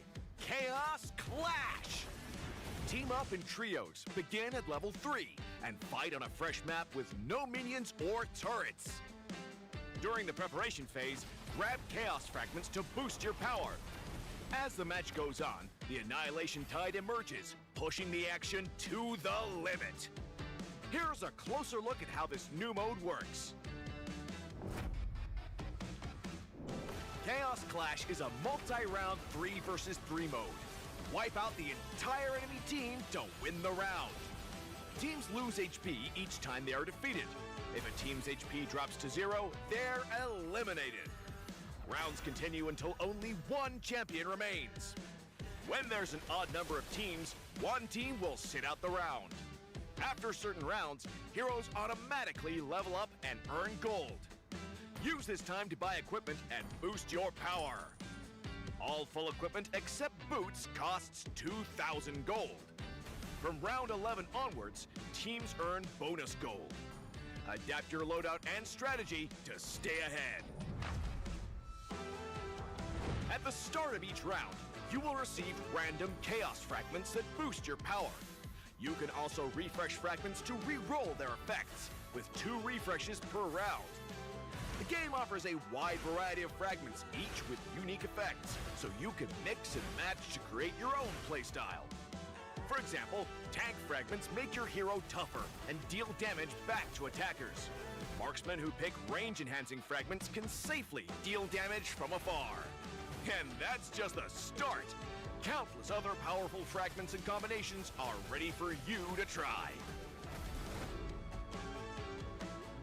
As rounds progress, the Annihilation Tide starts shrinking across the map. Heroes outside the tide take sustained damage. Master this mechanic, and it can swing the battle in your favor.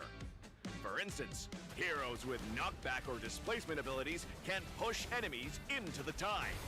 Surprise your opponents and watch them struggle against the sustained damage. The new 3 vs 3 mode, Chaos Clash, is coming soon. With a variety of Chaos Fragments, every match brings a fresh experience. The shrinking zone adds fast-paced, thrilling action, and new map buffs further empower heroes. Exciting, innovative, and powerful new strategies await. Are you ready to try them all?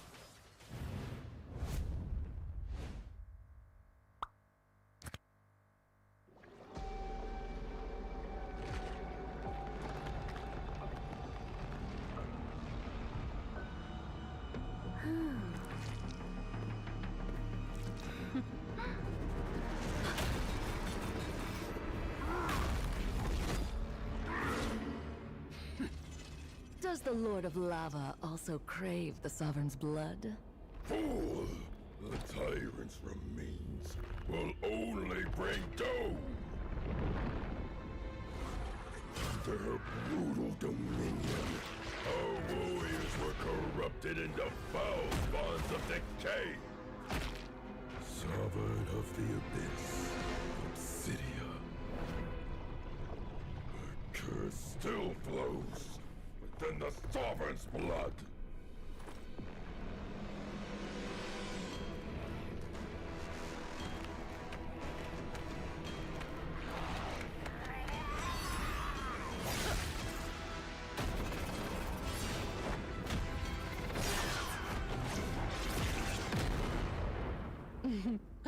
Such loyal little puppets, aren't you?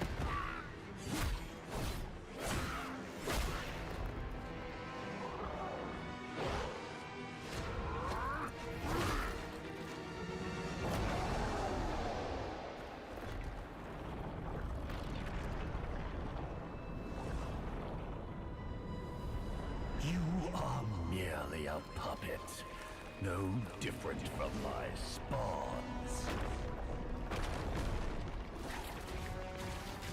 Bow to me. Keep your throne, or be destroyed. The Abyss bows to no one.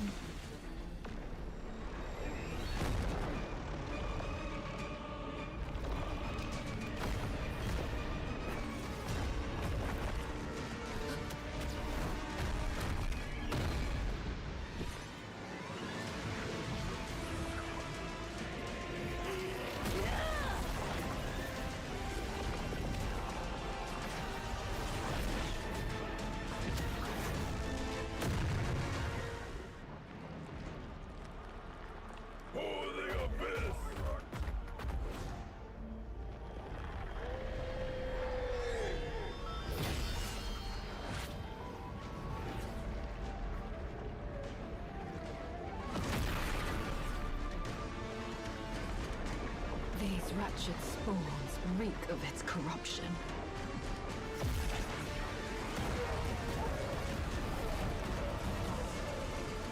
Your sovereign has a god to kill.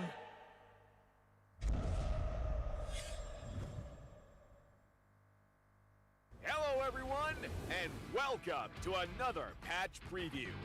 We've got tons of awesome new content to share with you, so let's jump right in. New hero, Sora. Meet the shifting cloud who roams Agelta's golden dunes. As a fighter hero, Sora's kit is all about transforming into powered-up forms through combat and unleashing an unrelenting barrage with his ultimate. We can't wait to see you guys pop off with him. This year, we've been constantly improving the gameplay of roaming and EXP lane, and it's been awesome seeing some OG heroes make their comeback. Later, we'll be rolling out balance changes for the upcoming M7 Championship, recognizing the unsung roamers, rewarding skillful plays, and keeping the meta fresh. Through these goals and more, we're committed to elevating your game experience. This patch also packs improvements for many features. A brand new clip sharing feature is also dropping soon. You'll be able to clip and share your plays instantly with a recording overlay. So, get ready to show off those stylish skills to all your friends. That wraps up our new patch preview. Hope everyone will enjoy all the new content. And until next time, we'll be seeing you in the Land of Dawn.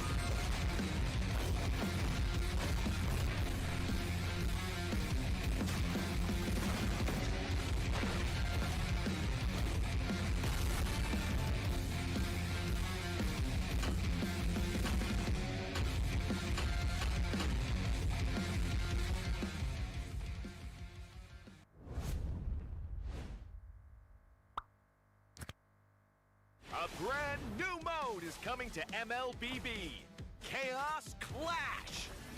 Team up in trios, begin at level 3, and fight on a fresh map with no minions or turrets.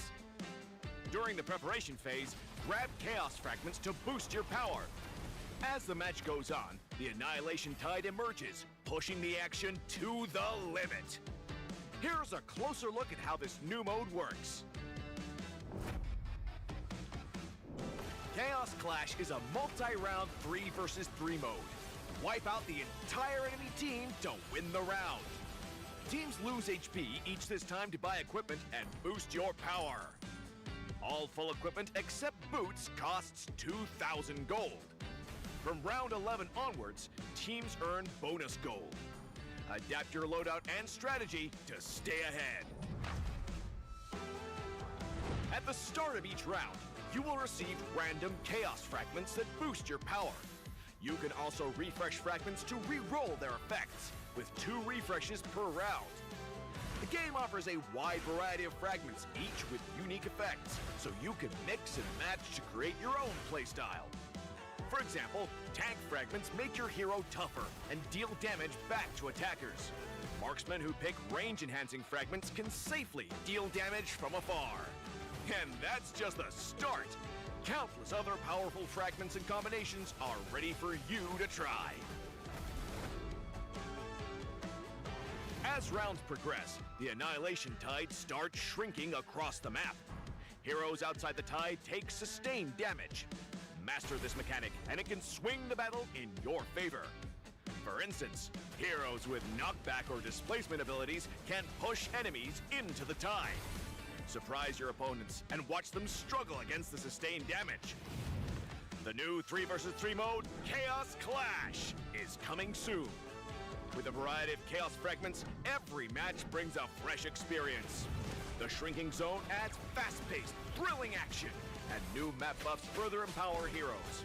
Exciting, innovative, and powerful new strategies await. Are you ready to try them all?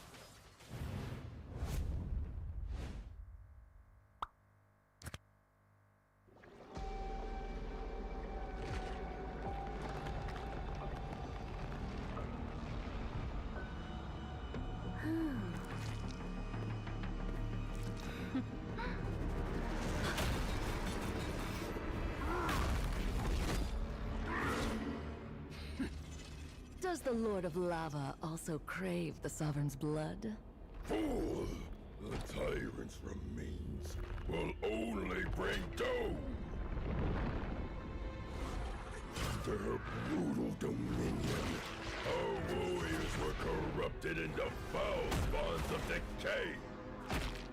Sovereign of the Abyss, Obsidia. Her curse still flows within the Sovereign's blood!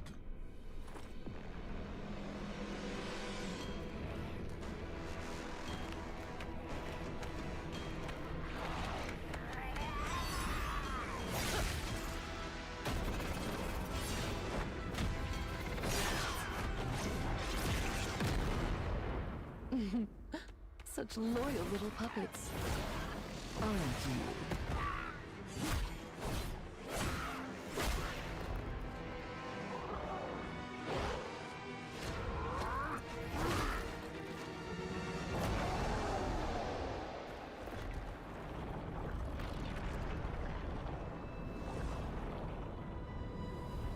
You are merely a puppet, no different from my spawns.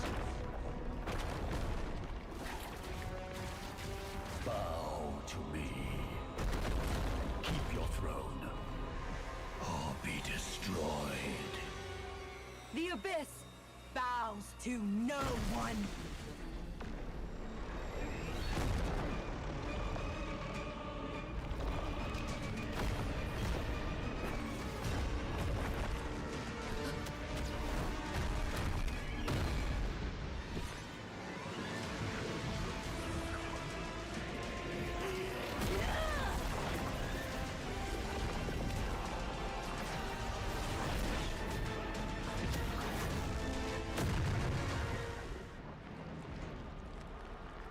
For the Abyss!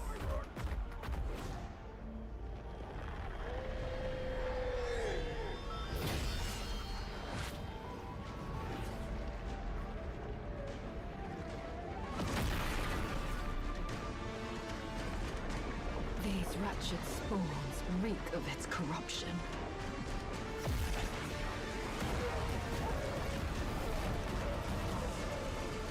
Your sovereign has a god to kill.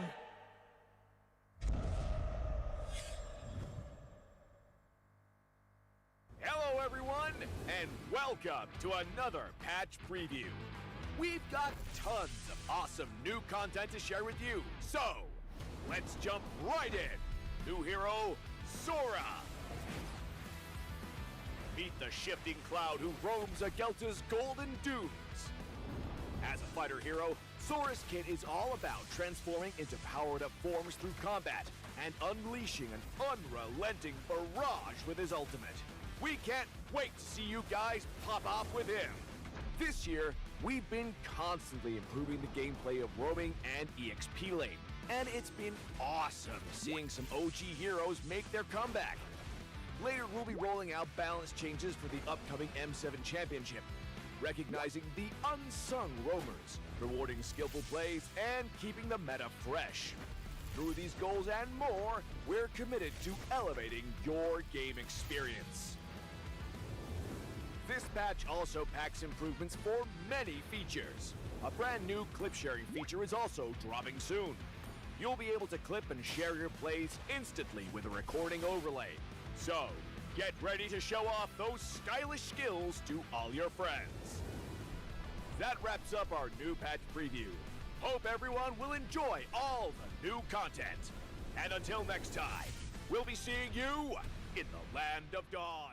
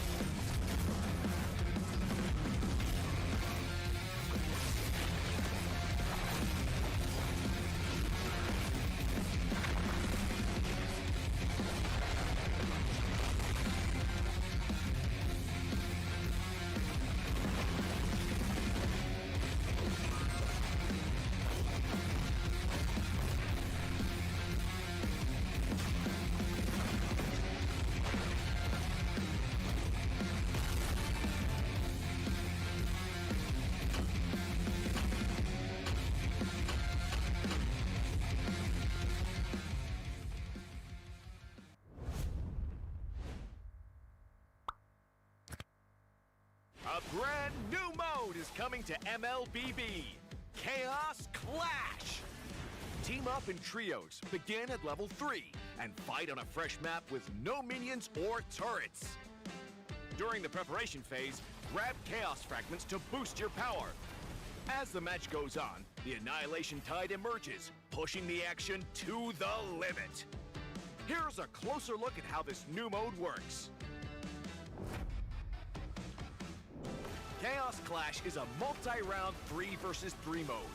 Wipe out the entire enemy team to win the round.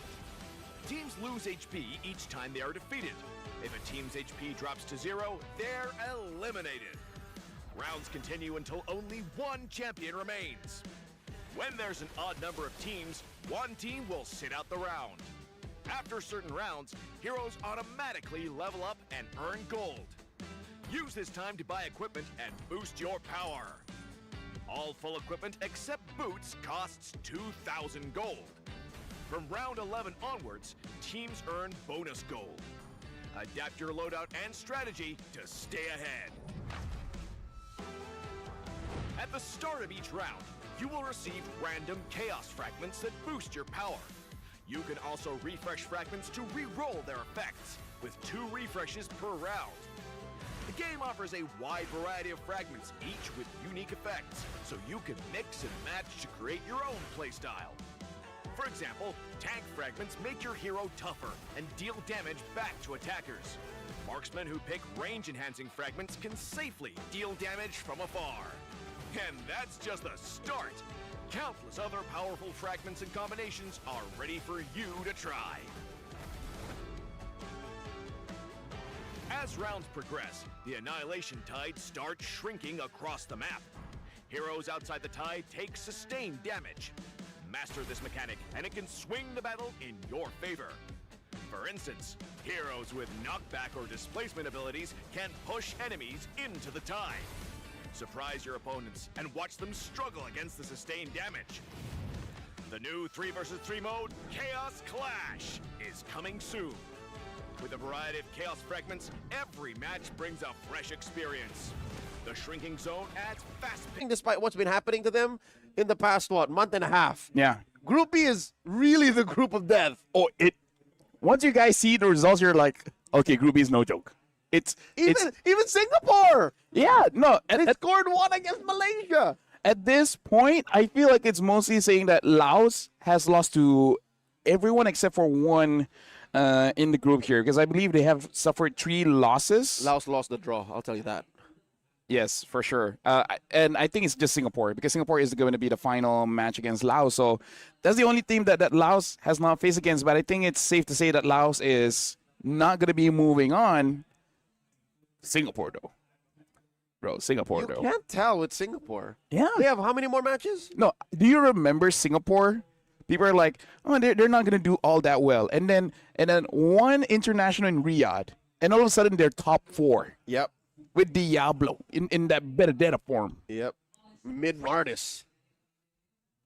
That was a potential for a mid-Fanny as well, but never let through. That's the thing. Singapore as a meta, as a contributor to MLBB esports is always in flux. You're never sure what they're up to. So even here in the SEA Games, you can't count 'em out. And now we're already looking at the Malaysian players here, and looks like they're setting up, or if I may so humbly say, finish setting up. Because again, these are pros here in Malaysia as well as Indonesia. They might just come in, press a few buttons, and like, I'm done. We're good. That's all. I don't need No, much. I'm okay. I can press the screen, good enough. It moves when I say it moves. Okay. Kind of like you with Midnight. Yeah. Okay. Suit fits. Go. Speaking of, right now you guys are looking. Let's look at Group A first. Myanmar looking pretty good. Have played once. Is up on the standings. Thailand win one, lose one. Vietnam win one, lose one. Timor-Leste loss. But Group B, Malaysia, they have one loss there, and Singapore has one win. Okay. LaFell, Put 2 and 2 together. let me just. What if? What if? Nightmare situation for Malaysia. Yep. Indonesia's 'Cause- 2-0 Malaysia. Yeah, because again, Malaysia's on top of the world right now. Y'all just won the last big international, right? Yes. So what if Indonesia sweeps them? Singapore, Gets points off of Laos. correct. They both stay at 3 and 3. Who And wins then- the head-to-head? Oh yeah, Oh yeah, 1-1. that's why I call it a nightmare situation. 'Cause they don't know what's going on. What's the tiebreaker for that? At that point, I'm pretty sure League Ops is like, don't do this to us. Dust off the rule book. We prepared for this. When all else fails, that's that final BO1. But we'll cross that bridge when we get there. And if it has to get there, If it has to get there. But this is to announce to you folks, Singapore took game number 2. Game number 1, Malaysia won. Game number 2, especially Aaron with that Jushin. Aaron made Hawk, aka Sekai's life as a Lancelot, a living nightmare. Oh yeah, for sure. I think they're already looking at that game. They're like, hey, what happened, Hawk? That wasn't supposed to be that way. Speaking of, just gonna check. It's Buji. Okay. And I don't know who Buji is. You don't know Buji? Buji is this 20-year-old mid laner who's played for RSGSG, Homeboys SG, and Absolute Zero. You don't know him? Nah. All right. Well, apparently he's pretty mean on Sushin. Yeah, incredibly mean, in fact. But anyways, this is the standings for both Group A and Group B. For Group A, it looks like Timor-Leste is going to have a rougher time. For Group B, Laos is out. And then at this point, if Malaysia loses to Indonesia, it's going to be between Malaysia and Singapore not making it out of groups. Which we can't count out because look at Indonesia right now. Yeah. They have one more match. Is that right? Yeah, only losing to Philippines and then won 2-0 against Laos and Singapore. So considering that they got 2-0 on Singapore and Singapore got 1-1 on Malaysia, you know. You do the math. Hey, you do the math. I can't. That's what I said. I like geography. Actually, I don't even like geography. I get lost. You like arts and crafts. If you guys watch One Piece, I'm Zoro. Do you watch One Piece? No. Well, I'm afraid of clowns. he's a no. He's a swordsman that get lost all the time. Oh, he has a really bad sense of direction. It's so bad, you literally have to go straight. He goes left. How does he know which sword is in his mouth and which is the one he's holding in, his other leg or something? He's the guy, right? That's the guy who holds like 6 swords at a time. He only puts the white one in his mouth. Okay. It's called the. It's not Wado. Actually, it might be the Wado. WADO. Okay. The only One Piece I watched was the live action one, which surprisingly has good writing. Yeah, it's actually much better than even I expected. Because whenever you're watching those adaptations, are like, okay, the graphics aren't going to be good. Yep. It's going to be corny. There's going to be a lot of jokes that doesn't translate well. They changed something a little too much or a little too literally. This character is unbearable.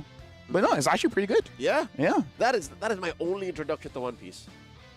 Honestly, not a bad introduction. Not a bad introduction. It's nice enough to know like who's who and what's going on. Mm-hmm. Which is funny because there is a character called Who's Who.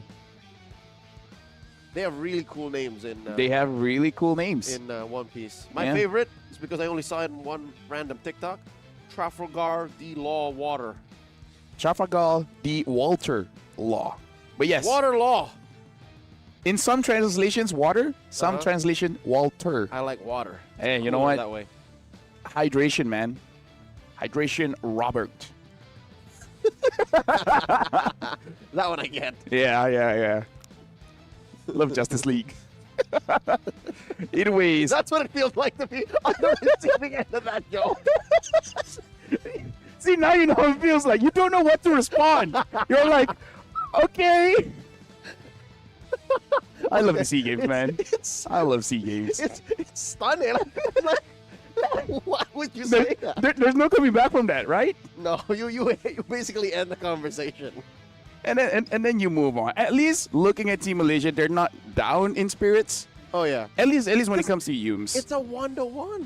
Yeah. It's like it's not 0-2.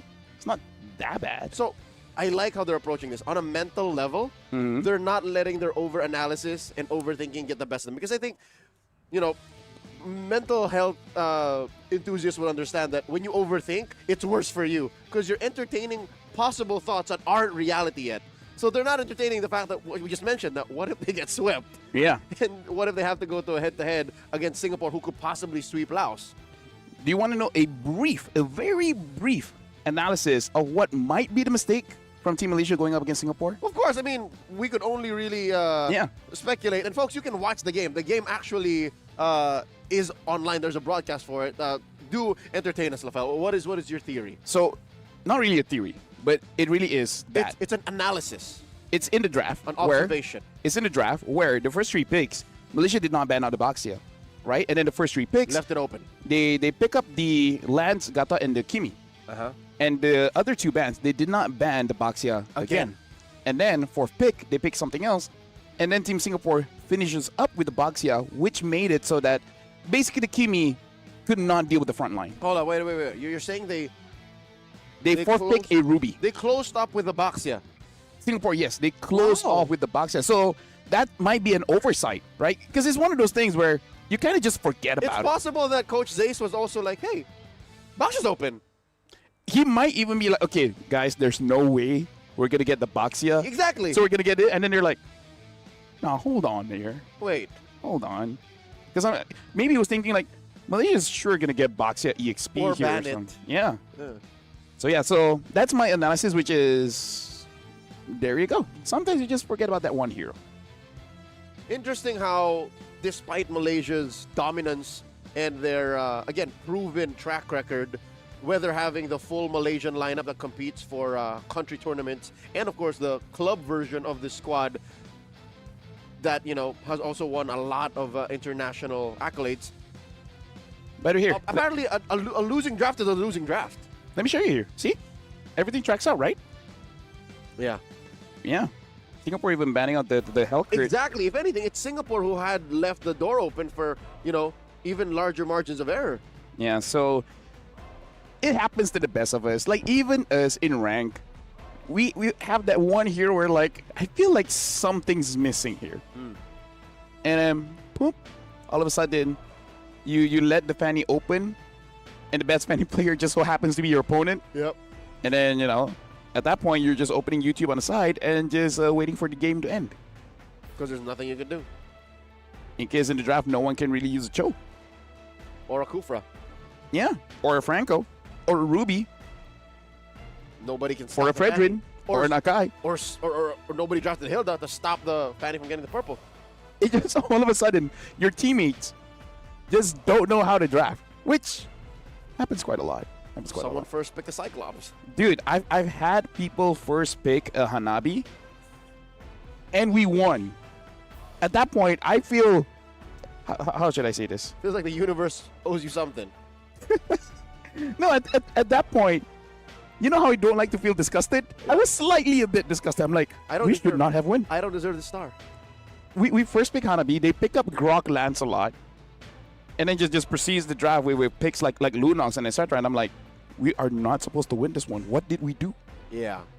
Did the enemy just did something that God really disliked? My mindset when it comes to playing in ranked, yeah, we don't have to really lock into the competitive side just yet. We will in a few. My mindset when it comes to ranked game drafting, folks, Yeah. you could take this with you, is when somebody asks for a hero, Just give it. most likely that's what they want. Yeah. That's what they need because that's what they're comfortable with. So you be the one to play around. You be the one to adapt to it. Yeah. No, honestly, like, I completely agree because everyone keeps what you call it, complaining, on social media about, oh, look at this guy, look at this guy. I have one picture. If I can find it, and if I show it to you, you're like, okay, you know what? Let this guy have what he wants, because basically I think his name was something like a Dire of God or no Yin. Apa? Yin only. His IGN. Yeah, Yin only. And then he plays 2 roles, jungle in EXP, and guess what? It's only Yin. It's like the last 49 games We're Yin. were Yin. So I'm like, you know what? Have it. It's okay. I would rather you do that and me risk this weird hero that nobody plays Then you than force you to play like a Fulvius or a Lancelot. no. Those kind of guys will use Angela EXP. Because they're If you like, don't give them the Yin. If you ban the Yin, exactly. If you don't give the Yin, they're like, you know what? they will smite you. You asked for this. You asked for this. Well, look at that. If we zoomed in, we could actually see what's on the paper for the marshals. Oh no, someone's got to help out. Look at that. The fan has fallen. Someone's got to pick that up. And it stays there. And it doesn't bother them at all. I'm sure some folks online will look at that and be like, please pick it up. Like, it's triggering me. I don't like seeing it down as well, but And they still don't pick it up. It's just there. it might be getting in the way. That's my Yeah. my theory. Oh, yeah. It could be. Yeah. Because they're setting up the audio stuff, which has a lot of Wires. end cables Uh-huh. and sellotape, strings, Connections. connections. There you go. There's a lot of connections when it comes to audio. I'm gonna put away this thesaurus now. You're good. Yeah. Team Indonesia, this composition, how similar is this to the most recent international country tournament? Is it 100% the same? Is it this one? Yes, it is. It is. Okay, It is it's literally this this one. Okay. one. Yeah. Let me just. Yep. It's Aran. It's Witty. Is Ezekiel, Joe, and Kabuki. So yeah, it's the same. Although I believe the last time they met. It's the gold lane, right? It's the gold lane that switches. So the last time that they met, they basically tried to force out a draft, which they used Obsidia. I believe it will not happen again. But at the same Are we time, past that? at the same time, I would not be super surprised if they try it again. Okay. But I don't think so, because I believe we did saw one game and Kabuki used the Xborg Gold, and towards their own success going up against Singapore. Okay. The man with a plan, the gentleman you see with a white jacket, donning the name of Indonesia in the back, is their coach. That is Coach Saint De Lucas, who takes care of the squad even outside of country tournaments. So they're better known as Team Liquid Indonesia. They were former MPL champions. They were grand finalists in the most recent World Championships, M6, held in Kuala Lumpur, Malaysia. So, again, these guys are on a road to redemption. Like, they're really looking forward for that big win. Because like people in Southeast Asia, we know what happens when you win or lose. And losing is a situation where you can afford to do if you get a second phone and has all of your alt accounts that people don't know about. And you just spend your time with that phone, and the other phone, don't even bother charging it. Stays that way. Stays for like a month, and then you're good. That's what I do. But I only have one phone. I don't think I need more jobs to get the other phone. they can afford to do that. Yeah. So, as a contrary, you can go ahead and look at something that a player like Carl Tizzi. You know Carl Tizzi? Nepomuceno from Team Philippines. Heard of him before, yes. He's pretty popular, I think. I mean, I feel like if I see his face, it might jog my memory. But what about him? Yeah, so he was recently on you know what a podcast is? Hold on. It's like radio? Yeah, he was talking to a microphone. All right. Over like a couple of hours, it's just question Oh, really? A and answer. couple of hours? He's able to talk that long? Yep, question and answer. Okay. And he shared it with a good friend of ours, the one hosting said podcast, Mhm. Kaisam Ives. Never heard of Wolf him. no Puerto. Yeah, anyways. Never heard of him. They had a conversation about how are you able to stay so motivated and be so sharp in competition through the years, despite the ups and downs. And Carl Tizzi focused on the downs. He's like, you can't find the fire to win if you're always just winning. So I think that is the arc that we're seeing Team Indonesia in right now. You know what's the problem with that one? What? I know some people that they will use a jawhead robe and just grief the jungler by tossing the buff away all the time, and they will quote that. That mostly works. No, as in like your own jungler. Oh. Yes. So as your Lancelot trying to get the buff, you just throw it away. Yeah. They will quote that, saying that for you to be better, You need to lose. you need to suffer defeat. Exactly. How will you know how to defend against an invasion if there is no, if you don't have experience doing it? How can you really be a pro player if you can't even 4v6? Yeah, you're looking at your teammate saying, I'm setting the future for you. this is for you. Yes. I am doing you a favor, bro. And at that point, you're just looking at your friend and like, What do you expect him to say? bro, I Kapkun Krab, bro. Thanks. Thanks. Now I know how to defend against a jawhead injector on my buff. Now get out of my face. what I would say is like, honestly, if it's the enemy jawhead, I know how to deal with that. When it's my own team, what am I supposed to do? I love how Moonton and our developers actually changed the game to disincentivize invasion. Yes. Because imagine like in the old days, you know how like my jungler and my roam work the same way in your side of the jungle. Exactly. Now it's like, no, the map is on my side. Come try. Yeah. What were we talking about again? Because we had a prior conversation, but I'm talking about the ups and downs for Team Indonesia. yes. And how losing helps you in the long run. Yeah. Hey, so yeah, there you go. They're gonna get better for this one. Oh, so Malaysia, you better prepare yourself because Hey, no, they're angry. Malaysia also came from an L. Grr. Yeah, there you go. Different roar. And it looks like they're laughing. They're donning the colors of a harimau. Rar. That's what you're trying to go for, right? Like those are colors of like a giant tiger. Yes, but the country is divided. Let me just say that. Oh, there's discourse on this. Yeah. But for me, I'm colorblind, so I don't know what they're talking about. Oh, is it about color? Or is it? I don't know. Like, what? So is the tiger the Malaysian Look, animal? I don't. Yes. But I don't know what even is the color of a tiger. It's orange. Nah. What do you mean, nah? What do you mean it's orange? They're black and orange. Wait, what? What color do you think they were? We're going in expanding rivers, ladies and gentlemen. Thank you for saving me on this one. Yep. Dude, I need to check my colors. It wouldn't matter to you. You can't tell. Yeah, I can't tell. So even, you know what? I'll believe you. You know what? Out of anyone in the world, I'd believe you. You have to because... Folks, in case you never knew, tigers are black and orange. Yes, they are. And that's black and orange? It is now, yes. Yeah, then that's good. That's an amazing attire for representing Malaysia. It's perfect. I remember there was a time when it was red and black.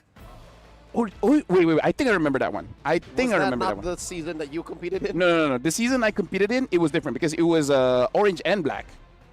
Which it is now. Yeah, but different. Okay.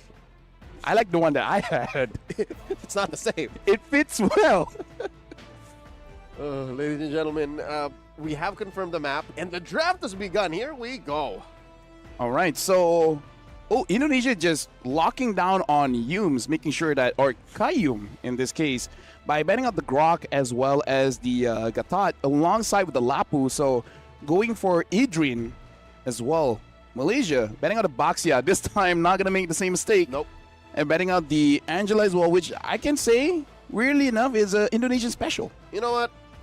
Specifically, banning against Idrin feels like a passive futility. Idrin is the kind of player who, I think you'll back me up on this. Yes. Coach, you want me to play this? Coach, really? Okay. Momo cannot say no. Coach says, hey, I want you Joy EXP. And it's like, you know what? Sounds good. What is this, 2022? Yeah. Well, Malaysia, how are they going to end the draft here? They're going to end it with a Hilda ban. And now, in terms of first picks, quite a few. I wonder if Indonesia wants to take up something like a Kalia, considering... Oh, wow. There you go, Kalia. It has been a while since we've seen Kalia open. Mm-hmm. So Kalia for Probably Christian Weedy. probably they pick up like a Lancelot, Yuzong, or Kimi Lan, something like that. Or if they want the Yisun Shin. Maybe the Yisun Shin is high priority here for Do Malaysia. you really want a Lance that bad? Because it's kind of soft countered by a Kalia. It's only soft though. Yeah. Although considering that he did lose against a Jushin With a Lancelot. with the Lancelot, maybe this time he does want a Yisun Shin. Sorry, the previous one was the Lancelot. Yes. Sorry if I misspoke. They lost with a Lancelot. Yep. So we have here the guidance of Coach Arcadia. And he does go for the alternative Yisun Shin instead of the Lancelot. Alongside a Ruby, which again kind of spells out what they want to do with this. And they'll go for the Eve as well as the Uranus.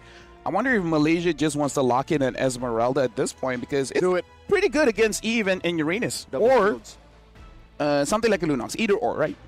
Double shields. It's been a while since we've seen Lunox. I mean, maybe this is that kind of pocket meta situation. In the SEA game so far, Lunox hasn't been that much of a game changer. When Team Liquid Philippines, what was that? Late November? Early November? When they won their championship in Season 16, it was all about Lunox in mid. Yeah.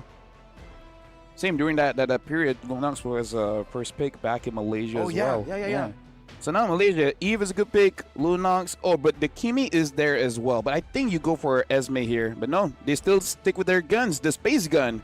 Picking up the Kimi, but that means both the Esmeralda and maybe even a Yuzong gets banned out. And then at that point, or Hellkurt By Team Indonesia. by Team Indonesia, correct. Yeah, because again, weirdly enough, for Malaysia, it's the XP lane that plays Hellkurt. So Malaysia probably banning out the jungler here, right? The Hayabusa is still up, the Lancelot is still up. Yep. And I think you gotta no. There's one other strat that Indonesia has used before. Didn't work, but they have used it, which is Uranus jungle. Okay, let's see how Joe is able to do that. But I'm against it. I don't want to see that, not here. Well, the X-Borg does get banned out first, considering that Indonesia has used X-Borg in the gold and they don't have a lot of bursts. Respectable. Indonesia, I feel like Esmeralda is a pretty safe ban, but they go for the CC first. So Malaysia, is there any other fighters they want to ban out? I kind of feel like Hayabusa is a pretty safe ban. Maybe Lancelot you can fight still, but I think a Hayabusa might be a bit difficult. I think if you're going to deal with either, just open both. Ban out more EXP lane. Oh, no. Ban out more gold laners. Which now you're wondering what is left. Granger? You still, I was going to say, you still need a combo with the Kalia. Right now, Kalia does nothing with what's left, with what's currently on the board for Team Indonesia. Yeah, I would say Granger is the safest, and then Malaysia can opt to pick up the Harif themselves, or just not worry about the Harif at all, and then just basically have Indonesia with full magic. This is the move. Ban the Granger because I am about 90% sure this Ruby is already the gold laner. Yeah. So you're denying Indonesia a combo that works with their first pick. So you made them waste money. It's basically like buying the garage first before the car. Yeah. Although I do have to say, if you have money for the car, it shouldn't be that big of a problem. And no, in hindsight... Oh, wait, buy the garage first and then the car. Wait, what was the thing again? Buying the garage before the car. Oh, okay, so what do okay. you put in there? That's the thing, is you invested in the Kalia early, but what's the combo? I mean, you can buy Wi-Fi and just put whatever works with Wi-Fi there. Or live in the garage, yeah. There you go. And Yuzong gets banned It's real out. estate. So it really should be an Esme here. And at that point, you're still hiding. Wait. No, there's no hiding. Once you have Esme, you're just missing your roamer. Which, what is going to be the roamer here for Team Malaysia? Qayyum?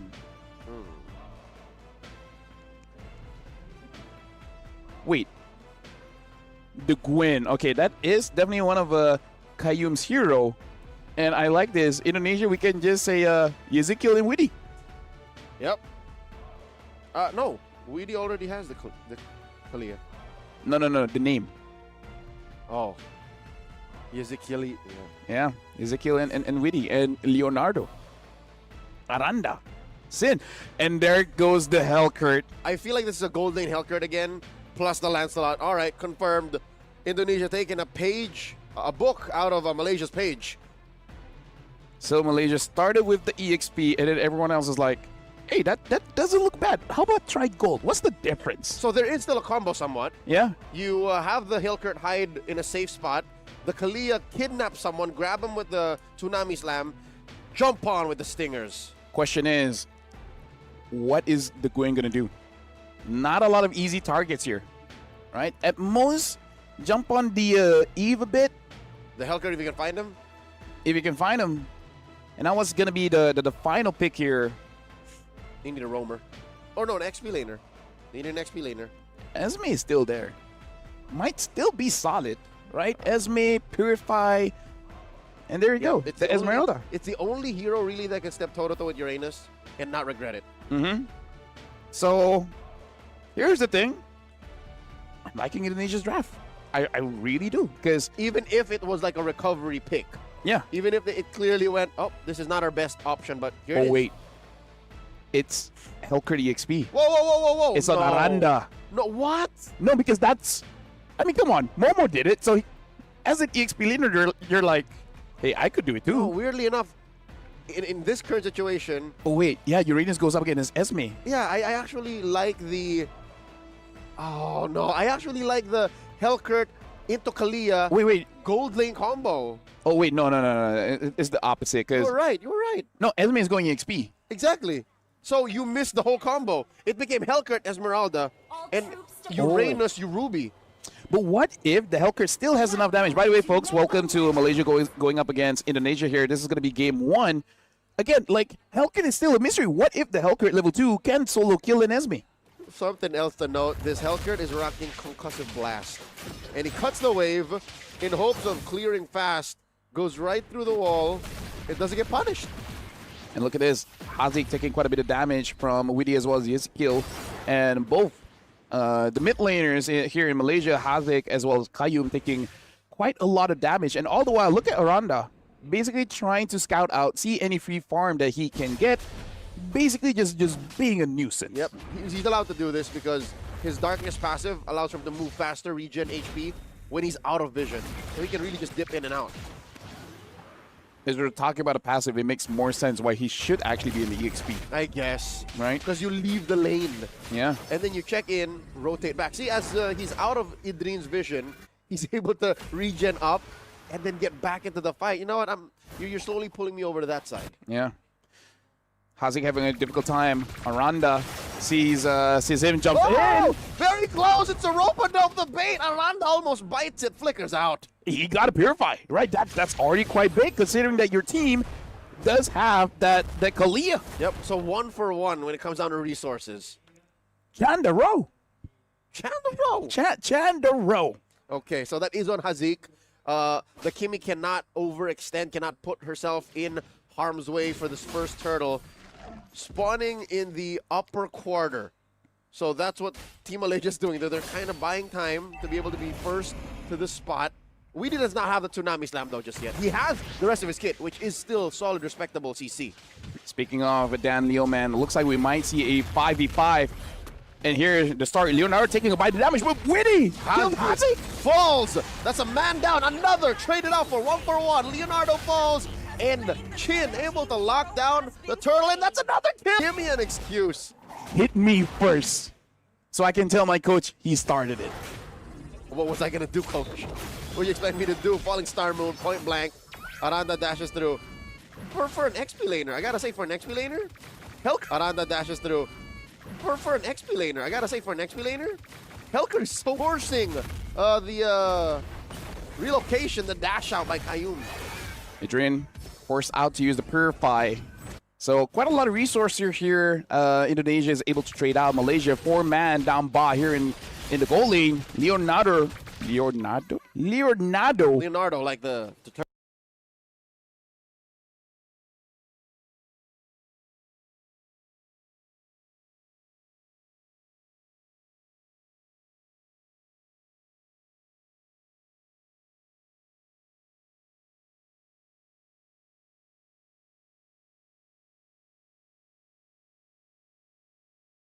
turtle. Leonardo Yes, able to dodge it out. he's fine. Even if he did dodge it out, I feel like this is not as winning a lane. Is it weird that I think the more winning lane is Aranda's XP lane? Really though, I get it. taking a bit of damage. Not able to dodge everything though. Real manipulation. Put up maybe a second too late. Kayum falls. Tin finds one. They're pushing Haslik back. A roamer for a roamer. 1-for-1. And look at Aranda, goes back to the Eastern Shin, takes him down. Ha goes down again. That is not a trade. That was all Indonesia.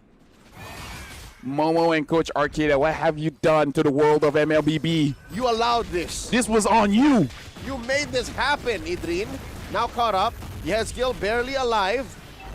These are the shields you were talking about earlier today. Idrin gets popped. He tastes the blade of his own creation. It's getting more and more into a reality here, Leo. Indonesia, there's a chance they can win this against Malaysia.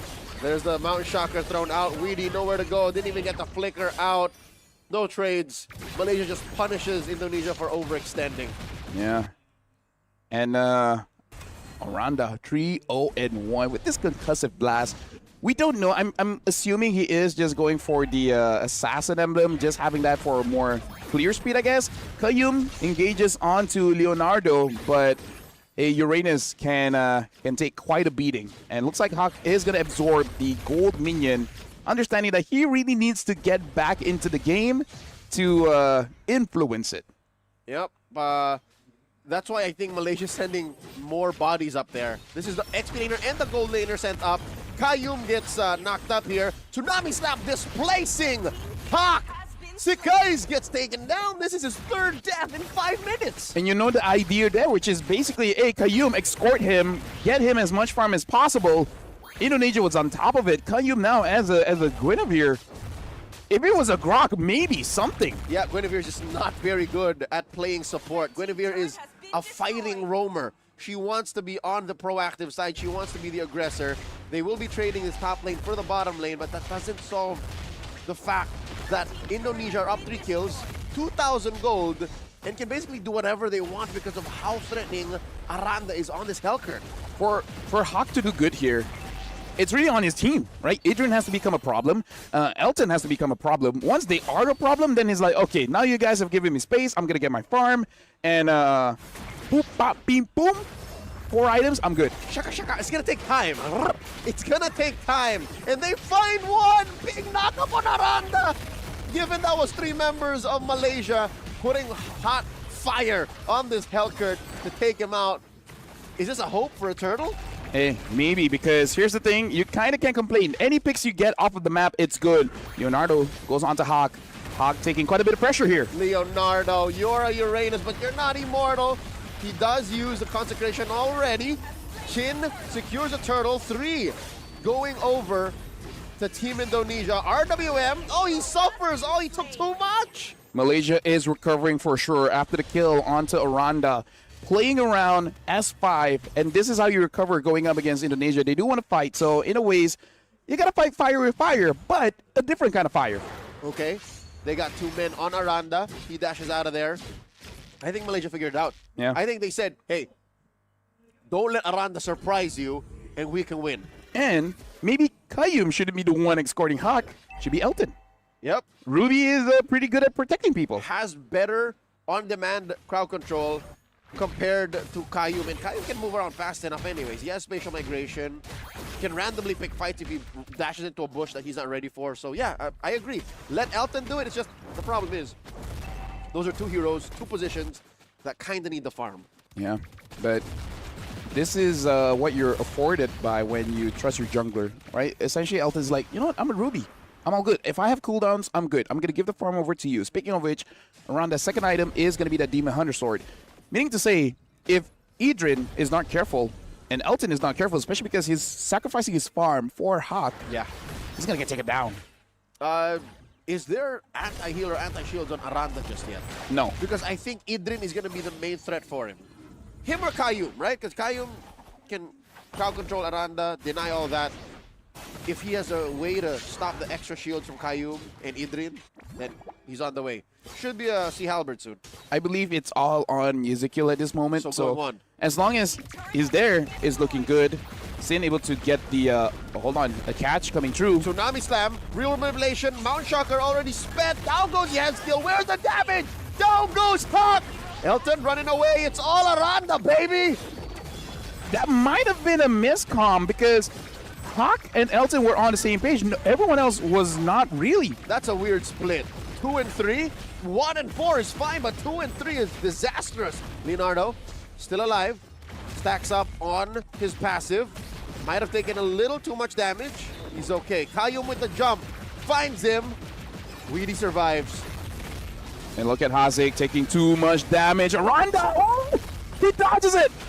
And Aranda looking to trigger that passive. Sin secures the Lord. The I'm offended onto one. Weedy flickers out. Weedy is safe. Indonesia happy with the win. But again, both countries here, Oh! Din gets taken down. Leonardo is surviving because he's a Uranus, but Malaysia and Indonesia really making it worth the watch here. Both teams trading blows. And Malaysia, when you feel like they're down, they somehow figure out a way to come back. And honestly, it's kind of up of Kayum. He's getting these picks, and it's really just up to the team. Like, do you have enough damage or not? Well, I'm not used to this kind of tempo or pacing. The map is literally just 4 and 1. Leonardo is setting it up, and then Aranda and Sin just come in. This is kind of worth it for Malaysia because look at Hawk. He has more farm than Sin. Despite everything that's been happening. Exactly. Now, So weirdly enough, how is that working? Is this because Elton? exactly, give over the gold minions over to Hawk, give over the jungle, give everything to him so that he can equalize. My sweet prince. Because you know that Kayum can get a catch. You just don't know you have enough damage or not. And if Hawk's the main damage dealer, makes sense. Oh no, real manipulation plus Tsunami Slam. Kayum! That's a wrong target. You don't want to do that to a roamer. Weedy put on a half health. Leonardo just standing right in front of them. The Lord marching up. This was all a distraction. I think Indonesia just really wanted Malaysia to commit so that they can push turrets. You got to be careful. Randa there. He waited for an angle for the flank to come in. Malaysia is going to protect their base from this Lord, though. Leonardo gets pulled in. Use the Purify. Is surviving so far. But looks like not for long. Leonardo, Haze gets the kill. But all the while, Indonesia gets mid-turret. If that was communicated and it was a calculated risk, good for them. I'm going to take that deal any day. A push on a turret for a Uranus that really wasn't doing anything anyways? That's a proactive decision by Team Indonesia. Yeah, basically they're saying like, you want to be the one with the most damage taken, right? I mean, like, you want your stat to be there. Leonardo, want to be useful? Here, pull him over here so we can push. And that makes sense. Yeah. Take that as you will, but that is one way to stop Malaysia from slowly farming up on Hawk. Because if you can shrink the map, then you can deny, the trickle economy onto this Yusen Shin. But all the while, you're always at the back of your mind, right? Hazik as well as Hawk. I have a position where I can go for a kill, but where's the Helker? Exactly. I feel like it's Idrin's job at this point to find where the Helker is. You know how they do it? How they do it? Mountain Shocker. Hey, there you go. I forgot about that. Exactly. It's literally a one-stop shop. Oh, who are they getting? That's a Tsunami Slam on one. In comes Aranda. A little too much. It's too crowded. Aranda double gets himself. He can't kill Elton. He gets taken down by Elton. And Team Indonesia gets stopped in their tracks. And that's before the Lord spawn. But I feel like it's still fine for Indonesia because they have a lot of ways to siege this one. Malaysia might want to opt to get mid first. Leonardo is there to give vision to make sure. Oh, hold on. Kayun gets a catch. And that's a huge target. Sin is out of the equation. 2 key members from Team Indonesia not here for the Lord Dons. Hazik now does have that Divine Glaive, so the tanky members of Team Indonesia now have to be a little bit more careful. And this game, man, I really feel like it's all... Like, Kayun has amazing cash, but look at Idrin, right? Idrin giving enough space, becoming a problem that's not answerable by Indonesia just yet. If it wasn't for Idrin, Malaysia would be in bigger trouble. That's what I was saying. Because Aranda was not able to take down Idrin fast enough, nor Kayum, then now they're suffering the consequences. Leonardo purifies on out of there, consecration as well, keeps himself alive. But really, they're not winning. They're in a position right now where they're not winning. They're just not losing. Indonesia, if somehow Aranda gets onto Hazik or Hawk, most of the damage is not going to be there anymore. Hawk, though, now does have that War Axe, so as long as he doesn't get caught, he can stick around the fight for quite a bit. And this is at a point where Witty, he might want to make a play, but he needs to see where Elton is. Because you jump in, you might be the one that gets caught. Yep, he can't use his flicker willy-nilly. You can't just go, all right, I found one target. I don't care if I die. No, it's not that you don't care you die. You have to survive because your team needs you. It's Aranda who will follow through and make Malaysia regret positioning their cores like that. But right now, they're the ones calling the shots. Malaysia has equalized. Hell, even they winning. They're up on turrets right now. They're really wanting to get this inhibitor. And look at that stun. His onto Leonardo. Gets taken out by Elton. And now, even though the Tsunami Slam is there, Witty, there's no follow-up. Elton is very healthy in the front. Ezekiel with the Divine Glaive should be able to defend the base here against Malaysia. They lose their top lane inhibitor, so the base is cracked wide open. Team Malaysia can just take it slow. Real manipulation from Yazkiel. The jump in. Oh my lord, the Requiem, Sinfos, Weedy as well. This turret will be up next. Down bottom is the last safe haven for Indonesia. They can't even afford to defend it. Ladies and gentlemen, Team Malaysia with the recovery victory, taking game 1. And let me just say, that was actually quite an impressive victory considering all that has happened in the game, where it looked like a pretty rough start. And I was convinced that Indonesia had it. But Adrian with this Esmeralda, right? Moving across the map, never allowing Indonesia to get what they want. But Caillou, man, on this Guinevere. In my head, who's he going to catch? And the answer is Lancelot. Excuse me? It was the Lancelot? Yep. You're not wrong to say that Indonesia might have had it, yes, but they could not answer the inevitable power spike come the late game from Hawk. And they could not have Aranda do both, take care of the map, and stop Hawk from doing that. So I guess they just made the call. It's like, it's too late. Let's just try to take care of the map. And then too late, Malaysia was in control. And junglers are going to take this and show their goal laners in EXP, be like, did you see what they did for Hawk when he was losing? Did you see how unselfishly they gave over their resources? Would be nice. Yeah. Imagine if you guys did that to me. You know? Those maybe just once. Those uncomebackable games? Maybe. You know? You want that star, don't you? You want that 100, right? Or are you happy with 20? You happy with 12? The number keeps on going down, but I'm trying to be realistic. Like you wanna loop into this little hypothetical situation. You know, your Mythic Glory fans. Yeah. Your Immortal Glory fans. You want to get the Mythic, right? Yeah. Actually, you know what? For most people, they're happy getting to Legend, because Epic is a different universe. Epic is where you go like, oh, wait, this is not familiar. I just want to pick my hero. Why is it taking like an extra 3 minutes to get into the game? Exactly. And yeah, impressive coming in from Team Malaysia, but I think this solidifies it, right? Helkert is a threat. EXP or Gold, meaning like he has his purpose. Okay, to put it into context. Sure. I think I put Helkert in the same tier as we put Leomord and Suyo now. Okay. Is that fair? I don't know about Leomord, but I feel Suyo, yes. Oh, really? Yeah. Leomord is a little lower then. I mean, he hasn't won yet. Fair. Yeah. Fair. So, yeah, I feel like it's in the realm of Suyo. Maybe not top 3, but it's definitely in that niche where you're like, hey, this is an okay game for it. Because apparently right now, Helkert is a lane winner, yep, a disruptor. A map. It's also a map threat. Map threat. And if you're okay, you might be even able to open up the map safely, at least for the early stage of the game. As the game moves on, not so much, but there you go. You know what? My favorite part about Helkert's little kit is the regen passive. Yes. And the movement speed. That is, I think, the game changer, and that's what allows for it to be now in my opinion, I agree with you, a better XP laner than gold laner.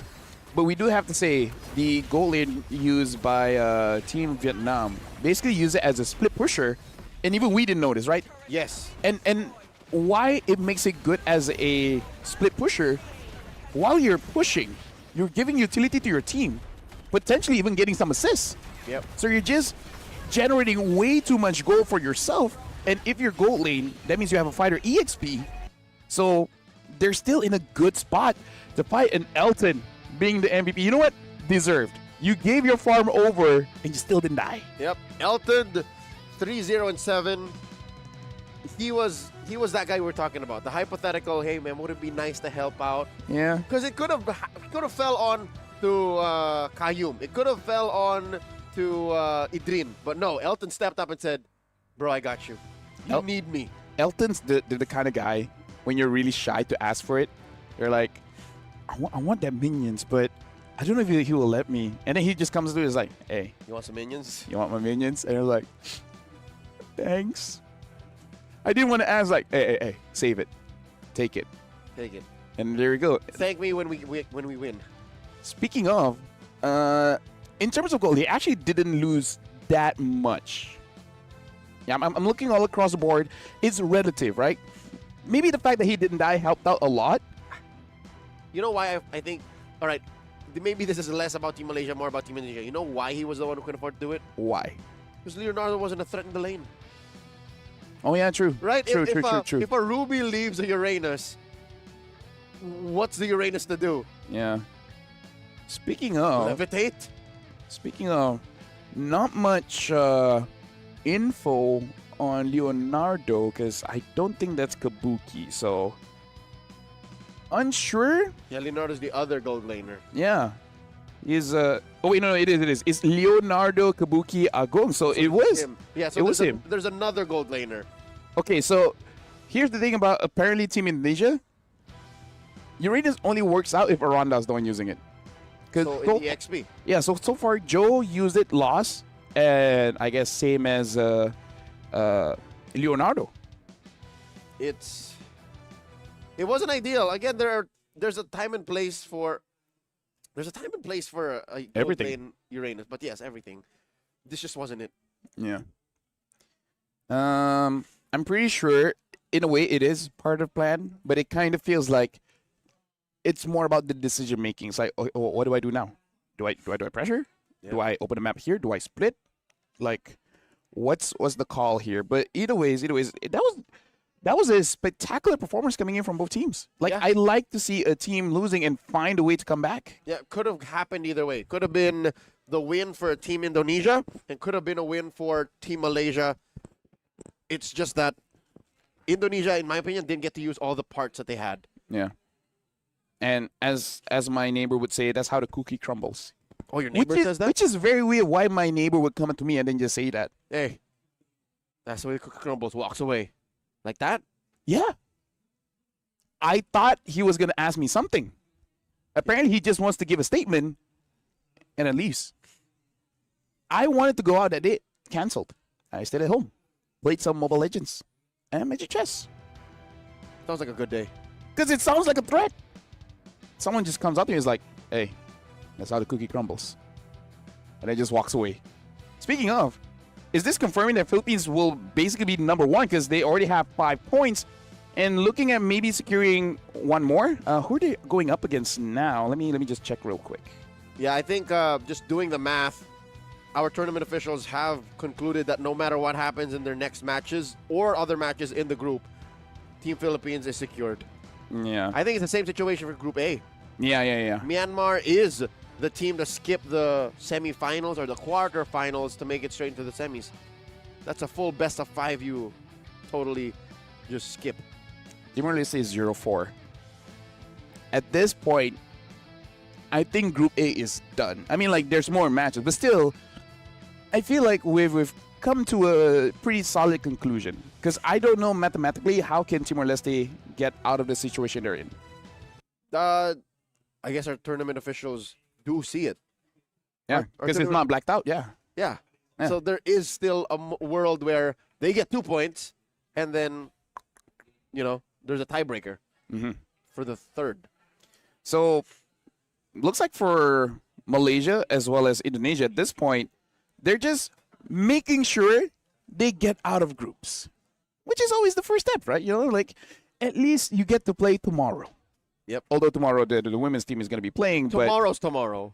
Potato, potato, tomato, tomato. Same animal, different beast. Never heard that one. I'm gonna use it when I meet my family. You're welcome. Yeah. It's on the house. Next one's not free. Speaking of, next one is gonna be Malaysia against Indonesia. This is game 2. That one for sure is not free. I think Indonesia learned their lesson. Yeah, but what's the lesson here? Right? Is it like Leonardo? Leonardo, you can use a fighter, just not that one. In my head, Uranus is not a fighter. I think Give him a war axe, and then maybe that's a wasted slot for Uranus. fine, a concentrated energy, The lesson is use all of the. or ban Esme, because we talked about the Esme. Yeah, what was that term? Do you use all of the cow? Use the whole cow? Is that a thing? When you're cooking, you use the whole cow. Because here they had a whole dish, right? Yeah. But that gold lane just wasn't it. Like, tell me one moment from game 1 when you said, "Oh, yo, that Uranus though." None. Exactly. None. So imagine that you're an MPL champion, you're an MPL veteran, and they give you a hero that does nothing in your lane. Yeah. He was just a scarier minion or scarier buff. Dude, buffs are scarier because you know that there's always an opponent nearby trying to steal it away. And I've seen buffs on professional stage actually killing the jungler. Exactly. Do you remember the first time they changed the buff? You know, to basically make it so that you don't one-shot it. Yeah. And then people are not used to it and they actually died to the buff. Yeah. That was like very, very early day, like around 2 years ago.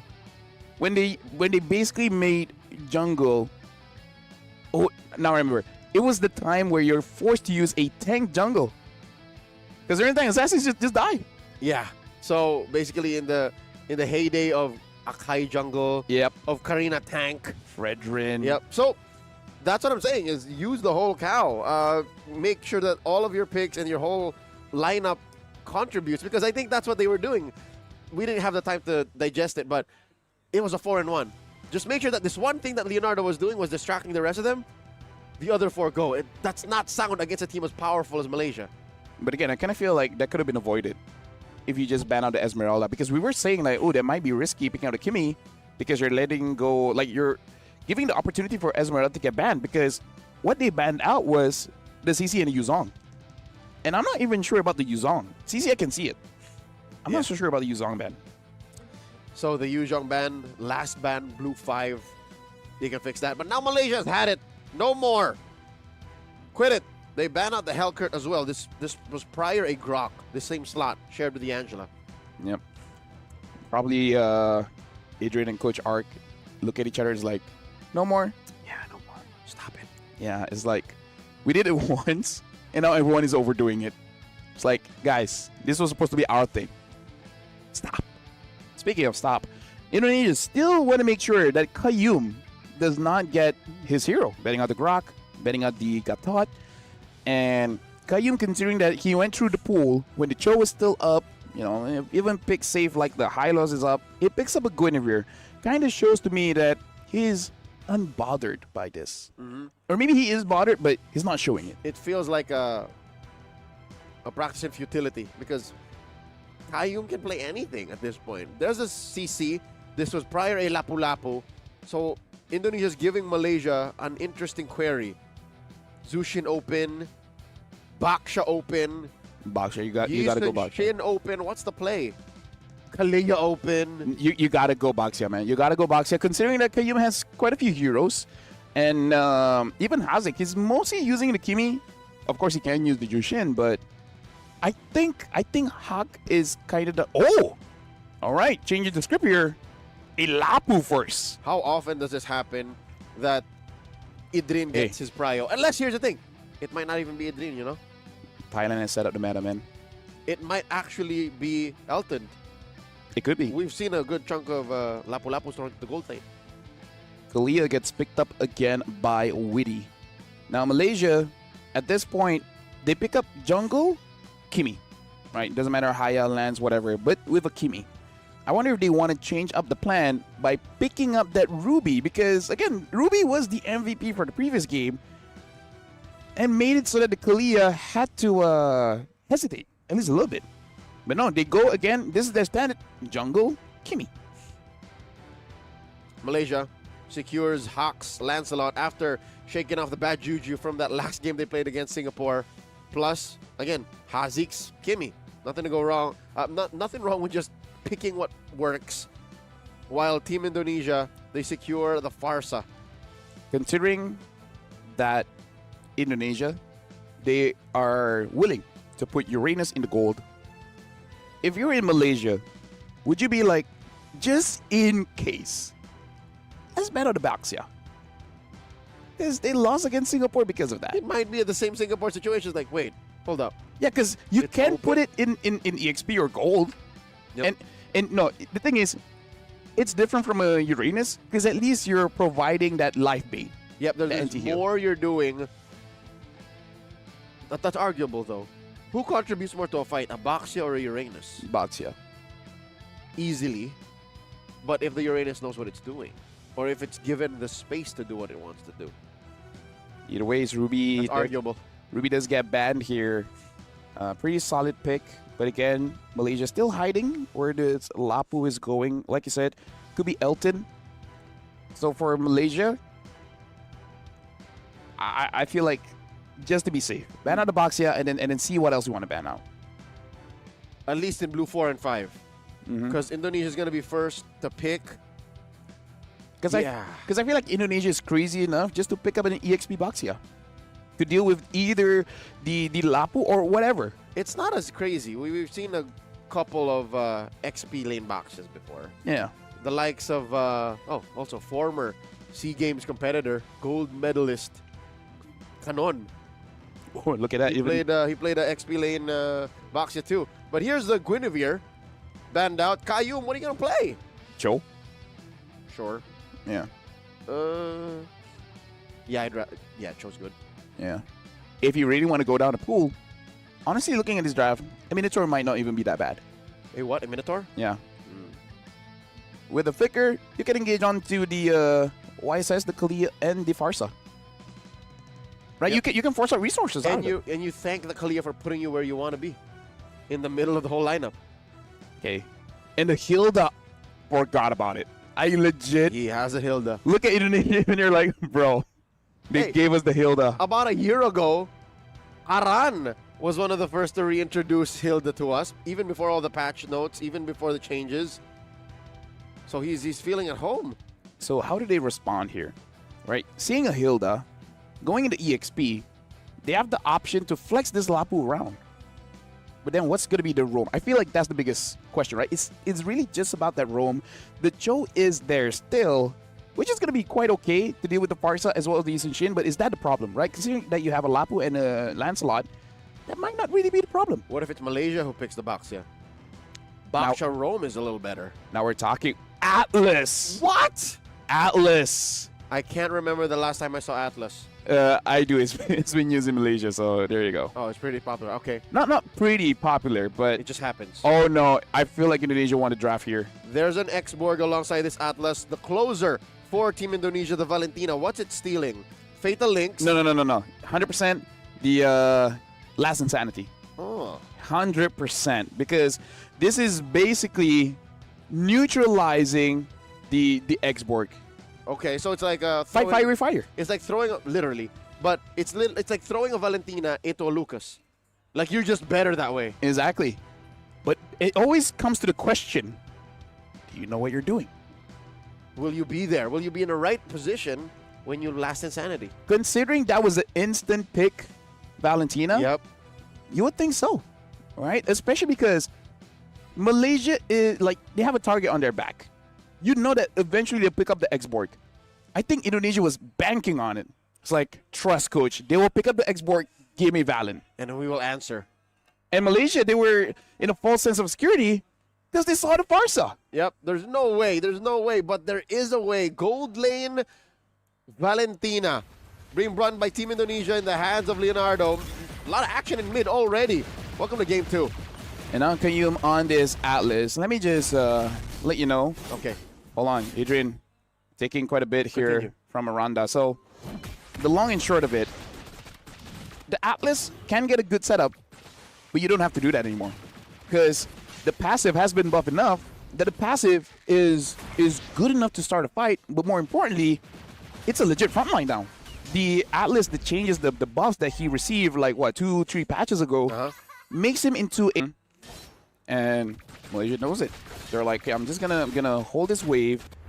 And Hawk is here just to make sure that Hazik gets to clear safely, because it does look like Witty, especially on this Kalia, the Feather S strike, just jumps onto the Atlas at least a little bit. I'm honestly surprised that Hawk coming in survived that, considering that he took quite a bit of damage. And he got some heal. Unsure where the heal Malaysia, they are struggling just a little bit, at least in the early game. So I don't know if they really want to fight out for the next turtle. Maybe they'll try to steal it, but don't overcommit. Here we see Witty holding down the fort, keeping that turtle pit clean of Malaysian forces, and now in comes the rest of them. Qayyum, perfect catch, looking for that freeze, gets it on Witty. Broken walls, allowing for weird interactions, weird engages. Mount Shocker coming through. Chin traceless, gets caught in the back like Qayyum falls, he's able to sustain, get the turret, get the protection. Business end of Idrin's blade. And now they're looking for one more. Hop, not gonna fall, not yet. Aranda gets punished by being sandwiched by 3. Means just like that, Indonesia regrets even fighting that deep into Malaysia's territory. Yeah, considering only Qayyum falls, where most of the damage, especially the Feather S strike, is jumps onto the Atlas. I'm honestly surprised that Hawk actually survived that, considering that he took quite a bit of damage, and he got some heal. Unsure where the heal came from, maybe it's just from his regen, but that heal was enough to make sure that it was worth it. The pursuit coming in from Indonesia was not going to be enough. He's able to sustain, get inside the turret, get taken down just like that. Some protection, a singular fatal link's worth it. Again, it's one of the reasons why I gotta say, fatal links on the 5 is still difficult, but with the frigid breath, you can free the opponent, so you can actually get a pretty good catch here. And all the while, you're not losing. Look at top here. Leonardo is actually having a good trade, but he gets caught with the traction pole. Exactly. And now, Beyblade's battle here, dodging the damage. Leonardo, unless of course, was able to survive the game. Go shoot! That bridge he gets punished, did not see. Hawk hiding, gets punctured onto. And they're looking for one. Tsunami slam. Elton gets the return. And now Indonesia's up. A small gold lead, but, you know, Malaysia lost their early start. Yeah. Be thankful with whatever you get, you know, because it's small now, sure, but eventually it will be the difference maker. Speaking of, the turtle will spawn down bot. Leonardo has a small level advantage, which does mean that he's not losing his lane against his export. Nope. Despite all the action happening elsewhere, and the rotations and the assistance that these gold leaders are giving, he's not losing out. Again, it's a good lane. I get it. This Valentina is export. Yeah. It's a good lane. I get it. This Valentina is export. Yeah. Because I've heard scrims about it. Saying like, exactly, like, yeah, it's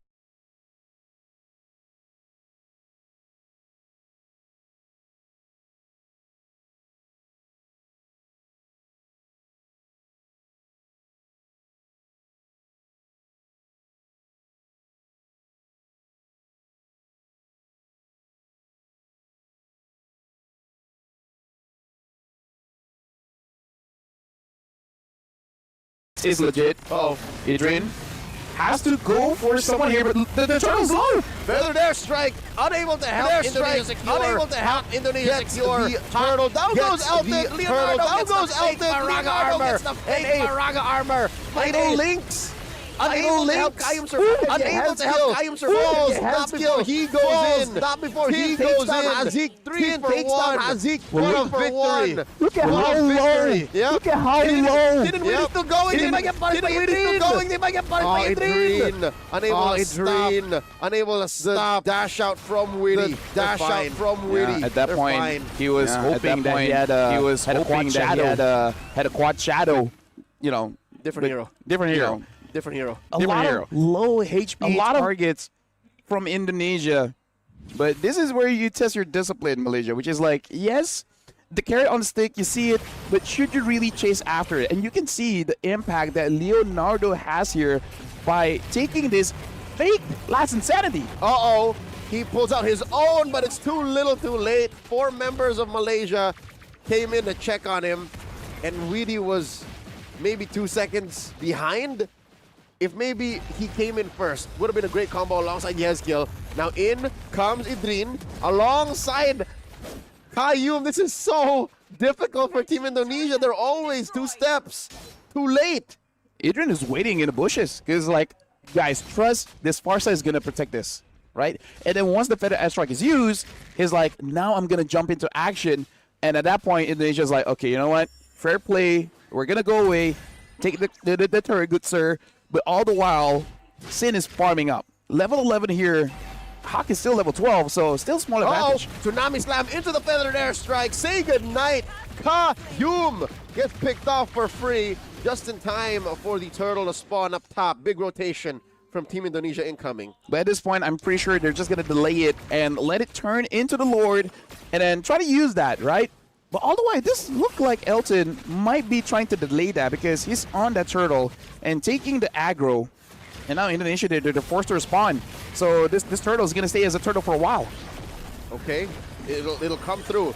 This turtle will be a turtle. But the question is, can Indonesia secure Aranda down to a 10th of his health? The final slash, the fake one stolen by Leonardo, pulls back, helps Sin secure. So that's one turtle over to Indonesia, the final one. Yeah, but again, Indonesia, they can't feel too comfortable because look at the gold. It's roughly the same. Though Leonardo now having the lightning truncheon should be able to do massive damage even without taking away the last insanity. Hakim Qayyum has to run away because Aranda is on a pursuit. I would say for Team Malaysia and Team Indonesia, it's pretty scary for both because both have options to catch and basically dive. Yeah, it's tough for Malaysia here to find a winning initiation because Indonesia always has an out. Indonesia, I don't remember the last time they used their flickers. Indonesia? Yeah, because the last time that the Fatal Links happened, it was just on one target. And Weedy just like said, never mind, it's okay. So when Indonesia starts learning how to use it or finds the timing, then that's another major power spike for them. Elton trying to protect the turret, unable to do so. And now dealing with Aranda as well as Leonardo. Okay, here comes the four-man gank squad. Indonesia does not want to overcommit. They let go. Feathered Airstrike, what was this for? To clear the wave. Yeah. He's good. He has skills fine. Yeah, because he did saw Idrin as well as Hazik there, but all the while, Hawk is able to get one more turret for Team Malaysia. Elton is just going to be on protection duty here because he understands. He's closing... Oh, no! No, he's fine. He's fine. All right. I think Qayyum was thinking about it. He's like, thought it was gonna. You don't want it? I thought it was gonna be a K moment. You know what I mean? Yeah. I think he really thought about it. He's like, it's not that worth it, is it? It's just a Hilda. All right, but you know, both sides of this river brush is known as the Kumar Bush. Oh yeah. So that was a close call for Aranda, and this is a point in the game where you can't afford to do that. That bush single-handedly causes nightmare for Baxia's users everywhere. Yep, and it almost happened for this Hilda. Oh yeah. Lord spawns in the lower quarter. Feather Airstrike coming in from Yezgil. If I'm reading the map correctly, he should have it again when this dance really does turn into a full-on fight. Qayyum, at this point, comes to the question, do you want to take as many people as possible or do you want to isolate someone? Because honestly, when it comes to the AoE, it's really mostly on Hawk, right? Idrin, sure, but I feel like he wants to solo someone out. And Hazik, he's trying to bait. Okay, here we go. The conceal plus the hunt down. Hazik falls, and they've effectively divided and conquered. Qayyum flickers out, does not even hit anyone with the Fatal Links. It might be too little too late. Hawk takes down Aranda. Feathered Airstrike from Yezgil. Lord gets reset. Currently the trade 1-for-1. Rarely do I see a mid laner basically volunteering. Is like, I know they want me, all right? Let me be the bait. And they actually did took the bait, but they were ready for Idrin to jump onto Sin. And Sin was able to get away. So it was like, you know what? I'm going to go for the next best target, which is Ezekiel. And he almost got the kill. But you know what? Catching a bird is difficult. It's especially a bird that has Purify. Mount Shocker set up Sin, and the rest of Indonesia have full information and vision on where the Malaysian athletes are. Roaming around the map, they're obviously far from the Lord pit, but they're not letting this one go. And Qayyum, because he knows that Yusenshin saw where he was at, goes for a recall, maybe tries to reposition, and all the ults are up for everyone except Leonardo. And I think it is something that Indonesia really wants to stall out just a little bit, because that last Insanity is really a big game changer. Or he can switch it up and this time actually take the Fatal Links. Although now that I think about it, probably not a good idea. Yep, I'd rather the. He would die instantly. instantly. He wouldn't even be able to get the other half of that, 4-man, 5-man suplex. Hawk comes in, plays with fire, gets burned, punctures through, and then Phantom Executions away. Feathered airstrike here. Widdy in the pixel brush. Who does he want? Who does he get? Kaiyum. Are they going to trade here? Fatal Links still waiting. Doesn't even come through. Plus a stolen last insanity takes out Hazik. And Leonardo falls 2 for 1. The current trade. In comes Sin. Gets some damage in. Serving up against the hands kill. Double kill for this Farsa. Another kill. A shutdown. Hawk falls. Just Elton left. And Elton, I don't know if this is the right call, goes for the last insanity, gets his kill, and able to clear the minions a little bit, but Randa is here. But the immortality gives him a little bit more confidence. Indonesia is going to take this Lord and almost got a wipeout. Team Malaysia, I feel like even they did not consider the amount of damage that Indonesia was able to output, but Malaysia gets the inhibitor. So, semi-worth? Nothing is free. And you know what? In all context, that was a Pyrrhic victory. Indonesia had to suffer so much. You may be able to lose your second tier, but that's fine. That's fine. In all senses, that's fine compared to losing that top lane inhibitor. And I'm sure Caillou remembers that, where he tried to go in, and I feel like Aranda was the one that keeps canceling out the Fatal Links, right? By stacking the second skills. Like, I'm gonna stop him now. Wait a bit. Stop it again. Wait a bit. And I'm going to stop you again, and you die. Yep, because he doesn't have a Purify. Exactly. So, probably going to make sure that he doesn't get catch by Widdy. Because apparently, yeah, he can die. And he's willing to do that. It's just amazing how the macro was able to be set up so well by Malaysia. And I don't know if Indonesia just totally set up so well by Malaysia. And I don't know if Indonesia just totally missed out or got tunnel vision. But I don't think it's a worthy trade. Now in hindsight, Indonesia lost out so much. Fatal Links onto 1. It's Widdy. Widdy looking for a Tsunami Slam of his own. Flickers on out, might not even get it. And he gets popped before they fully get the combo. Last insanity from Leonardo! Pushing back all of Team Malaysia. In comes the rest of the Indonesian squad as Leonardo falls 2 for 2 the trade. Indonesia might have overextended. In comes Hazik. They pop the immortality on to Elton. He's got the Firaga armor. He's fine. 3 for 2. Hawk showed how dangerous a built-up Yusun Shin can be. And then Sin remembers that and goes in and shows off as well. Sin using the traces to get away. Elton with the Firaga armor still there is going to be safe, but they got to give away this inhibitor. You cannot die at this point of the game. Top lane gets equalized. So this is literally 2 fighters, 2 boxers cut wide open and fighting despite the blood dripping down their eyes. And now you can see the dangers of Valentina Xborg, right? It's real. Like, legit, like in our league, we've seen it plenty of times. And that's something that we haven't considered. Is like, yeah, Malaysia has shown the export for quite a while. And when you see the Farsa, even I didn't consider that, right?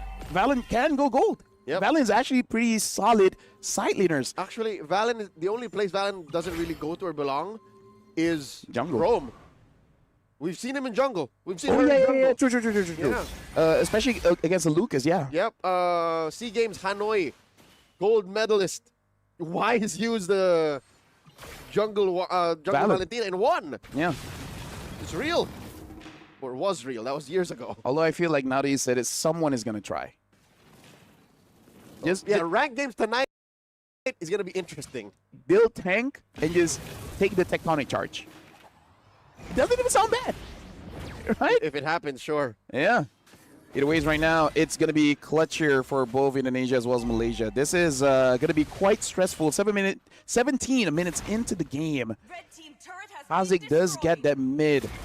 But Indonesia, they are controlling this this Lord. Playum comes on the map, finds Widdy, pulls him up, but it S right. That's a Tsunami Slam combo. Chin dealing a lot of damage. Kaiyum still up and at it. Immortality pop, the last insanity. Are they answering back at each other? Down goes Kaiyum. Widdy jumps in trying to sustain his immortality. Keeps him up and alive. Chin just barely goes down. Traded up for Hawk. Kaiyum and Elton 3 for 1. They're not done. They fight Hazik in the back and it's just Idrin left. That's not what Malaysia wanted. Like, Hazik is able to deal the damage, but Idrin here, he's on a timer.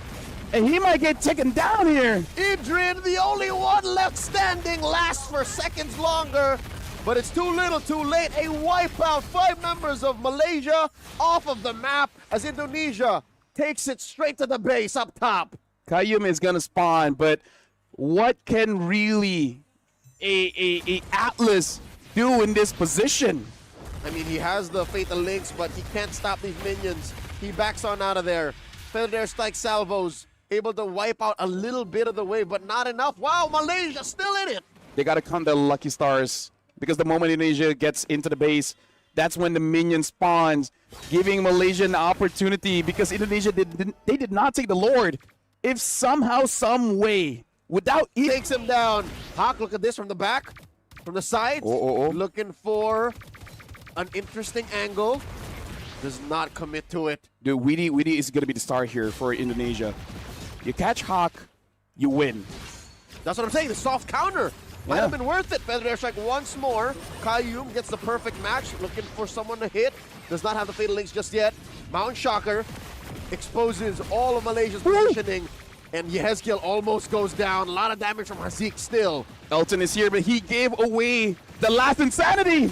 And now Hawk goes in. Weedy falls. Leonardo with the last sanity of his own. Down goes Qayyum. Hits him. Feather Air Strike. Immortality. Down goes Leonardo, the original.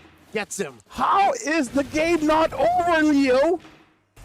Many a times I thought Indonesia would have been able to end it. But somehow the tenacity Malaysia is showing, saying, I'm not going to go down, I'm not going to give up. And now Hawk taking away the purple buff. Sin is becoming a problem. 7-2 and 10. If he gets taken down, that's Malaysia's go time. Yep. If Sin suffers a death, it's surely over. So they have to protect him. Leonardo and Witty, about 15 seconds collectively before they spawn. It's a question as to why Malaysia isn't able to fully commit. Exactly why. There it is, because Qayyum's not here. Yeah. They're still afraid. Oh, Sin put down a less than half health. Oh, he needs to back out of here. Panic Mount Shocker. Oh, they're going to have to let go of this Lord. Lord for Malaysia. Dude, what did they do? What did Malaysia do? Because I know they fought. How did Hawk avoid that many damage in those Lord dances? Because the only way Malaysia really backs off if he takes too much damage. And despite all the explosions going around, he was able to dodge all of it. He just knew that the damage Indonesia was bringing out was the kind of damage that needed to be on specific targets. So you're right. By dodging it, he's able to make null and void Indonesia's efforts to burst the lineup down. Qayyum died, yes, but he's the one who can afford to take it. Interesting how Hawk picks up the tank potion. That's how he knows that, hey, the name of the game is damage. Yep. If I can mitigate that, I can make fights last long enough for Indonesia's combos to not matter.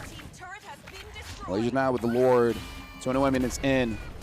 I don't think they can end. Aranda coming in from behind for the S-Strike used to clear the mid lane. But the Lord still marching up top.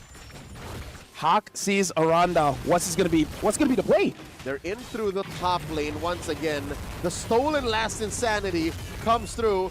Chin dashing around. Oh no! That is Leonardo slain! Mount Shocker already used 2. Lord still standing.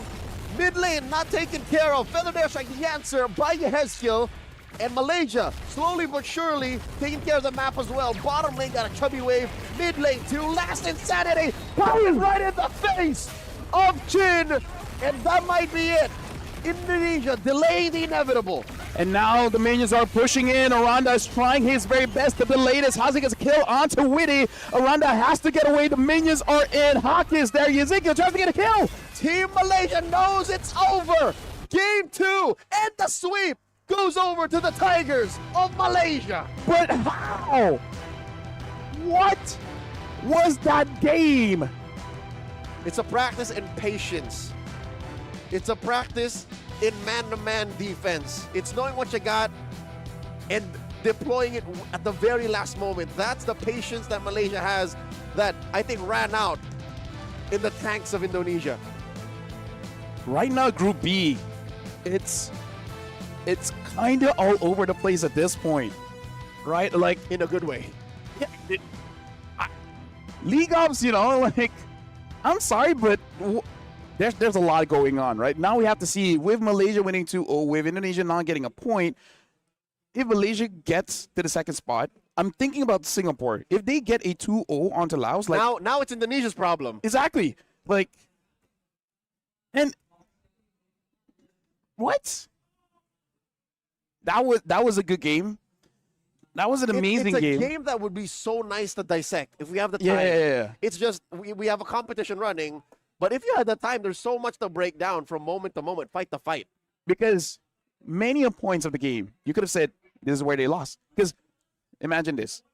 If the timing was different, the minions didn't spawn. Yeah. Indonesia won. If the members of Team Malaysia were out for like maybe 3 or 4 seconds more, Indonesia wins. Indonesia wins. There's a lot of what ifs in that situation. But one good thing came out of that game. What is it? You might see a Valentina goal, but I don't think Kayum really made the Atlas look all that great. So probably not going to be seeing Atlas for today. It's not the Atlas. The Atlas wasn't all it. Yeah. But they were able to play around that fact. Yeah. I mean, like, he made it work, right? The frigid breath, I'm pretty sure, was able to stop some movements. But did we lose is the question you ask by picking this Atlas. But yeah, between that and the Alice, despite, the Valentina, despite the Valentina losing, I think, yeah, we might see it in the gold lane in ranked games now. Yeah. I wonder if Team Malaysia, they will just huddle up with Coach Art, with Coach Becky, and Winter and Haru. Like 5 to 10 seconds of silence and be like, yo, that was close. that could have gone either way. What was that? Exactly. Like, we need a breather. Like, don't talk to us. We just give us water. We barely got away with it.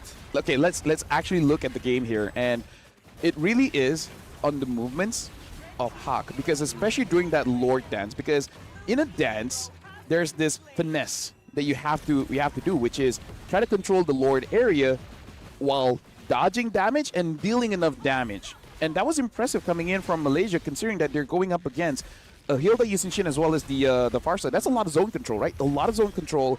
Elton was honestly more detrimental for the team because you're giving the last insanity, and you basically die off very, very fast because of the Farsa. So this is really not a Lord dance that Malaysia should win. Yep. That's what makes it all the more impressive is there are more hazards to your team than what the other team is dealing with. So Team Malaysia, again, they I like how you use the word the Hilda use, because I would assume the Hilda at least have a rated armor. No? Maybe it's just the Demon Hunt sword. We'll see. We'll see. Could be both. Could be both of the fact that there was also all sorts of damage sources coming down onto Arand, and he could not be the I don't know what you want to call it, assassin that he needed to be. Again, the softies in Hawk, the softies in Hazik, all of these play a key role. I'd like to see the items, not just for those two, but even, everyone, maybe even Leonardo. I want to know what this Valentina's building and how. If this is like just a Valentina into, look, Chasai Faltron on Kayum, but is this just a Valentina into the X-Borg type of build, or it's just the way it is? And look at that. Dude, Hazik deserves this, and not even a Demon Hunter. Nope. Unless he sold it for the immortality. Juggling. But look at this. Having the Glowing One Holy Crystal as well as the Divine Grief, that's basically the main damage item. And he dealt a lot because, dude, I feel like the fights around the Lord, Hawk was a distraction. Hazik was the real damage dealer. And I like how he just really squeezed the extra penetration out of this build. Arcane Boots. Oh, yeah, true. You know what? I hate you guys. So that's how you know when your opponents hate you. It's like, okay, you know what? Arcane Boots. Yeah, this thing went like 20-something minutes, right? Yeah, I need a little bit more penetration. Just the juggle between the immortality and just the to get under your thick skin. Yep. Because that might have made the difference, right? Okay, let's look at the items here. Leonardo, basically like it's just damage, normal damage, skipping out the glowing wand. Maybe sold it off for the rose gold. Juggled, yes. And then look at Aranda. This is 2 radiants. I'm pretty sure one of them was something else. Juggled in, but still, it's not that he does not have magic resist. He does. It just hurts. Kimi late game Arcane hurts. Boots. Arcane Boots. if you guys can take anything out of that, Arcane Boots. Okay, there has to be something wrong. Because look at Weedy. Something must be wrong. Huh. Did you see it? What was it? 2 roam boots. Yeah, so I guess the roam boots we were pointing out earlier also. That was something. Yeah. Folks, there's so many things happening. Look at me. Hawk was all finesse. Hawk was all just, you know. I'm here to look cool. Yeah. He's a 1,000 needles Yeah. in a storm of swords. He's just there to make your day a bit more annoying. And all the while, Elton did 70% damage. So, still not bad. But that really, for all intents and purposes, that is not a good X-Borg game. X-Borg, It was tough. It was tough. like, rarely do we see a hero that you pick makes your draft worse. Because the opponent gets your ult, and your team is like, bro, Yeah, from moment to you moment. hurt. Yeah, from moment to moment, they made it so difficult. And now, with that, Oh, locked in. I think we have locked in positioning, placement for Group B. Okay, so looks like even if Singapore gets 2 here, at max they get 3. So Indonesia is locked in. They're good. They're at number 4, Malaysia at number 2. They'll have to play through the quarters. The only way that Malaysia can get on top is basically getting a 2-0 onto Philippines, which, I don't know, probably going to be a bit more difficult. Huh. Okay, currently these are the places. Yes. But There's one more match. if Malaysia wins 2-0, they get 2 points and Philippines stays at 6. So technically Malaysia can get on top, but easier said than done. Yeah. Considering how difficult of a game that they went through against Singapore and Indonesia. All right. Group B is the group of death, and you guys saw like one match there. Yep. That was intense. Okay, nothing is confirmed just yet. It's just currently with the points given, that's where that's how the cookie crumbles. That sounds threatening. I'm I can't walk away. shaking my boots. I can't walk away. You're not wearing boots. Hey, they don't need to know that. But I brought boots. You did. Dude, that was easily the best game that we saw today. Quickest is probably Philippines earlier going up against Laos, and I believe there's 2 more matches. We'll confirm. We'll see what's going on here. So yeah, we have 2 more matches. Insane. Are you asking or saying? I'm asking. If it comes, if it happens, it happens. When I say it, there's a question mark. If it happens, it happens. But as it is, I've enjoyed so far the competition we had on display here at the SEA Games. Oh yeah, for sure. But let me just say, wouldn't that be an amazing game to end things off? Yeah, to end on such a slobber knocker back and forth Yeah. with new concepts involved, I'm here for it. How do you top that? That's a question, Lafel. How do you top Indonesia versus Malaysia? Yeah, because if we're going the previous schedule, after this is going to be Vietnam against Timor-Leste and Singapore versus Laos. I don't think Yeah, that's the question. it's possible. A challenge to these athletes. Because maybe Singapore, Laos, Laos like their last hurrah, take Okay, that. you know what? We might be cutting them short, but yeah, Singapore is known to play quite the outrageous draft. Yes. We saw Leomord Gold. They play the Claude. The Claude is not that weird. Claude just takes some time. Yeah. He's a late bloomer. And considering the games that we saw today, Malaysia, they won. But was it clean, though?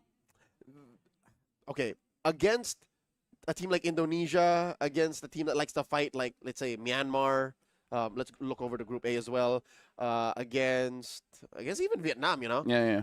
you can pull that off. But what if you go up against Team Philippines? Yeah. Because I really feel like Indonesia outdrafted them twice. And they just got away with it by barely being better in execution. Exactly. Basically, like, in a way, you know how teams keep saying this team is lucky? Uh-huh. When they keep pulling things off like this, like, you can see it. Like, you can see the argument. Because, like, you're not supposed to win that. You're already losing the draft. I think you are short-changing Malaysia.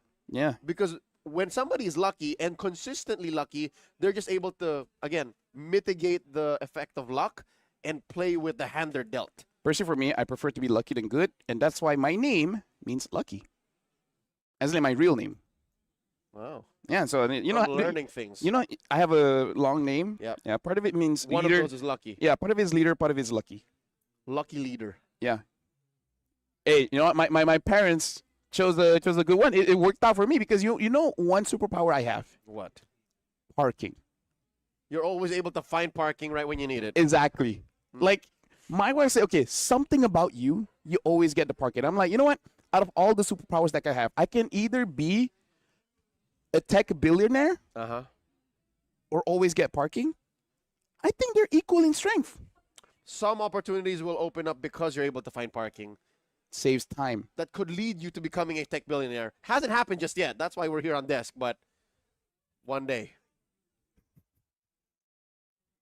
I said that joke to someone else, and they were so upset that they thought good parking and being a billionaire are equal. But you save time, and time is money. They don't see the vision. Whoever you told that joke to, I don't know if they're watching, you lack vision. They were in the room. They lack vision. they lack vision. So no longer in the room. So we're going for a break. We're ending break. All right. So we're going for a break. So we have 2 more games after this. So we're going for a short break, but after this, we'll see you guys. And I believe it's going to be Vietnam against Timor-Leste. Or other matches. I don't know. They're able to switch the schedules up, you know? Whatever. We'll see you guys after this.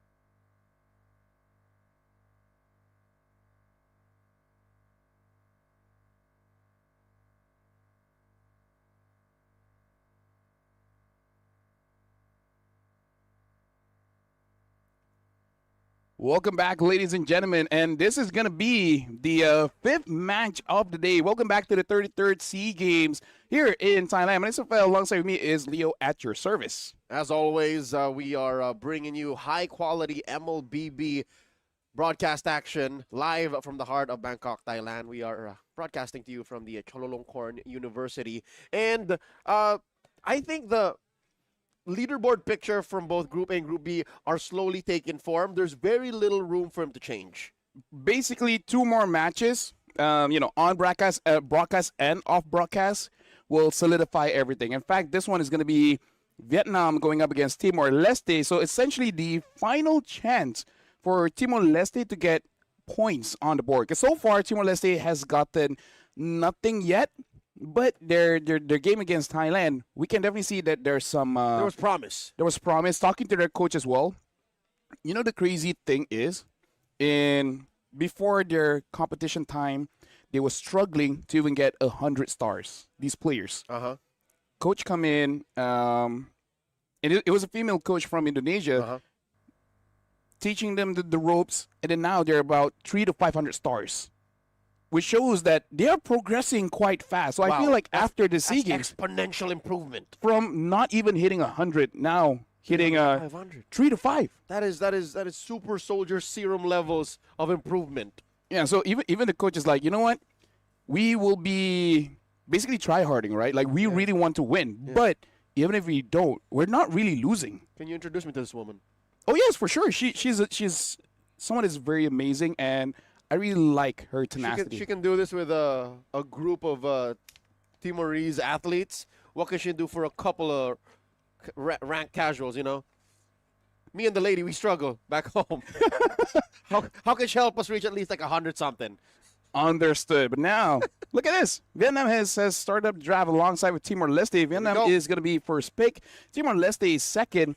And already betting out the Lapu Eve as well as the Lunons, where Timor-Leste betting out the Assassin. So I wonder if this is going to be a pocket meta of SEA Games where Lapu is such a threat that it's basically first pickable. And Idrin from Team Malaysia going up against Indonesia, I really do believe without that Lapu, Malaysia would not have able to come back from that one. Yep, and that's the angle of attack for Team Vietnam. A majority of the squad coming from Saigon Phantom.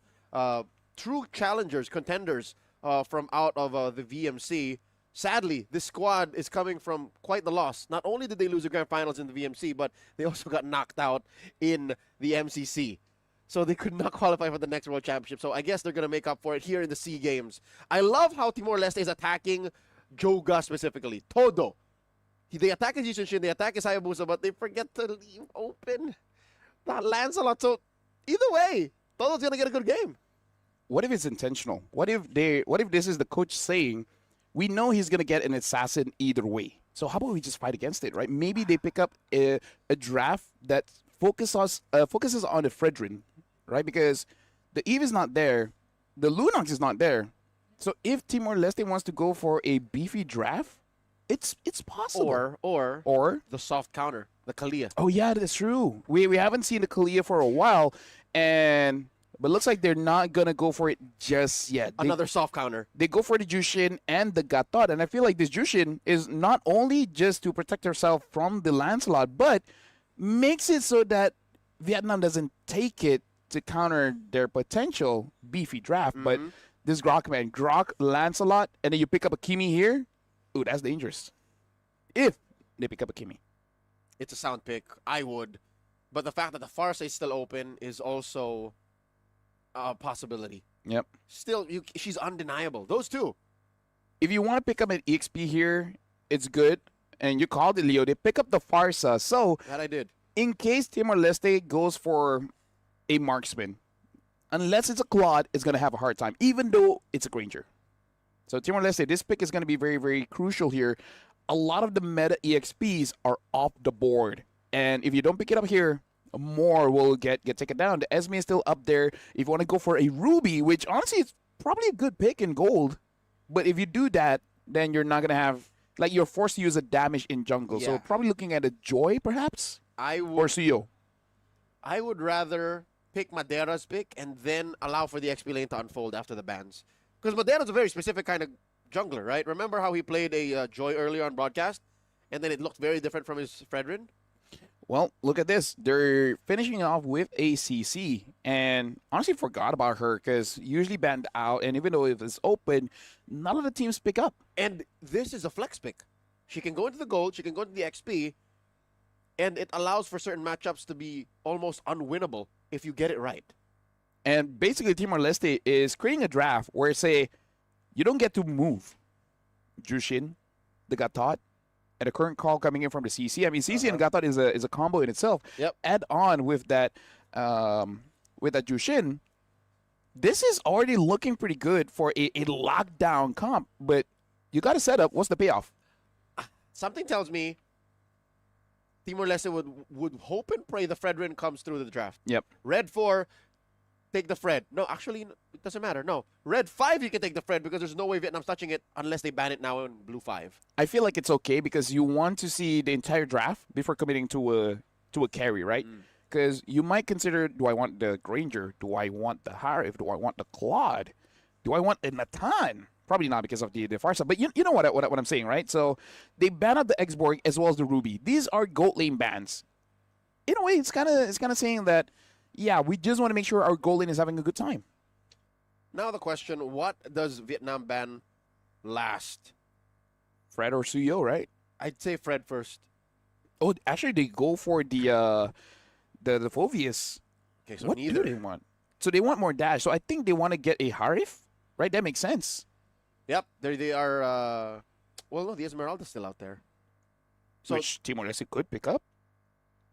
and then Fredrin, but that's Not way. not enough damage, yeah. It's it's the wrong kind of damage profile, and it's like way too slow. You're right. Yeah, the only one is Suyo if you want to go that route. But even then, Suyo probably doesn't deal enough damage, I feel So like. not alone. Like basically, as a Suyo, you're slowing down opponents more than you're trying to ramp up yourself, right? So Timor-Leste, about 10 seconds away from their red 4 pick, do they reveal their jungler? And it is going to be the Fred. So we are on the mark with the bans, understanding what they're going for, but what's going to be the payoff? Because if the CC does go gold, I'm just worried it's not going to be enough damage unless they have a very cheeky auto attack kind of fighter. Later on, it doesn't matter EXP or gold.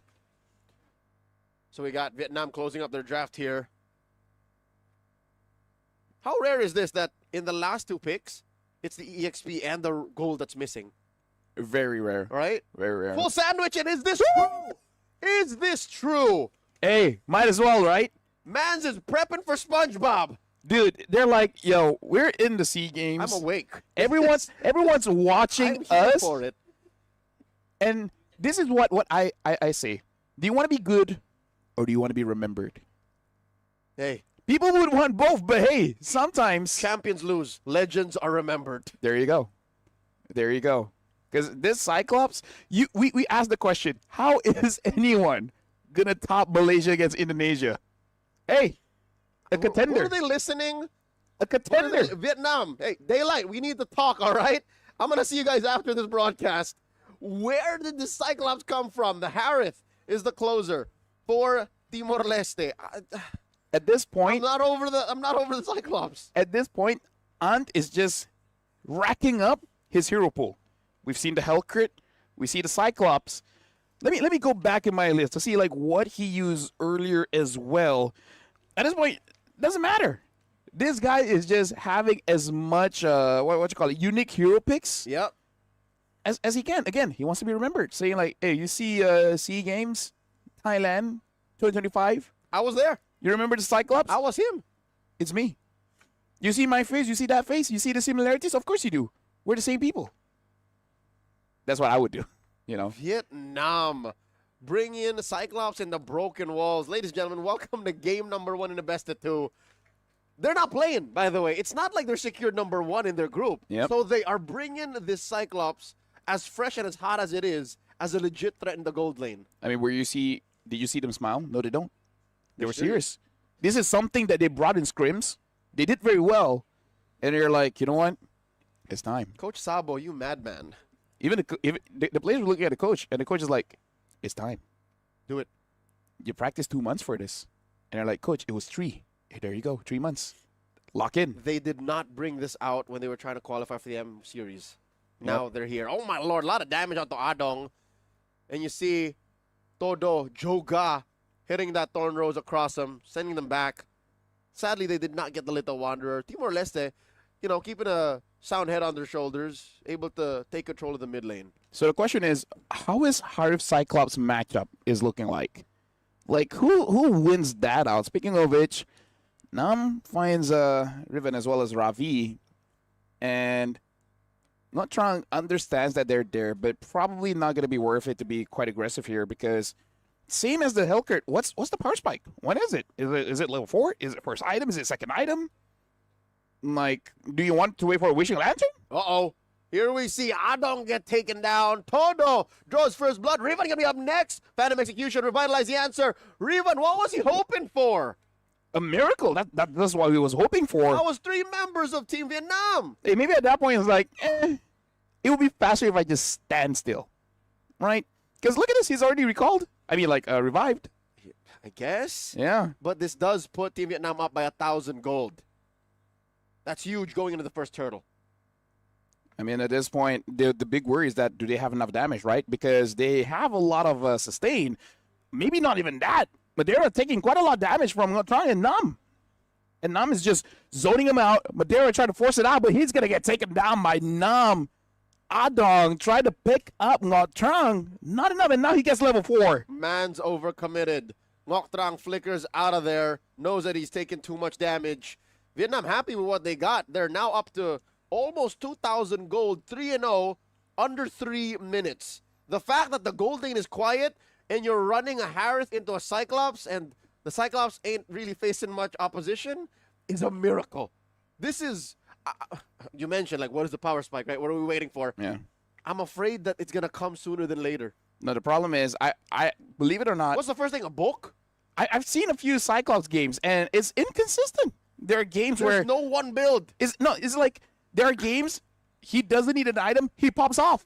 Nam gets a kill onto Ravi. 1v1. There are games where the Cyclops is full build and could not do anything. I think, benefit of the doubt, there's the book.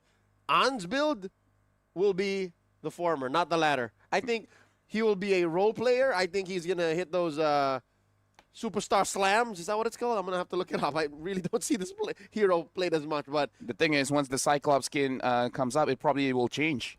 Like a party platter or something like that. A Krabby Patty, you mean? No. A party platter. Party platter. All right. Ngoc Trang missed the tectonic charge, but so far it will be perfectly fine. Vietnam still has a very good start here, 4-0, and Sabino almost gets a kill onto Vietnam. Toto, though, does have that war axe, so it looks like they're going for mid, and Toto is there. Adong has to use the flicker. Feather Strike already used up. Chunking down Rivan. Madeira falls. Now it's just Rivan left. Already used the Revitalize. Free pick off for Vietnam. Nothing on the board still for Timor-Leste.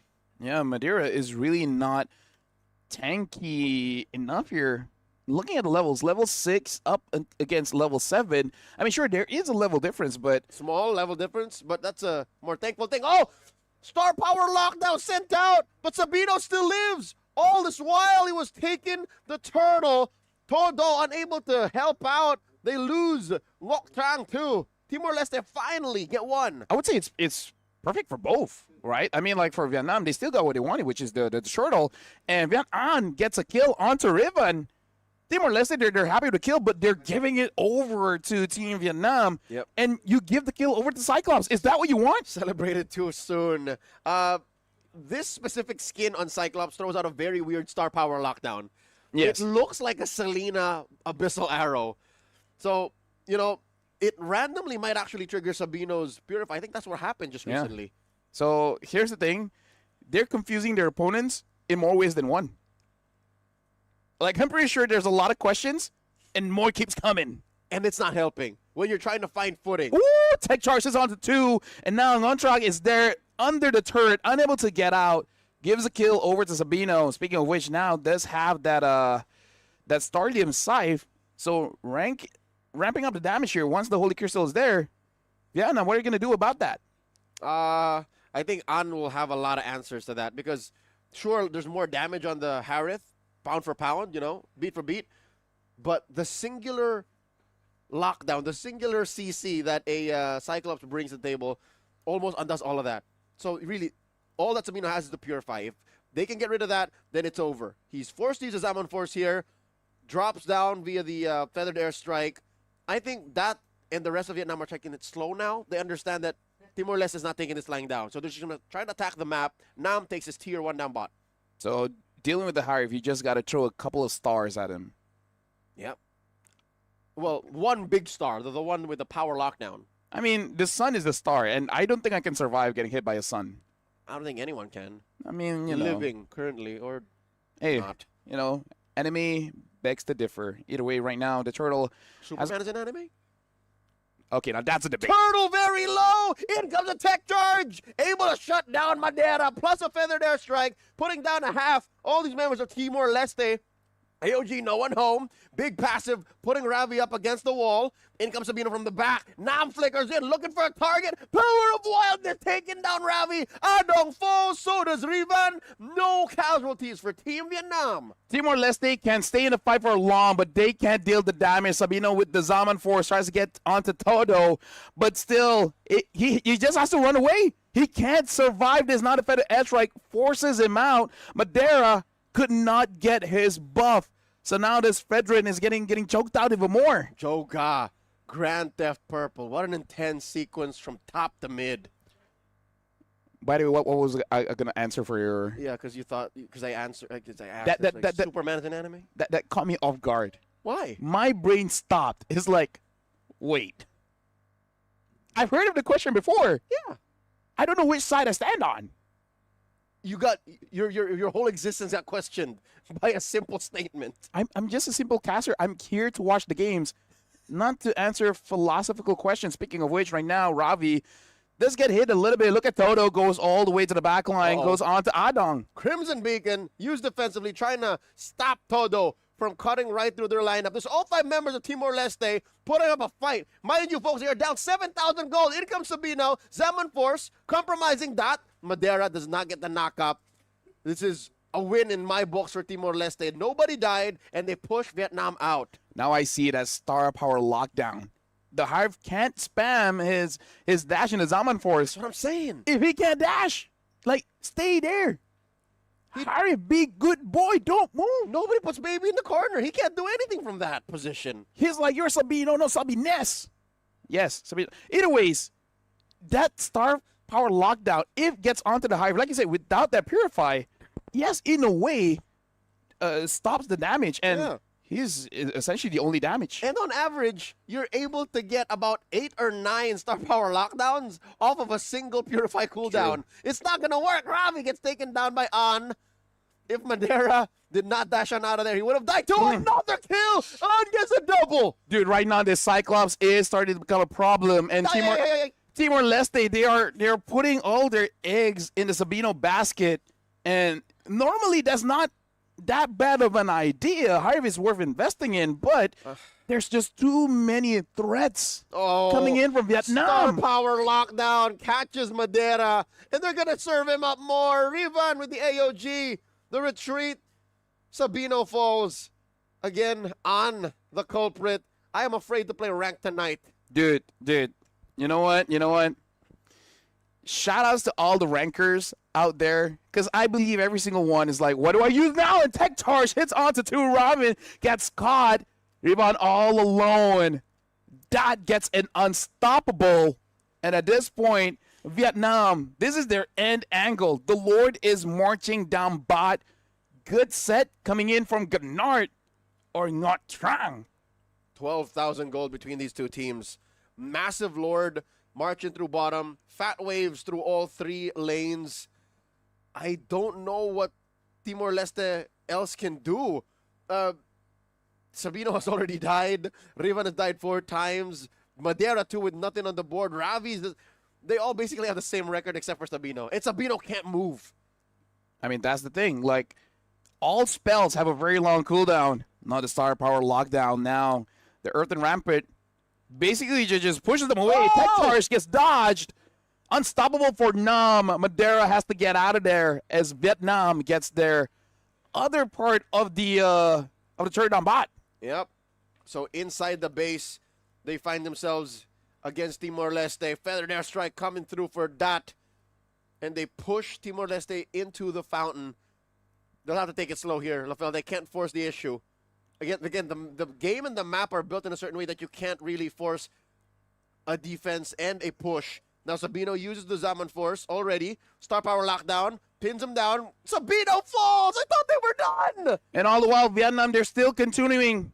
Ravi trying to push them away, but the Feather airstrike trying to get a kill onto Madeira. Madeira taking quite a bit of damage from the Farsa. Vietnam, look at Vietnam doing a lot of damage onto Ravi. Is on fire right now. Died not once. Has a monster record of 4-0-10. Stop Power lockdown. Stops Madeira from moving. Plus the rampart. Madeira falls. This is why you don't let the grok through, man. It causes too much problems. Toto. And look at that, Rivon gets stopped by the Star Power lockdown as well. He has to go back into the fountain. Toto taking a bit of damage. He has to get out. And Sabino tries to get there, but Adong shuts down Toto. Timor-Leste somehow still survives, but the kill goes over to Dad. They stop the current call plus the burst from Ravi just in time. If I'm reading the situation right, Vietnam should read the room and say, yeah, we can't force this. We'll just instead go for the Lord. Luckily, Todo respawning fits that timing. Yeah, you got to respect the fact that it's 12 minutes. The respawn time is so fast. It's negotiably low. Yeah. Like you can strat around it. You can like plan. Yeah, at one point, you're like, wait, I thought he died. He did. He just respawned again. It's a tactical retreat. Yeah. So every time you're like, guys, the Fredrin died. It's like, wait, the Fredrin is here. It's like, yeah, but, you know, he revived. He's here, but that didn't. He wasn't here before. Yeah. Yeah. Call me a liar? Hey. Yeah, a lot of things can be communicated during the game, right? 22 kills to 4. Eat a battle. Yeah, exactly. So 22 kills here. Toto just got the Lord. So at this point, it's inevitable. So nonchalantly. It's just nothing was happening. They were just managing the waves. Feather strike, trying to catch Adong. Now Rivan dashing on out. Rivan isn't even a threat anymore, really. Rivan is an AOG machine. Like, he literally just needs the AOG in, knock up as many dudes as he can, and then that's it. Accept its fate. Dude, this Earthen Rampart, man. This wall coming out of nowhere changes the game a lot. Right? It makes it like the moment you use your dash is like, well, I guess I'm gonna stay here for a while. If you misplace your dash, yeah, if you don't calculate for the rampart. Down goes Madeira. Tadong as well. Zaman Force dropped in, but it's not gonna be enough. Sabino hoping and praying he survives. Not gonna happen. Says Nam. Game 1 goes to Team Vietnam. And let me just say, Sabino tried his best, right? In a different setting, it could have worked. It's just that this is the part of the meta where everyone needs to do just a little bit here, a little bit there, because there's so many things for him to dodge, right? You want to dodge out the Feather airstrike. You want to dodge the Star Power lockdown, which follows you, by the way. Purify it. That's the only answer. Purifies like 90 seconds. And what's the Star Power lockdown? 12. Something like that. Let me check. You want an actual number? No. I don't need an actual number, but that was just like me pausing for effect. Yeah, no, I'm the one who wants an actual number. I want to know if my statement was true. If there was about 8 to 9 Star Power lockdowns per Purify cooldown. I mean, I don't know if you remember Arya, the female player for the Malaysian team. I do. Whenever she wins too much, she starts using a Cyclops roam. And she keeps trying to convince me, my wife, the entire family, including her parents, that Cyclops is viable as a roamer, because Joe's job is to lock someone down. As a Cyclops, she can do that all the time. Okay. And then we're like, okay. What is the cap on cooldown? 35? 40, but with the Enchanted Talisman, it goes up to 45 or 50. 12 seconds. 12 seconds, yeah. And in those 12 seconds, it's not even 12 seconds, because using your skills gives you more cooldown. Yeah. So you just keep spamming at that point. So, and the thing is, 90 seconds divided by 11, call it 11.5. There's about 8 7.8 star power lockdowns in a single Purify. Dude, like The numbers don't lie. the in concept, right? Cyclops is a scary hero in concept because you have an entire kit every say 4 to 10 seconds. Right? Let's give that kind of range, right? On average. 4 to 10 seconds. You're just there. Oh my God! Yes, you're right because it's got the quantum. Yeah. Is it? No, it's not quantum, but I forgot the name of the ability as well. Yeah, but, the emblem. The emblem. But when you use your alt, your your cooldowns just refreshes, Yeah. and then your cooldowns makes your alt faster as well. So it's just temporal rain. temporal rain. So it's just Had something to do with time. There you go. so yeah. Here's the thing: Cyclops in concept is good. It's just that getting to that point, right? Yeah. Getting to that point when all these fires are all around, there's assassins, is able to get away with them because you're going up against a Fredrin and a Jushin. Basically, not enough damage. I want to see An's balance between battle mage items and pure burst because that'll define what possibly Cyclops looks like if he becomes meta. Yeah, because I feel like he I should. can't believe the words coming out of my mouth right now. I feel like he's using the like normal, kind of like the Valentina from before, like skipping the glowing one. Although I can see a world where you can go for the glowing one, because why not? But you need for sure your blood wings, your book.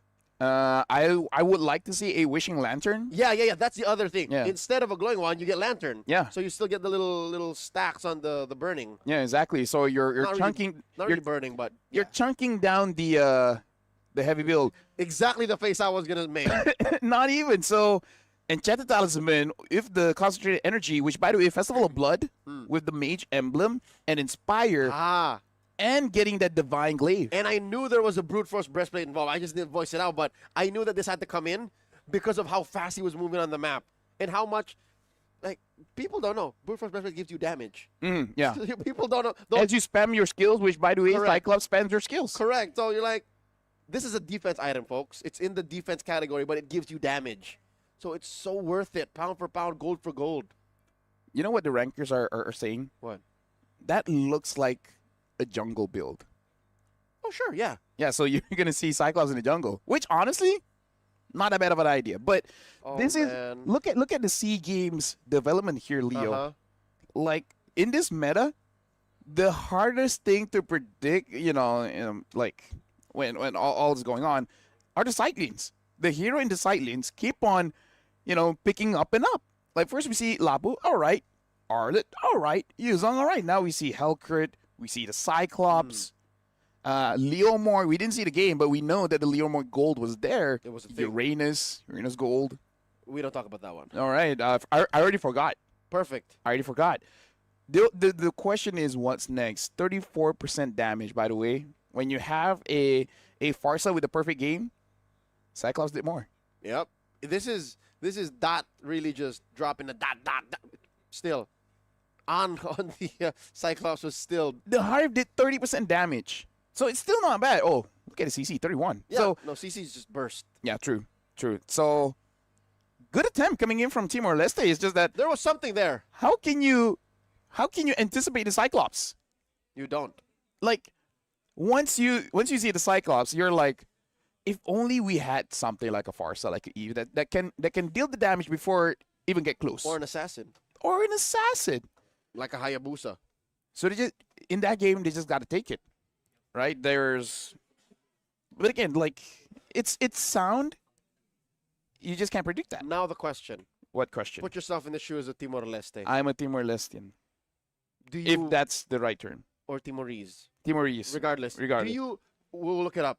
But do you ban the Cyclops? No. Do you play as if Cyclops is real? Nope. You know what I would do? What? As a coach, I'd be like, final hurrah, 5-man damage. All 5. All 5 of you play damage. And then the roamers like me, Cho. Or Natalia. Or Saber. Helcurt. Yeah. Helcurt, right? So basically, like, they will not be able to figure out who to stop. So be unstoppable. There you go. That's the coaching advice. Be unstoppable. And I'll tell you, it's now or tomorrow. And then the players get confused, and then now we're back to square one. Now I got to pick them back up. Yep. The demonym for people from East Timor is East Timorese or Timorese? Timorese. There you are. All right. The more we know. But yeah, personally for me, that's my thing is overload the opponents with damage to the point where they just don't know what to do. Easier said than done, given what Vietnam did. Yeah. Something that teams have put is in that kind of philosophy, a hero that will be in the conversation is something like a Benedetta, which is a disruptor, right? Where like you deal damage-ish, you're not enough to be the main damage dealer, but at the same time, you force a reaction from the opponent and then be chaotic. That's what it means to be like full damage. You pick up something like a Cho and a Yisun Shin, and something like maybe even a Valen if it's like if the enemy picks up an early Farsa or Eve. An X-Borg even. X-Borg. So that's what I mean by everyone basically does damage. So even if someone gets taken down, gets picked off, the rest of you can just pick up the slack. So this is the... Is it a lack of damage you think in game 1? 100%. So 100. So the Gatot was short. Yeah. Jushin was short. The Fredrin was short. I get it. I see it now. Right? And even the CC in some regards, you're like, the only time she can really burst people down is she catches them with a curtain call. So Unbreakable, tung tung. Yeah. Right? Fredrin, taunt, come here. And then Jushin's no. It's not like, no, he was more like... Right, and then Jushin's like... What, then what? You need a Sky Piercer. And then that comes online. And Sky Piercer only works if you're winning. And then, wrap him up. No, it's not what two. Yeah, it is 2 hands. His only skill that involves 2 hands. I watched the Dev Diary. Yeah. Yeah. They were so focused on Fredrin looking cool. Yeah. Everything he does just 1 hand. His other hand in the pockets, except when he ults. Reminds me of Kenpachi. Is he from Dragon Ball? No. Bleach. Oh, from Bleach. The old man? No. The guy with the big sword. Everyone has a big sword. Who's Kenpachi? Oh, okay. I'll educate you later on. But basically, this guy. I'm suddenly uncultured. No. Do you know, like, his deadly move? Okay, is this the guy with the eye patch? Yes. Perfect. See? All right. I redeem myself in the eyes of the otaku in a minute. There you go. So, less than a minute. Like Fredrin, he fights with 1 hand and the sword. Yeah. And then at one point, it's like, oh no, I'm done. What am I going to do? Use 2 hands. Flashbacks. Yeah. And it's like, we taught you how to use a sword with 2 hands. Like, right. I'm going to use 2 hands. Yeah. Proceeds to one-shot the opponent. There you go. See, so that's the thing with Fredrin is the developers really wanted to make Fredrin look cool. So everything he does in-game, he does with 1 hand except when he uses his ult. And then when he's really into it, he puts his legs into it too. And his back. 2 hands, 1 leg, boom. Are there different animations for Appraiser's Wrath? Is it a skin exclusive thing? What is it? Is it Neo Beast? You seen the Franco being used as a fanny? Don't tell me you've not seen that. Is this a model swap? You have not. Yeah, kind okay. of. All right, yeah. I get it. I know. Like Angela with the choke kick.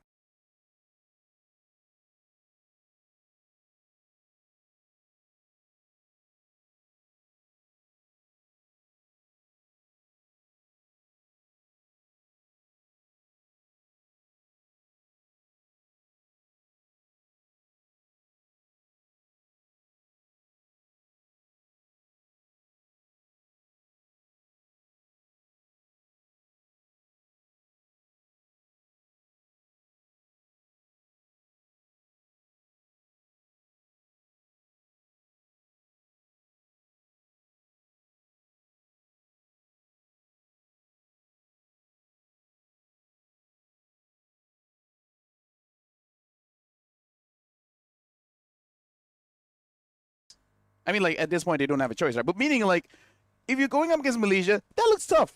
You going up against Indonesia, that's pretty tough, too. Between the two, it's Indonesia who's packing heat. Yeah. They have the more than just this pocket Cyclops from that, all right? Show me one more, and then maybe we can talk. But it's Indonesia who's like, yeah. What happened, what happened 2 weeks ago? No longer. Maybe that's the strat.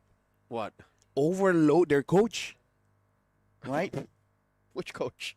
Coach of Indonesia. Well, in a way, Arc as well, right? Because that's the big difference, which is... Wait, you're saying Team Vietnam. Exactly. Yeah. So Coach Sabo is playing mind games Exactly. with St. Lucas and Arcadia. Exactly. He's like, hey, do you want to consider that Cyclops? Huh? Do you want to consider like a Natan later on? You know what's hilarious? What's hilarious? St. Lucas has dealt with his own fair share of Cyclopses because he came from Singapore. Oh yeah, He that's coached right. for a bit in Singapore, right? He's like, not me. Don't try me. I know what that's like. Yeah. I mean, because personally for me, that's the big difference in today's match, where St. Lucas has seen that draft before, from Malaysia. It's like, I know how to deal with that now. So Vietnam, they're playing the mind games. And now Timor-Leste, go damage. They pick up the Haya and the Yuzong. Now more. I want more. More damage. Selena. Okay, that might be a little bit too difficult, but you get the idea. Okay. I don't know how sound that is, but hold on.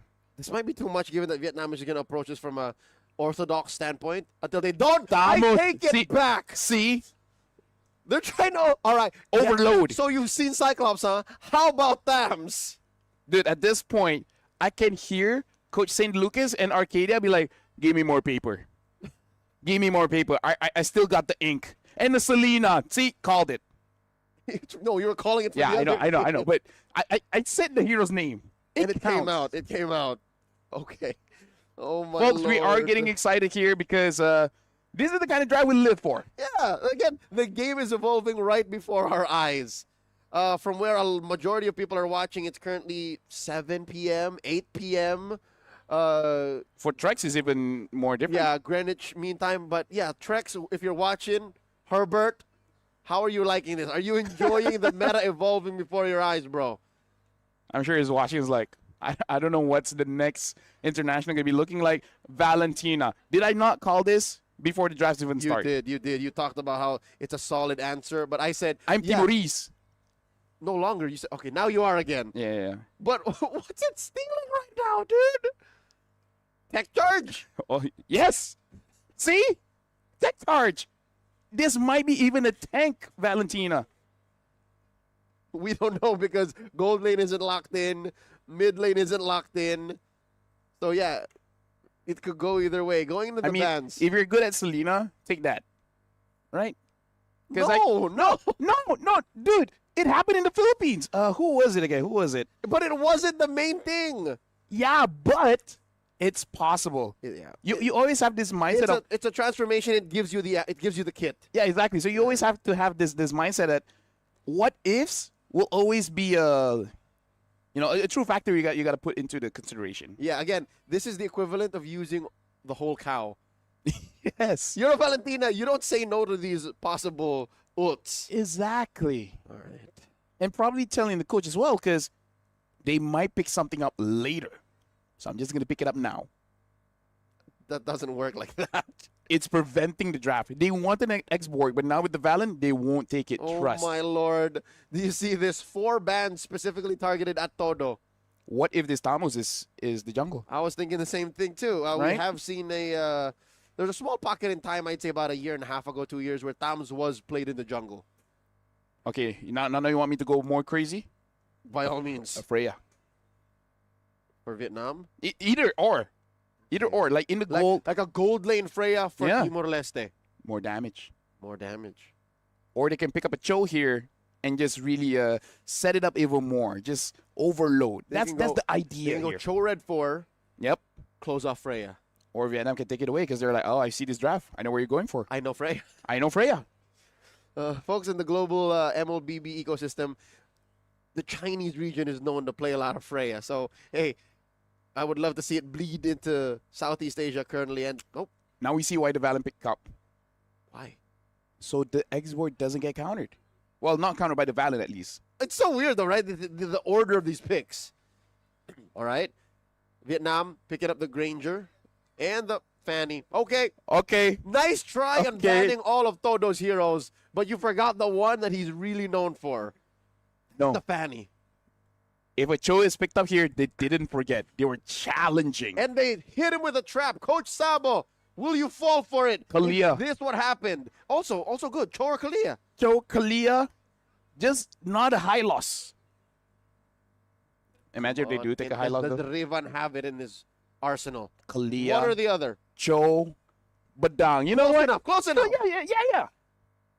Singapore has shown it's possible. And you know what? What? Damage. Dude, we speak the same language. I understand them by heart. I can feel their passion. Timorese. I'm Timorese. Wait, hold up. What was the other one? Kalia or Cho? Cho. Okay, Cho damage is the other option that has damage and counters a Fanny. But yeah, I'll take the Badang Hey, getting punch hurts multiple times. multiple times, and he does not stop.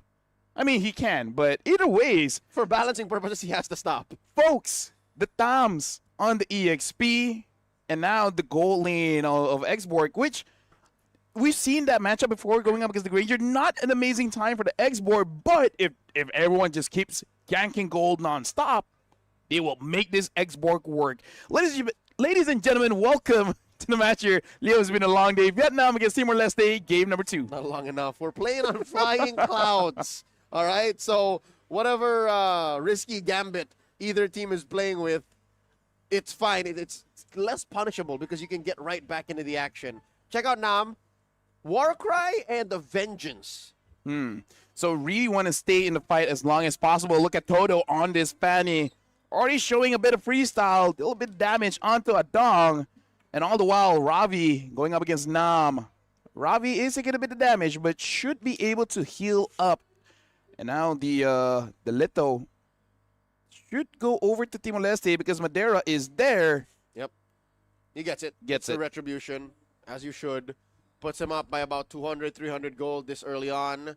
Rivan, early building the The rapid boots, the yeah. rapid boots. Yeah, so he wants to rotate. He wants to be a very active part of fights. As he should. As a Badang, like, your job is kind of just to be a nuisance. The setup is great, but even if you don't, you just push people away. It's enough. It tickles down your opponent's brain. Yep. And, of course, to catch the Fanny. Yes, that also. That is his prime directive. You go find Todo, put him up against the wall. And look at this. Madeira is trying to see if he can get a catch anywhere. Looks like mid was not an option. Now going down bot. Look at the Xborg. The Fanny is all alone but able to get out. No problem. All right. Off to a better start, I'd say now. 2 minutes in, no deaths. Timor-Leste moving around like they own the place. Up by about 500 gold, give or take. So far, maybe it's because Vietnam drafted a little too crazy. I'll say it now. It is because they drafted a little too crazy. In game 1, it was just Cyclops that was off kilter. Now, they have like, what, 2 or 3 crazy picks. Oh, no. Big wall put up against Trang. Ooh. And there's an arrow thrown out. Black Dragon form. Ngoc Trang able to flicker on out of there, helping Timor-Leste secure the turtle. And you see Vietnam hesitate there because they see the tech charge that Adong is holding on. I mean, sure, you can say the Valen is not tanky, but at the early part of the game, it kind of doesn't matter. Oh, no, Ravi gets taken down near first blood drawn Nam? by Todo. Nam very low. Madeira wants to finish the job. Gonna be a little too far. Nam does not survive as Rivan catches him. Shadow kill by Madeira. Quick stun by Rivan. Timor-Leste in control. And that is from the rapid boots. The early rapid boots making it so that he gets there on time. That, though, there's quite a bit of damage onto Madeira, but all the while, he'll just heal back up with the jungle creeps. So now Timor-Leste, looking at the kill score, looking at the goal, looking actually pretty good. Adong is still holding on to that tech charge, looking for a moment here. The only problem is that most of the members of Vietnam has a form of dash. So once you jump in, if you don't kill them immediately, they'll get out of harm's way and then just act like nothing happened. And that's tough. Currently, Vietnam aren't doing anything proactive. If anything, they're the ones getting caught. Look at this. Ngoc Trang gets popped by the duo of Sabino and Rivan. That's a punish from Todo. Unable to finish the job. Sabino lives. And that's, you know what, now I'm seeing just a little bit more. Before that, Adon gets the kill. Yep. Most of the damage came from Madeira. But now I'm seeing something else. But hold on, Ravi fights up top. This is what we mean by overloading each other with damage. Ravi actually almost takes down Nam, but escapes that just in case. Okay, now another one. Yeah. Okay, fist crack. Shut them out in the wall. Tech charge. So you answer back. You'd never need a wall because the wall is always there. It's behind you. So you have a grok with extra steps. But No, the thing is, for Adong. Yeah, for Timor-Leste. I mean. Okay, Yeah. yeah. But again, you're winning anyway. If you're able to Yeah. get the tech charge on Adong, you're winning anyways. Todo finds Ravi. There's a nice shutdown. Ravi hasn't gotten any kills, actually. So that's just a little bit of a consolation for Team Vietnam. Turtle over Timor-Leste. Yep, 4 kills. Gold up by 1,000, and they're not stopping. Now they're getting more. This is the most aggressive that we've seen coming in from Timor-Leste. But Sabino does get stunned a little bit, but the burst damage from Vietnam is not enough just yet. And by the time they do have the items, Sabino should have a few tanky items, so this export might not get stopped. Yep. Again, Sabino is winning this lane. It's much more proactive than the Granger. And yeah, the Granger might get popped, and that suffers his second death. So close to his turret. Todo can't farm. It's a miracle he's getting his buffs. There you go, folks. In case you're having a hard time in rank, just go full damage and hope everyone carries. Ravi Furious dive away, but now we're starting to see that this Thamos is going to be a lane monster, staying in lane and asking the questions, who's going to stop me? What are you going to do about it? What are you going to do about it when I ult, rain pours down? Where's he from? His accent sounds familiar. Oh, really? I don't know, man. I'm too tired. Just came out. My brain works independent of my body. You can't control it. I can't control it. What's there to control? Turtle spawning in about half a minute right now. Vietnam unable to get anything. Nice big knockup via the passive. Ngoc Trang does not have the tech charge just yet. Timor-Leste up by 2,000 gold. Vietnam are in an unfamiliar position. Like the last time they were in this was when they were playing up against Myanmar. I bet when they were playing, they were drafting for this kind of lineup, they weren't expecting this kind of a clapback. I don't know how useful of information this is, but Adong has been holding on to that tech charge for 4 minutes. It's the only ult that matters. Ravi, very low. Unable to be taken down by An.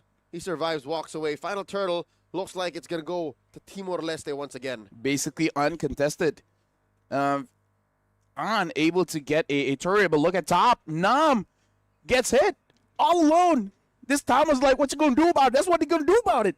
Rain pours down, you just burn him. Slowly, and then eventually he'll explode. I mean, not slowly. That was very fast. Okay, yeah. As soon as he panned the camera, he was already about 10 HP.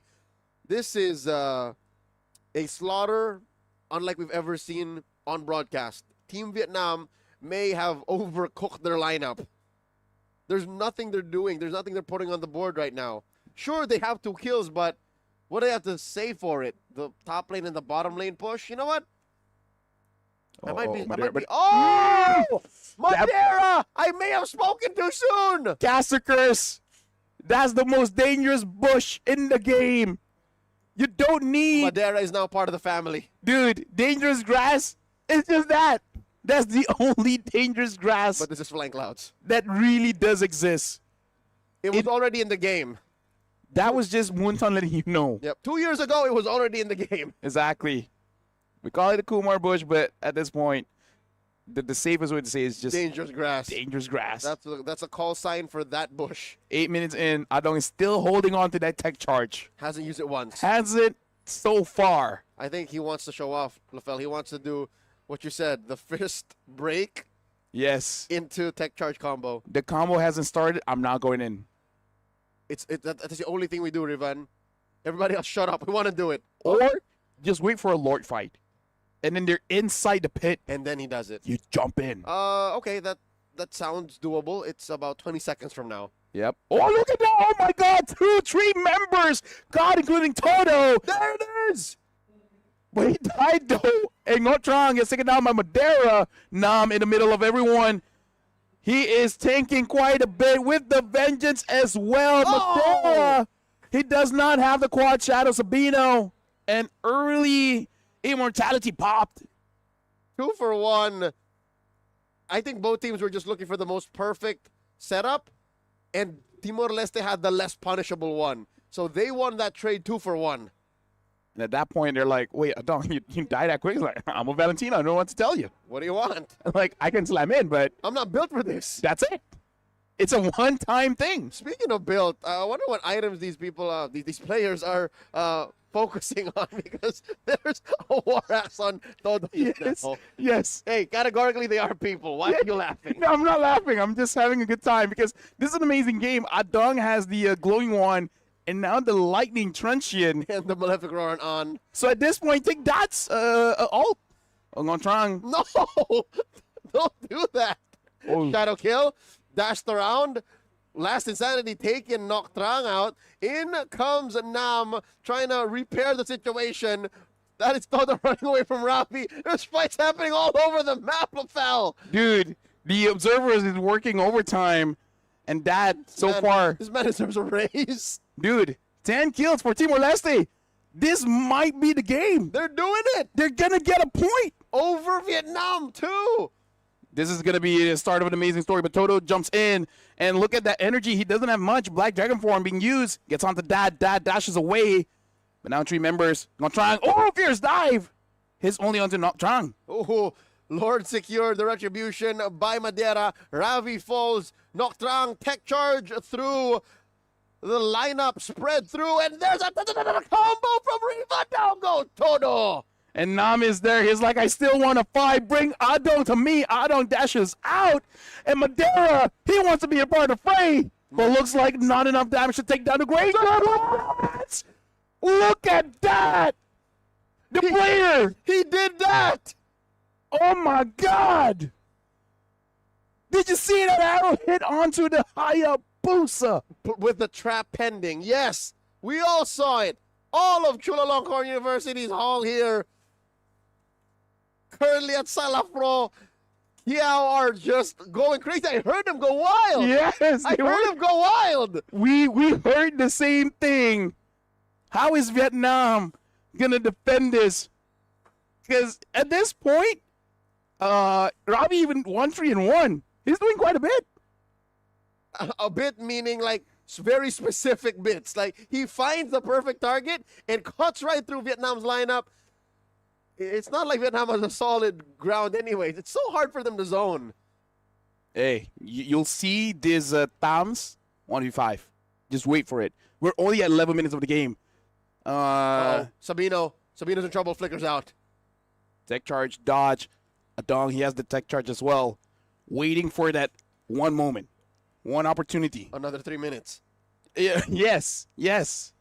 Maybe less. Maybe a minute and a half because Lord's coming up in 80. Speaking of, On now does have that Wind of Nature.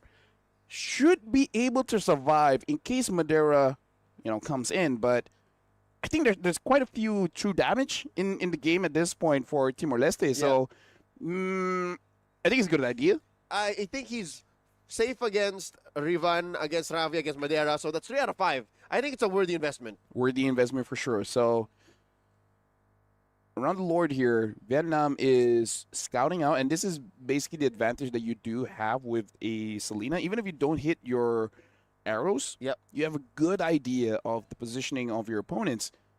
But opponents, though, Timor-Leste, they're on the opposite side of the map. They're waiting for someone to go in the bush. I wonder how Nam is building his dams. Like how much of his kit is defense and how much of it is damage. For sure there's a corrosion site. And I remember there's War Axe. So what is the ratio? It should be a brute force after the War Axe. Or a blood Queen's Wings. Queen's Wings, yes. An Oracle, is that going to be involved? That's the full build. Assuming that's what he goes for. We can only guess. Because that's... Unless you see it come up like when it happens, when it actually gets built. All the while, Toto is trying to get as much farm as he can. On his Fanny, basically split pushing. The Lord is up now. I feel like Timor-Leste, they need someone on permanent sight lane duty, just in case of the Fanny. And I think that is Vietnam's one major hope right now. They're down about 2,000 gold. They can't win. Face gets taken down 1v1. Ravi walks away styling. I told you Ravi's doing quite a bit. And that was enough. Again, that was the bit. A specific pick-off. And it's not like he needed help. Exactly. Now he's zoning Nam away. The arrow's not hitting anyone at this point. Timor-Leste, they're controlling the Lord. Team Vietnam, Ngon Trang, Gnart. He has an opening. Will he go for the tech charge? Adong still has the tech charge of his own. All He right. jumps in.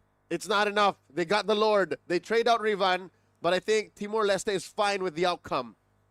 Sabino just getting away. He has the immortality, and they can wait it out. This is where their patience, their discipline is going to get tested.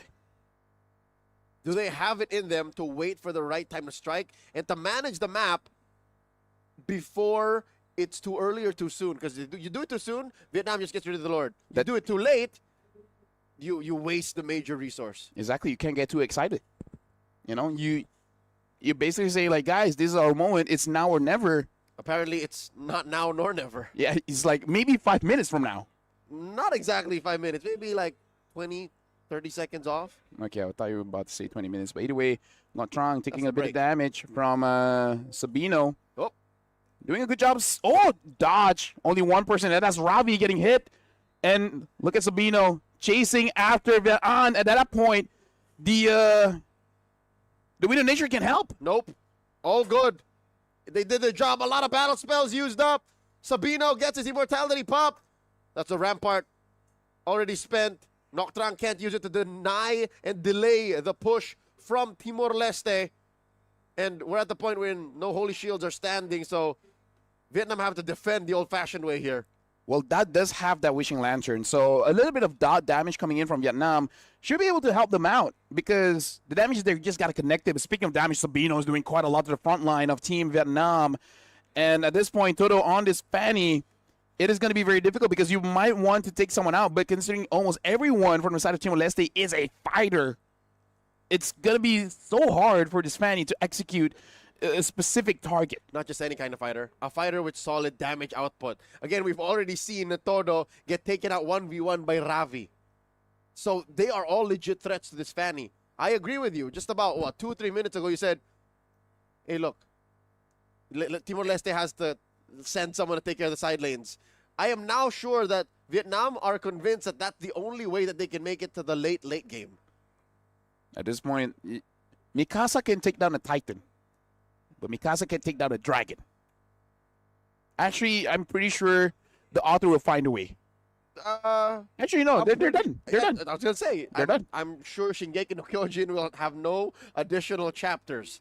So it all just comes down to this. And now in Vietnam, they are moving There. Wait. I mean, time will elapse. Yes. You know, but, you know, for Vietnam, don't make it so that Timor-Leste can end. They have the Granger. They have the Selena. With the Wishing Lantern, it is actually possible for you to take down the minions before it gets close. But here's the thing. I've had this discussion before. I don't remember if it was you or someone else. Selena has good wave clear. It's just, it's not safe. I do agree. She puts herself in harm's way, and when you're playing up against a lineup like Timor-Leste, you're going to get bursted. But what if Timor-Leste doesn't do anything? What if they don't force a fight, or they force a fight, but it's botched, like a basically They fumble. Yeah, they fumble, right? Like tech charge coming in from Adong hits no one. And then they all just panic and say, We have to commit. Yeah, have to commit. Yeah. Call it off. Yeah. No, instead of calling off, we dive even further, and then Vietnam's like, okay, we're okay with this. Let's go. And now look at the Lord. 2 bars left. Toto is coming. Can Toto do something here? Massive tech charge. Another knock-up. Nam falls. And that's the only casualty so far. Lord still standing. 1 bar left. Sabino, Madera. In comes Dat. Trapped between 3. Flickers on through the crowd. Ravi holds on to the Lord. And the rest of Team Vietnam are sent packing. Look at Rivon taking way too much damage. And I believe Toto already used the cutthroat on the jungle minion. Timor-Leste is quite low here. Ngon Trang as well. Adong is safe to do damage. Toto jumps in. He's looking at Madera. And the Lord is resetting. Again. Todo still alive, but just barely. Ravi takes him down. 2 members out. Madera secures the tech charge. The Hail Mary playing Nocturne falls. It's all for Timor-Leste. It was a valiant attempt. If he's able to actually grab that for Vietnam, they can extend long enough To the point where, 27 minutes, we go for the fight. And at that point, is a test of skill, which, by the way, Timor-Leste demonstrates a lot in this game. Yep. All of the games they played today all culminate in this performance. This is the best shape we've seen Timor-Leste in, even more than their openers today against Team Thailand. So I gotta say, good luck trying to make it 27 minutes because Timor-Leste is doing the opposite of nothing. They're doing the opposite of fumbling. They got the kills, they got the Lord, and they're knocking down on Team Vietnam's doors. And look at this. Toto tries to get a kill, and it looks like Sabino is dead. And got that shutdown. It's going to be difficult for Timor-Leste to end the game without their X-Borg. Unless somehow Vietnam gets out of their base and everyone dies. I don't think they're dealing enough damage. Sabino was such a key role player in dealing the damage that they need to. The kind of damage, true damage. In comes Adong. Ngoc Trang left out alone. He's still pretty chunky. I'll tell you now. Hey, this is what it means when you don't have an X-Borg, right? You just talked about it.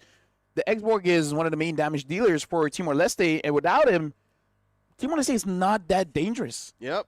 So I guess they miscalculated how chunky exactly Sabino is. He's actually juggling. Look, he died without his immortality. He just rebought it now as he was about to respawn. So at least Vietnam, now it's 21 minutes. So 7 minutes away. 7 minutes away. But as long as Sabino doesn't make the same mistake, because that's basically the only time he's died this game, and that's where you see Timor-Leste struggling to really end the game. And if this extends further and further and further, it's really about who has a stronger mental stamina. That's the word. Stronger mental stamina to be able to withstand about 30 minutes of play. At this point, I'm worried that Rivan might be slowing down a bit. Yep. He's catching less. Catching less and a bit desperate because now he's moving forward, but he's moving away from his team. Like, look at this. He should be the one setting up, but he's the one on the long. See, this is why I say the mental stamina, man. Yep. So you're saying this. You're hypothesizing that sending the Badang away is a lapse of judgment. Yeah. Because I'd agree. In situations like this, I would rather send over either the Valentina or the Hayabusa. Unless somehow he actually is building damage. So and it's like he wants the 1v1 Todo. Exactly. Could be. Looking at the situation right now, doesn't look like it. Well, he's 1v1 in someone, and it's that. And he's taking quite a bit of damage from Ant. And, Toto comes in. Can he steal the Lord? No, he cannot. Madera still takes it away. Black Dragon form just forces Team Vietnam away. Nam 1v4 gets caught in the wall, gets damaged by the entire team of Timor-Leste. Sabino gets the kill. Toto jumping all around. The damage on is the Nam, able to get kills, get a double kill. Ravi jumps forward, forcing a fight. Timor-Leste, this might be the game-ending mistake. 1 by 1, getting taken down by Vietnam. Now 4 have fallen. They have a Lord, yes, but at what cost? Timor-Leste unable to take advantage of this major win, this huge resource, an evolved Lord, just taken control of by Team Vietnam. They close the gap. LaFell, there's just 1,000 gold between each other. Timor-Leste had no need to go for that fight, correct? They got the Lord. They got the Lord. And at that point, it's like, hey, maybe back off, right? Wait for the right time. Push with it. But this is the difference between a team that's been here, doing it time and time again, right? They know which situations to fight, which situations that you can afford to wait. Timor-Leste doesn't have that yet. They force out the fight when they really should have just waited, and that almost costed the game. It was lucky enough it's not 27, 28 minutes, because at that point, 40-second timers, 50-second timers. You know what? We're approaching that point. We're now at 24 minutes, and Lord is up in a minute. So 25, factor in the Lord dance. Yeah, we are going to reach 27. Yes, Vietnam might be able to come back. Timor-Leste, they are so close to victory, they can taste it. And they are hungry. Toto is permanently trying to get that top. He's trying so hard, and Ravi is making sure that he is called the protector of the turret. Ravi. The protector of the turret. There you go. That's the moniker for today. Ravi, the protector of the turret. Actually, doesn't sound that bad. Not that catchy, but Just looking at the hero he's used to do it, I think you're wasting a lot of potential there. I mean, like, hey, Yuzong is a dragon. Dragons are known to do To stuff be like guardians. that. Yeah. Yeah. Yeah. That's why they're positioned on top of buildings and in front of gates. If Makes you want, sense. you can change the turret into something else. No, this was literally a turret. Yeah. Okay, Lord spawns, upper quarter, Todo threatening the split push. And again, it's difficult, but you're right. What you mentioned about 15 minutes ago, LaFell, still rings true. They have to send someone to take care of the split push, or else Vietnam might find them and get the win. Yep. And all the while, for Team Vietnam, they're waiting for the arrow to hit. And if they have enough damage, which I feel like with the Granger, they might. The wall, the earthen rampart is pushed up. Rivan moving forward, he does have the immortality, so he has the option here. Toto pushing the wave, and now we see a recall coming in from Ravi, the protector of the turret. Look, dude, hearing it after a few times, it'll work. So Just for this game. Is it Ravi, the protector of the turret, or Ravi, protector of the turrets? You know what I mean? Plural. Okay. All right. So it's like a tribal moniker. Like it's like Yes. that's what he's known for. Yes. Trust me, when he does something else that's cool, we'll give something else. We'll consider As of right now, protector of the turrets is who he is. sounds like a movie title for a certain franchise. Ravi, protector of turrets. Or like a series, you know, like a Yeah. solid, like 6 episode, Yeah, hour long. Protector 1, third of the West, third of the East, North and South. Oh, It's getting out of hand. At about 26 and a half minutes, there we go. Team Vietnam are in control now. Look at the map. It's blue, and Ravi is left to protect that turret down bottom. If somehow Vietnam wins this around this timing, dude, I'm so good at my job. I'm so happy. Sabino, though, You were able to see something like 15 minutes down. yes. Like Yeah. you said, the day is not long enough. Yeah, good luck predicting drafts, right? LaFell is too busy predicting things that'll happen 10 minutes from now. You should have seen MPLNY playoff. It's unreal. People legit thought it was rigged. Me and I was there. We had an amazing time. And look at that. That not falling for it. He sees the tech charge, and he can imagine getting tech charged in. Okay, so Adong does not have any ults on him. Well, he still does. He's still just holding on to Yes. the tech charge. Eventually, he'll use it. Okay, so look, Ravi's. This is an eternal prison for Ravi. Yes. See that? Yes. This He's is the he's worst. stuck in a loop. This is possibly the worst thing to do as a Yuzong? Yuzong, because you're such a killer, you're such a predator. Yes. And then you're left here doing like menial office work. No, that's why he's telling the team, I'm a killer. He's like, yes, kill minions. And if Toto really tries to fight you, kill him, which he has done. I'm a writer. You're just signing papers. Yeah, you go right. Look at this. Adong does get hit by the arrow. So the arrow is starting to connect quite a lot. Toto tries to get a kill onto Adong, still holding on to that tech charge. Probably a good time for him to recall, which he is going to do. Vietnam and Timor-Leste, you want to talk about Lord Dance? This is a slow one. Slow dance. This is a dance that they want to last forever. Hey, it's 28 minutes. Might as well. Are we gonna break the record? What even is the record? What was, I think, ended 24, 26? Yeah, so we have broken the record. Yeah. At least in SEA Games 2025. If it's 30, 100%. We haven't had a 30-minute game. Minimum. Already, that's a solid record to have. A minute and a half left. And these two teams are so good at keeping this up.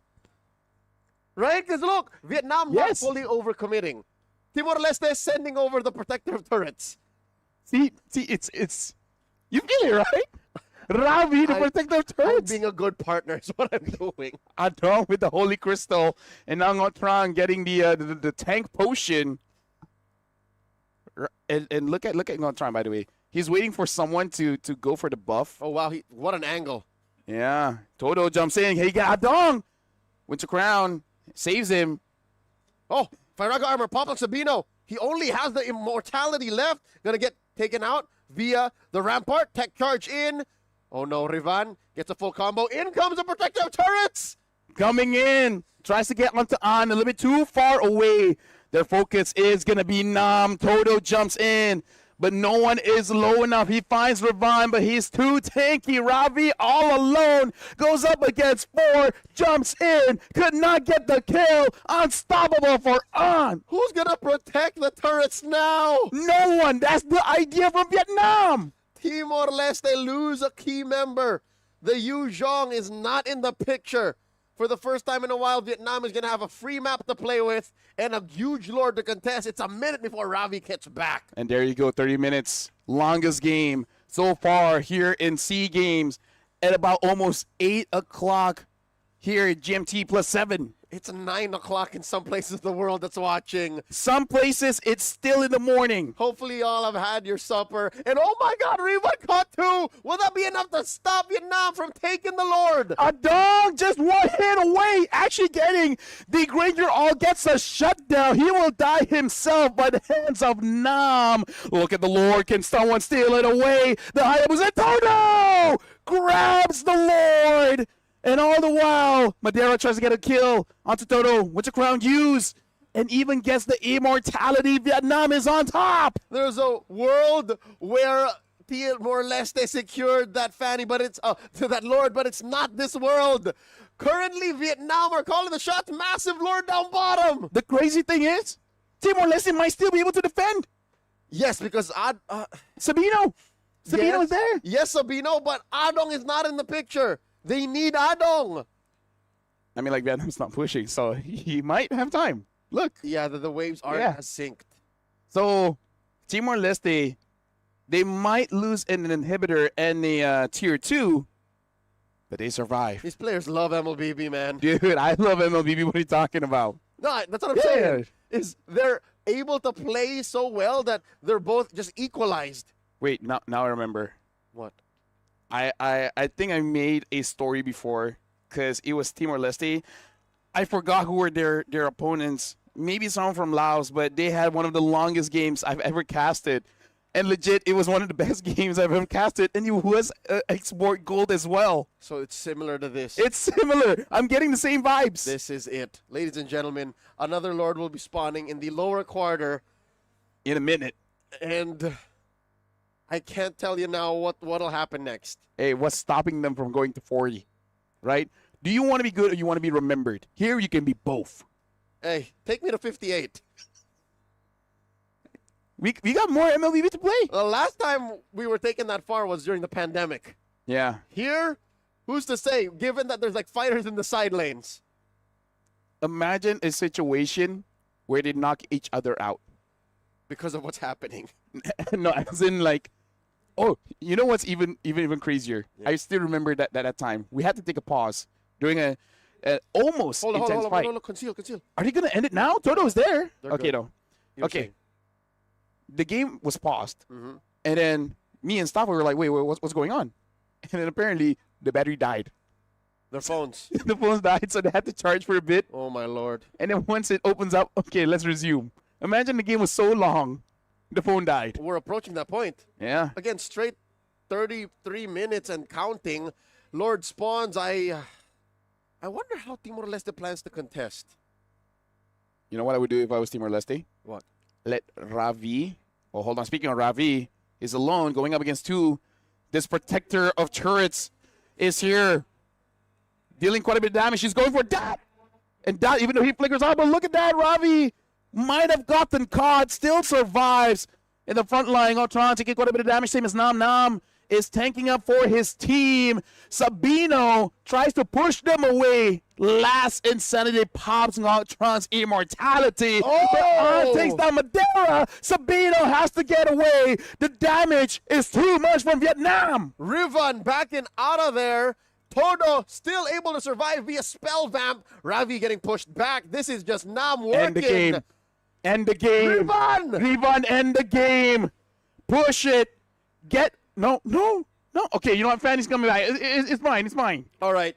It's fine. That is a split push denied. And I think the game secured. Vietnam took the long way around. 34 minutes in. I don't think Rivan can defend. Ladies and gentlemen, he's putting his whole heart and soul into trying to stop the inevitable. That's a wipeout.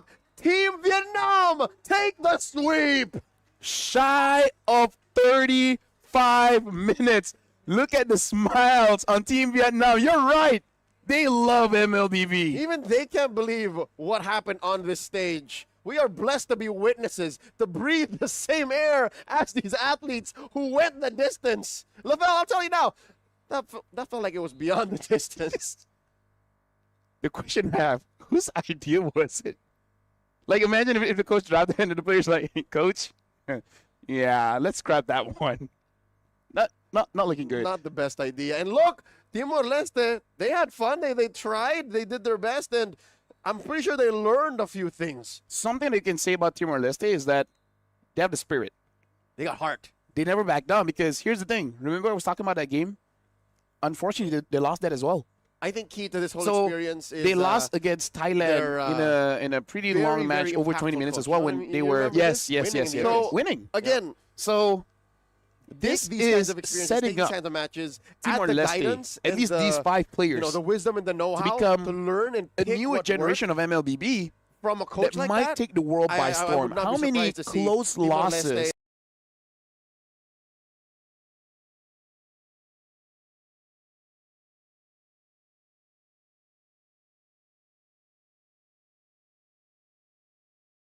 It's unfortunate. I would say the game but losses. It's unfortunate. And this one is really about but Sabino.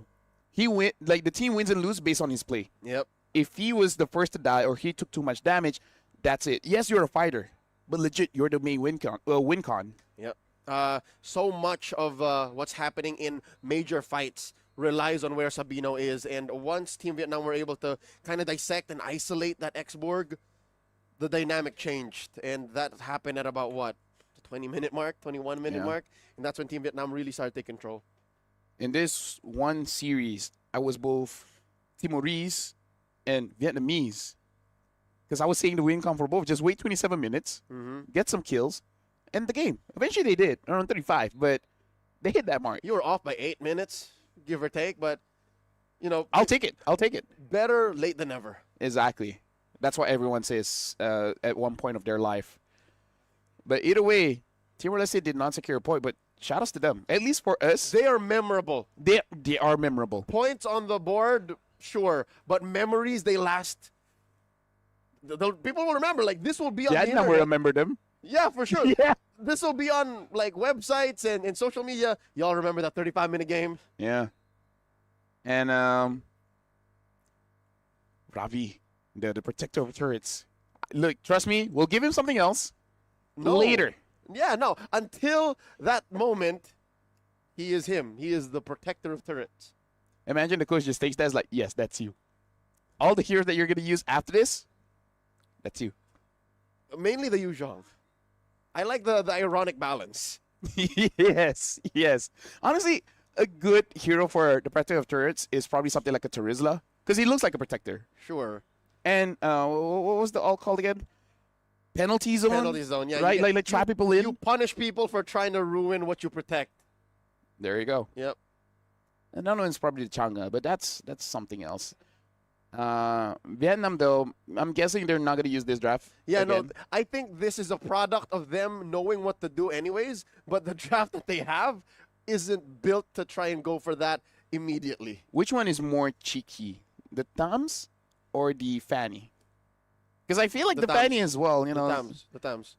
The fanny is, if anything, what allowed for them to balance the map. I would say fanny in this current meta where everyone is super tanky is an okay pick in certain hands. Not everyone. Yeah, but if anybody's going to play it, you know, Todo, Joga is one of them. Yep. 11, 2, and 4. Yeah, shout out to An, man, because if he dies, I don't know, maybe 2 more times, GG. That's it. He's the anchor being here. He's the one that's like, yeah, I'm the only real meta hero right now. He's the one who's like, you know what, you guys can have fun, not me. I have a job to do. I'm here for business. In fact, I think he was the one smiling after that game because he was like, what? Oh, yeah. I'm pretty sure if it had subtitles, it would say, you guys. You guys. You're fun. Yeah. Him and I'd hate the, you know, people usually point fingers for like who's at fault, but here I'm gonna say, yeah, they're the reasons why the game did not go sideways. Exactly. It's An and Ngoc Trang. Like, those are the two guys who are like, just hold it down, all right? Let these other three guys play around. But you guys, you got a job to do. At the end, it was just unfortunate. Madeira got caught. Sabino got caught.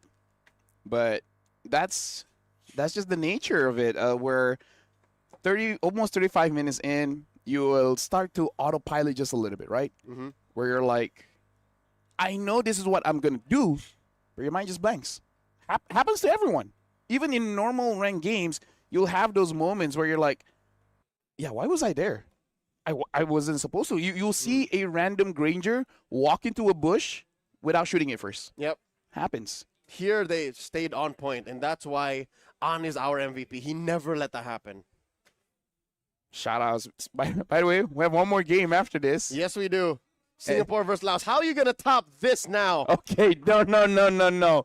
You keep saying, how do you top it? Yeah. And I feel like, honestly, Vietnam Timor-Leste, they did. Hey. In a way. Hey, your quirk is predicting things 10 to 15 minutes down. My quirk is asking the universe to impress me. Speaking of, this should be final for Group A. Vietnam, I think more than likely is going up against Indonesia and Thailand. Wait, have they started? Because Philippines, so Philippines got a point. So at this point, I'm guessing it's certain Thailand will be going up against Malaysia. Philippines and Myanmar, they're waiting. They are past the first best of 5. Yep. So at least we know at least one game has finished from Malaysia Philippines, which by the way is the final game for them. Yep. As in like, the other side of our schedule. Mm-hmm. And we haven't started ours. We got one more. Because of that 35-minute bout. And who's to say that's the longest? Again, impress me, Singapore, Laos. Dude. Okay, you know what? Let's go to break. See you later. See you later. Break. Well, now. Well, yeah.